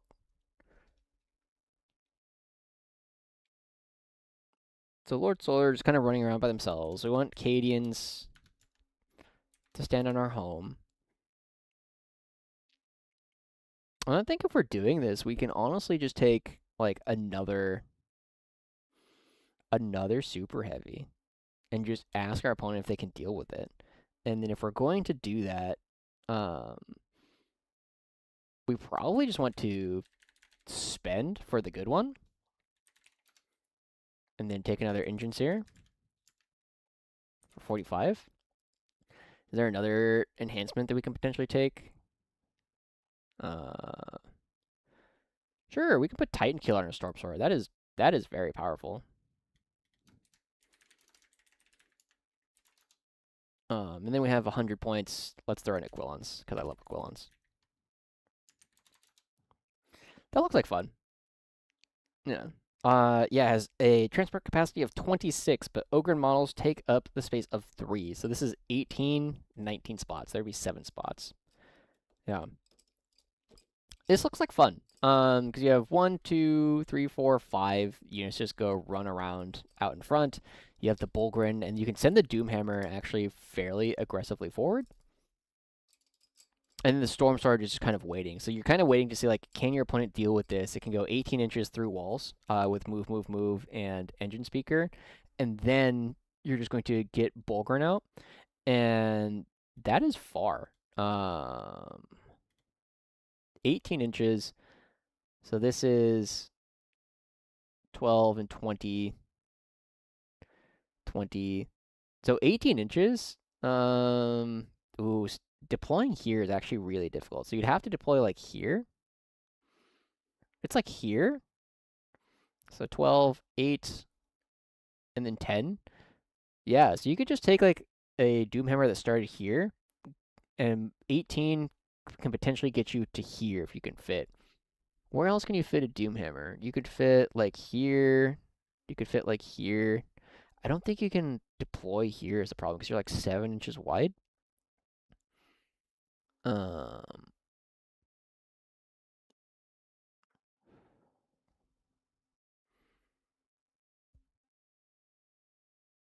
Yeah, maybe there are better maps for it. So you could deploy here. You're gonna get shot here. You could deploy here, and then you can't go through here. So, or oh no, you could 1 CP. So if you were here, you could get to like here and charge things. That's kind of fun. It's definitely interesting. Yeah, I mean it seems like fun. Yeah, there's definitely going to be some spaces where you can fit and others where you're just going to kind of struggle here, Kinkarus. Mad Robot, any thoughts on Designation Force Recon Star upgrade? So that's the come in turn 1, right? Wrong thing. Where did it go? There it is. Okay, Designation Force Recon Star, 10 points to come in turn 1. Um, hmm. Excuse me. I think it's okay. The big thing about this is, let's go take a look at the maps again. I'm going to close these. Is, let's say you're coming in like, I guess there's actually a fair number of them. Where like here, you go 1, 2, 3, 4, 5, 6. So you can come in like here relatively aggressively and then shoot stuff that is behind the thing. But then you're also like you're almost always going to be trading down because once you do, you basically have to threaten to just charge them. You just have to threaten to get in there immediately because the Krieg are not going to be doing that much damage when they come in. Um, and then if you miss the charge, it feels like on a, you know, on a 50-50, you go second and then you kind of don't, right? Like they're going to take up this space such that you can't come into this terrain piece.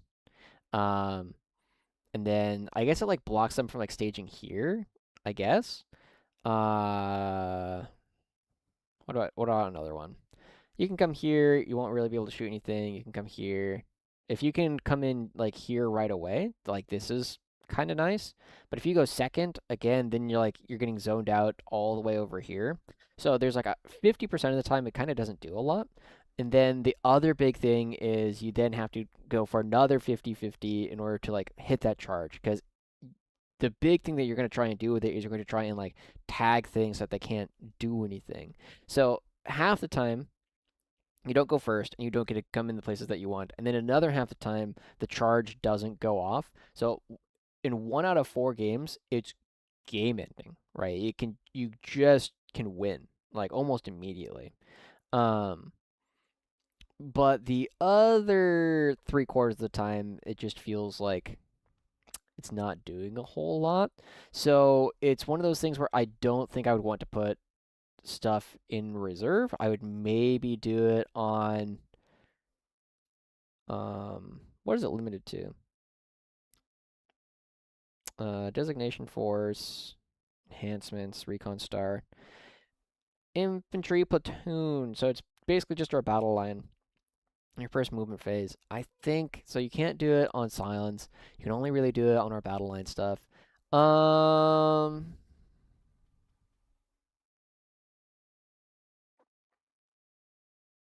I mean, the biggest thing is like it's just cheap.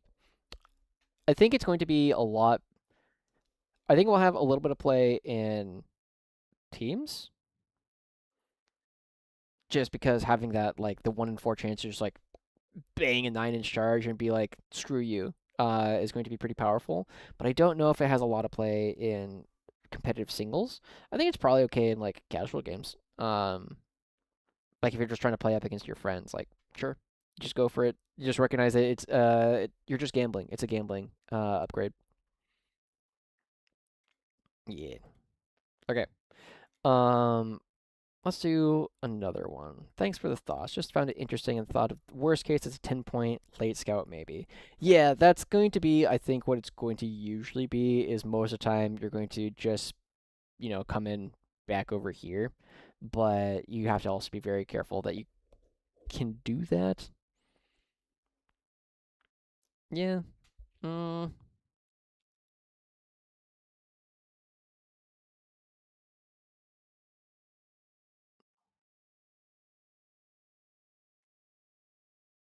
if you just end up standing on your natural afterwards,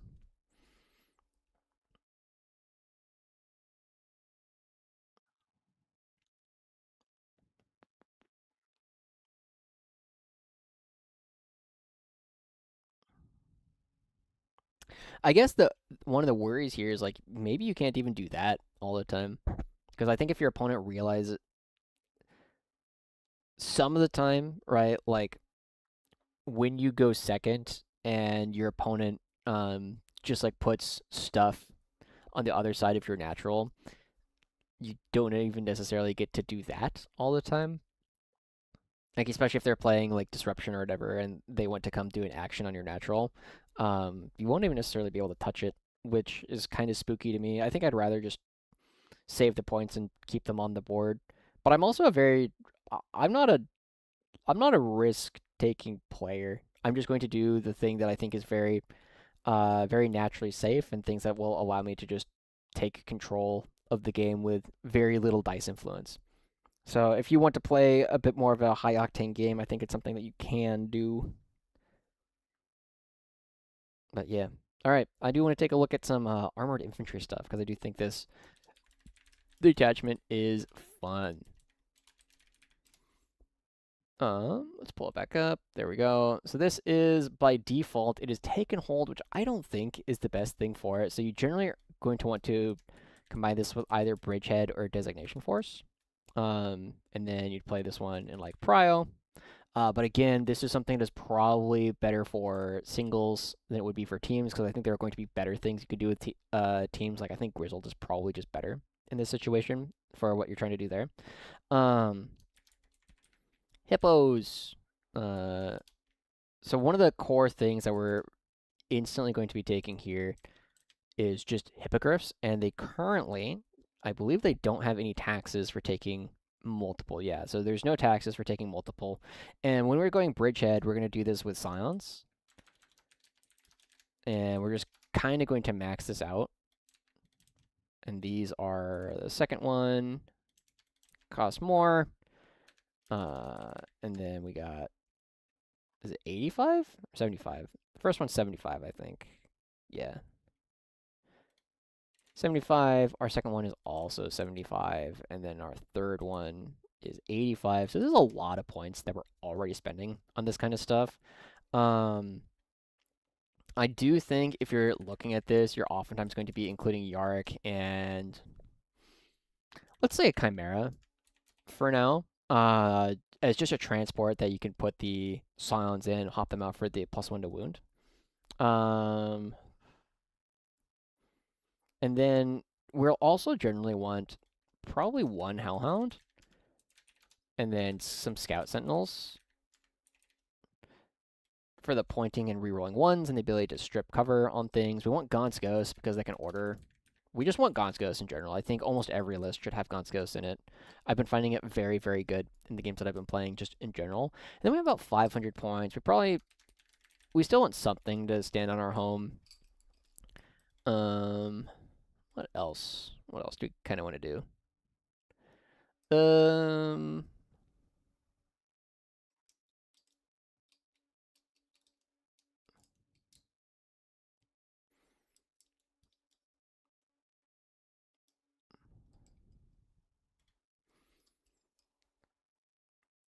Honestly, if we're already doing this, let's go ahead and bump this up to 10. Oops.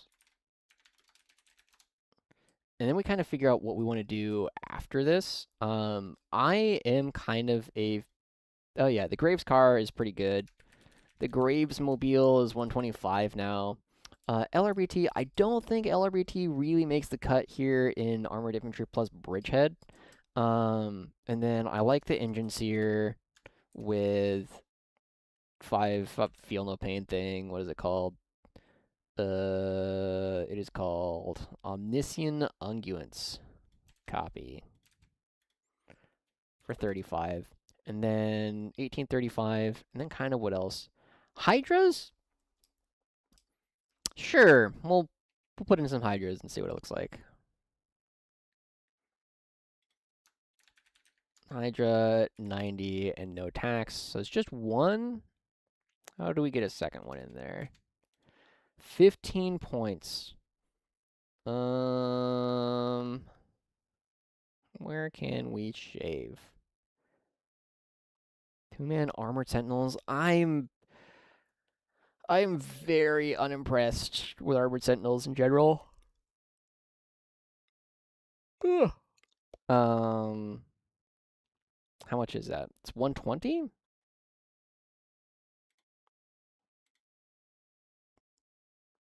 $120.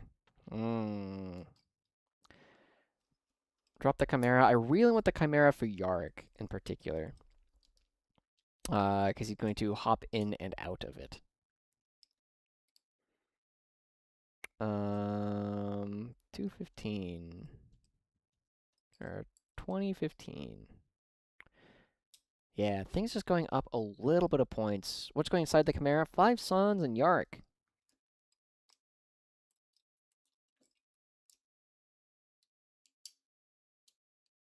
But Yarick's hopping in and out of my car.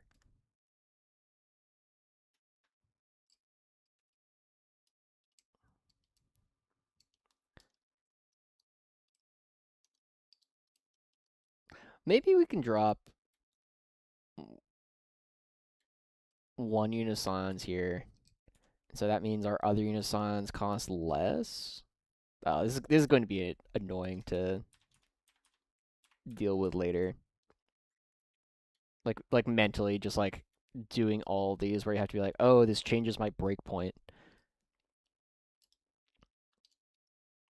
If we have a third Hydra,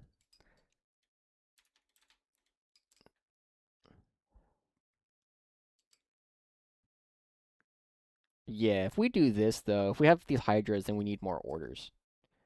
For sure. And then the best way to get orders in this, if we drop Yarick, we're dropping the Chimera as well. And then honestly, this probably just becomes another 10. And then we take Creed for 85, and then Cadian CS for 65, and then we have 60 points left over. What can we get for 60 points? Another Sentinel.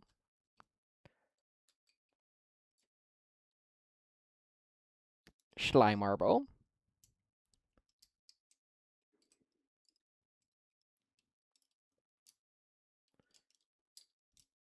It might just be another Sentinel for more reroll ones.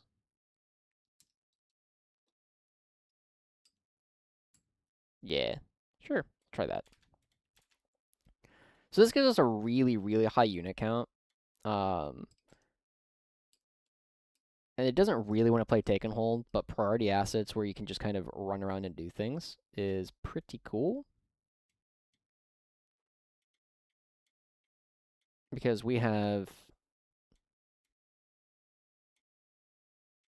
This is 9 units just right here.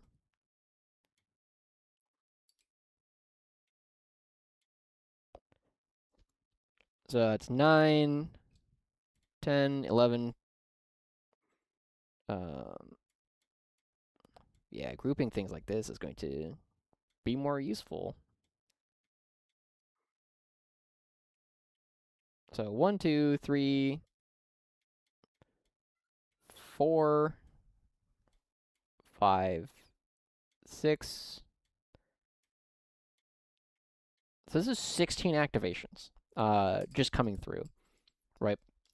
And the Scions will still do quite a bit of damage, just dropping in and killing things, and it'll give you a lot of freedom to like play this like more conservatively if you need. And the priority assets does mean that you only really need to play like your half of the board for almost all of the matchups. So I do think this is like an interesting thing to do. The other thing that I do want to compare it to though before we go too far is if we do it like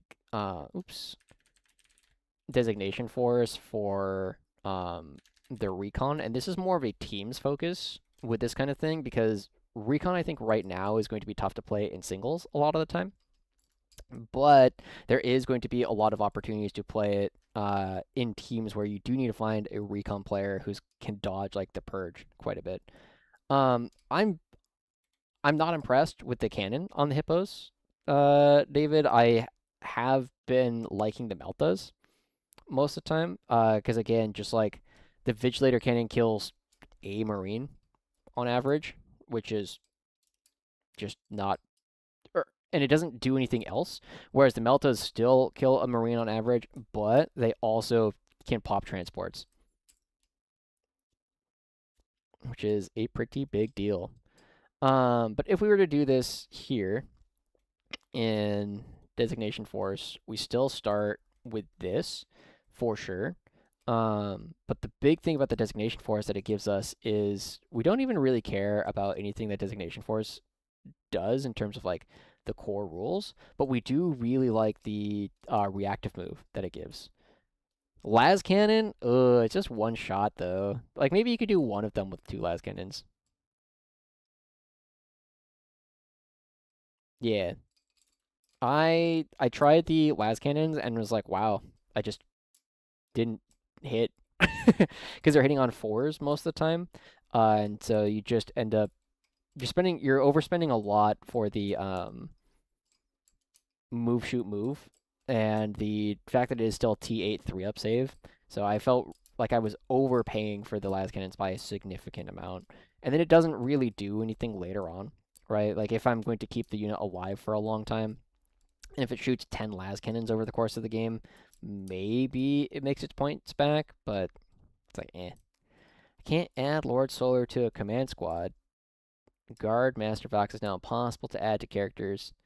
I have not actually touched the app at all, but I have heard that there has been a lot of issues with the app. So, just be careful with that. And make sure you don't delete characters that are like leading things or something. I don't know. I've been hearing that the app is just breaking a ton. So, just keep that one in mind.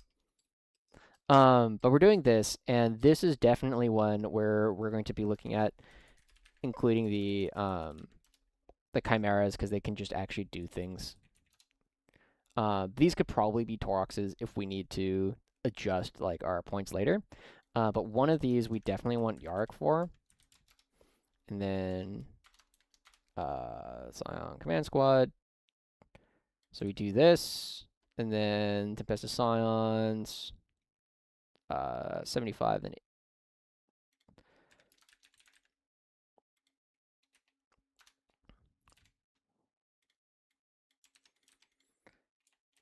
and this allows us to have like 2 spots where we can use the reactive move to get back into the transports, and it not only makes our opponent have to take longer charges, but it also just keeps our stuff relatively safe. And we can also give the Chimera the reactive move order, so we can fairly consistently get a lot of our guys inside and make it fairly difficult, or make it annoying for our opponent, what do you call it, to actually tag or potentially shoot some of the stuff that we are going with.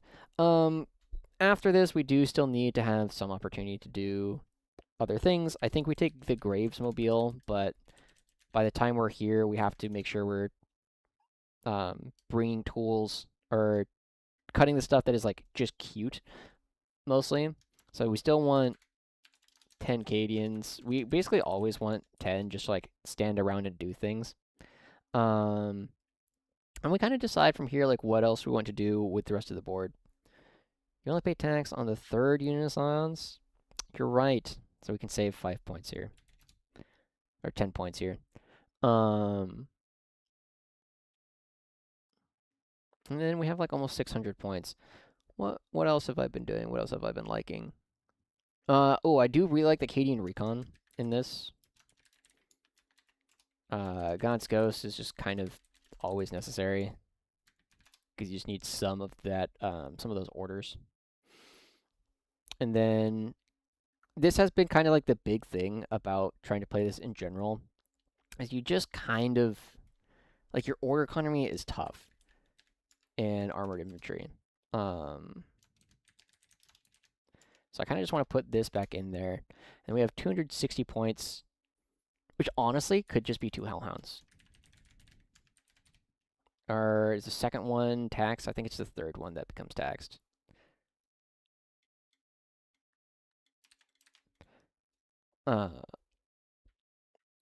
And this is kind of interesting, right? We still have a lot of stuff. We have a decent damage package, and we can also just create space. One of the things that I always look at these is maybe there's a way, like maybe these are supposed to be more engineers just for the unit count so that you can do like all of the actions that you're oftentimes going to be doing with the recon.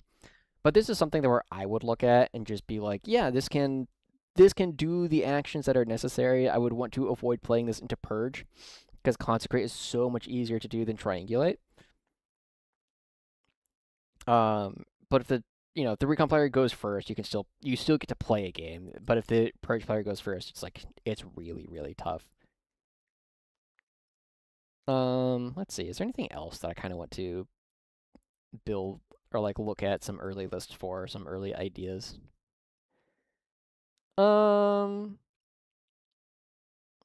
Grizzled Company, I think you're still mostly doing a lot of the same stuff that we were doing before.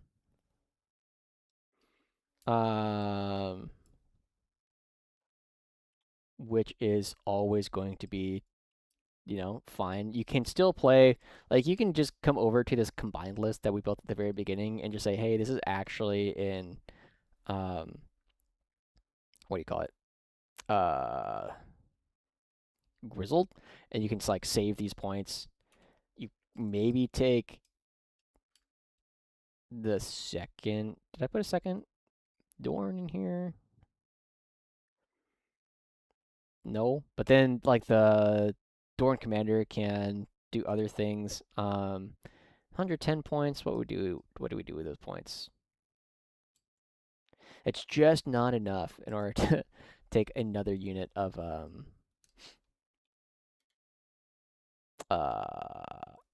Kazarkin. We don't necessarily need this. This is like a Vanquisher if we wanted it to be. But this is something that we can just potentially look to do for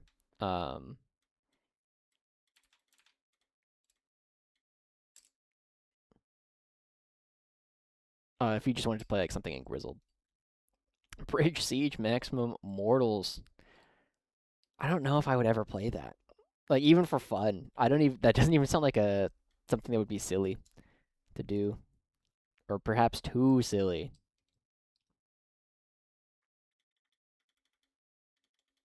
Recon element. I just kind of don't want to think about recon still. I think there's a massive problem that recon has in that the Cadian command squad doesn't give cover while touching objectives anymore. The battle shock is just so much worse than the cover while touching objectives, especially in the case of recon. It's our only way to get disruption. I've already told my teams just like, look, I am down to be the disruption player, but I cannot do it as guard. It's just bad. It's just bad. Which feels too bad, but that's what these elves are for. That's what they are going to go out and do. Is they are going to go disrupt things.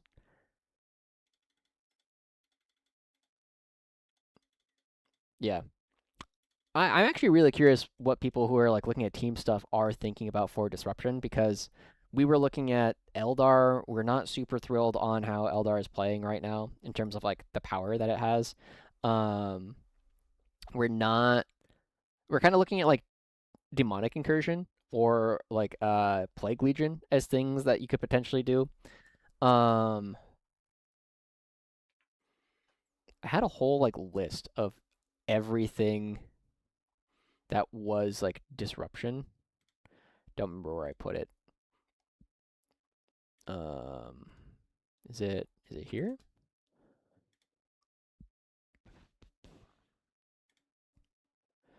So you have a bunch of them in CSM.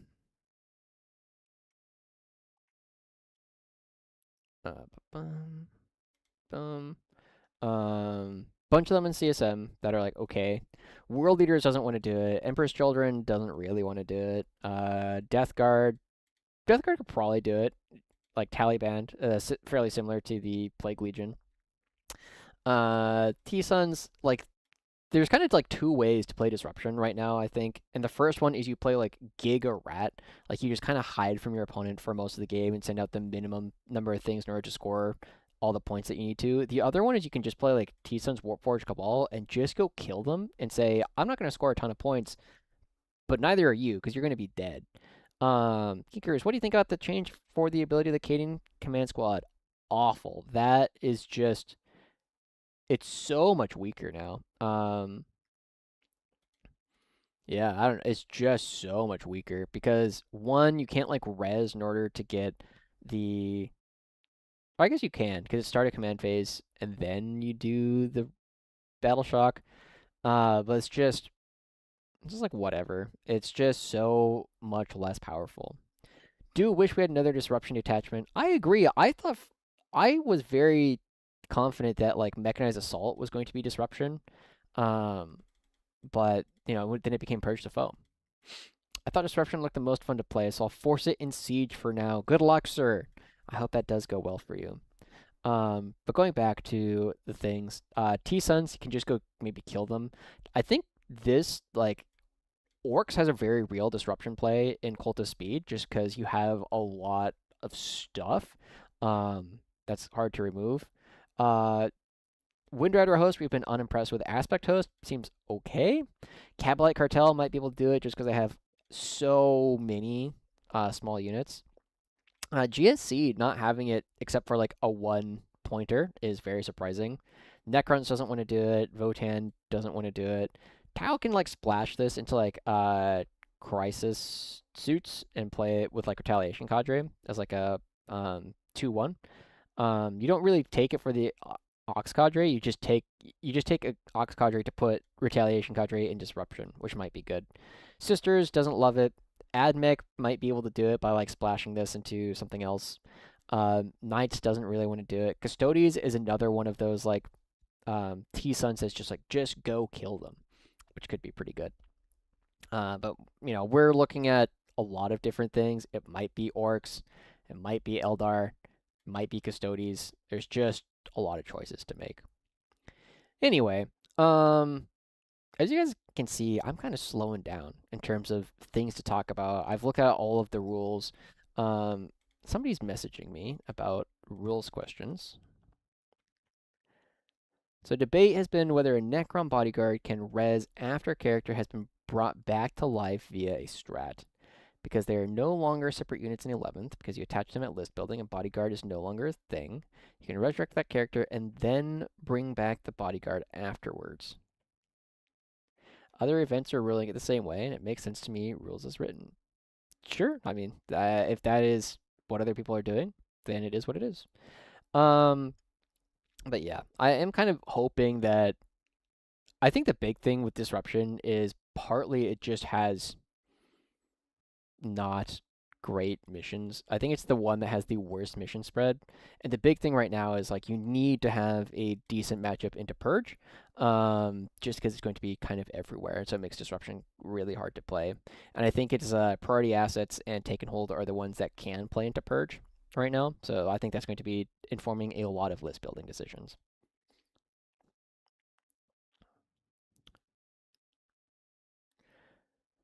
But as we're slowing down a little bit, do people have questions that they're looking to have answered? Any early thoughts? Of course, I have not played any games with the new points. I don't know a ton. I will start getting games in this weekend. I'll start getting games in over the next couple of days. I'll have any opinions that I've said today might not be true after I've played any of the things.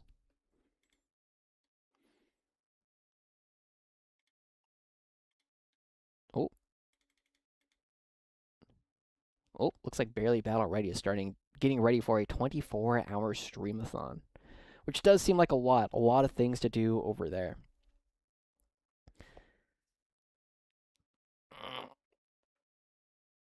And then as soon as I log off the stream, I'm going to go make a bunch of lists that, what do you call it? Make a bunch of lists just to try and fine-tune things instead of just building the first version of a lot of them. And also messing around with the app. I've heard that the new app in terms of like the creating games and like having the opportunity to like look at your opponent's lists and stuff like that is pretty good. Give us your hot take on who are the Boogeyman faction. So my initial impressions are, I think, Tau are going to be very good. I think Necrons are going to be very good, and I think Emperor's Children are going to be the three that are going to be the best out the gates. Just because they are they're very fast. Or Necrons isn't fast, but the others are very, very fast. Because you just have the ability to just be aggressive kind of everywhere on the board. And they kind of break a lot of the rules that were big limiting factors on them before, right? So like the ability to like toe in boards are kind of more open and more dense at the same time in a weird way to say than a lot of 10th edition boards, and so Tau kind of just make them feel very, very open, and then they shoot you really, really hard. Emperor's Children, one of the biggest things about their that they had an issue with is they would like struggle to kill bigger things. But now that they get like a bunch of strength bonuses, they hit new damage breakpoints, or new strength breakpoints, so they're hitting on or wounding on like 5s instead of 6s, or 4s instead of 5s, which is a really big deal. And because of how free flowing a lot of the fight phase movement has become, they are able to go touch things in ways that they were not able to before. Because you can charge into some, like, if there are two units next to each other and you were in combat with one of them, you can charge the other thing and very easily get back into the thing that you had just fallen back from, which was a lot harder to do before. And then Necrons, I just think like all this stuff going down in points is like really, really surprising, because a lot of this is still very like it was very playable before. So it's going to be kind of oppressive for a little bit, especially because of how powerful res mechanics have been.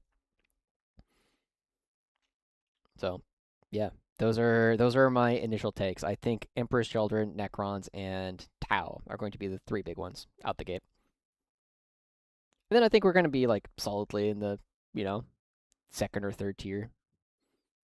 Who's going to struggle? I think Death Guard are going to struggle. I think Eldar are likely to struggle. I think Admech are going to be pretty good as well, just because they can play a lot of stuff. They might be your disruption player. They might be your recon player going forward.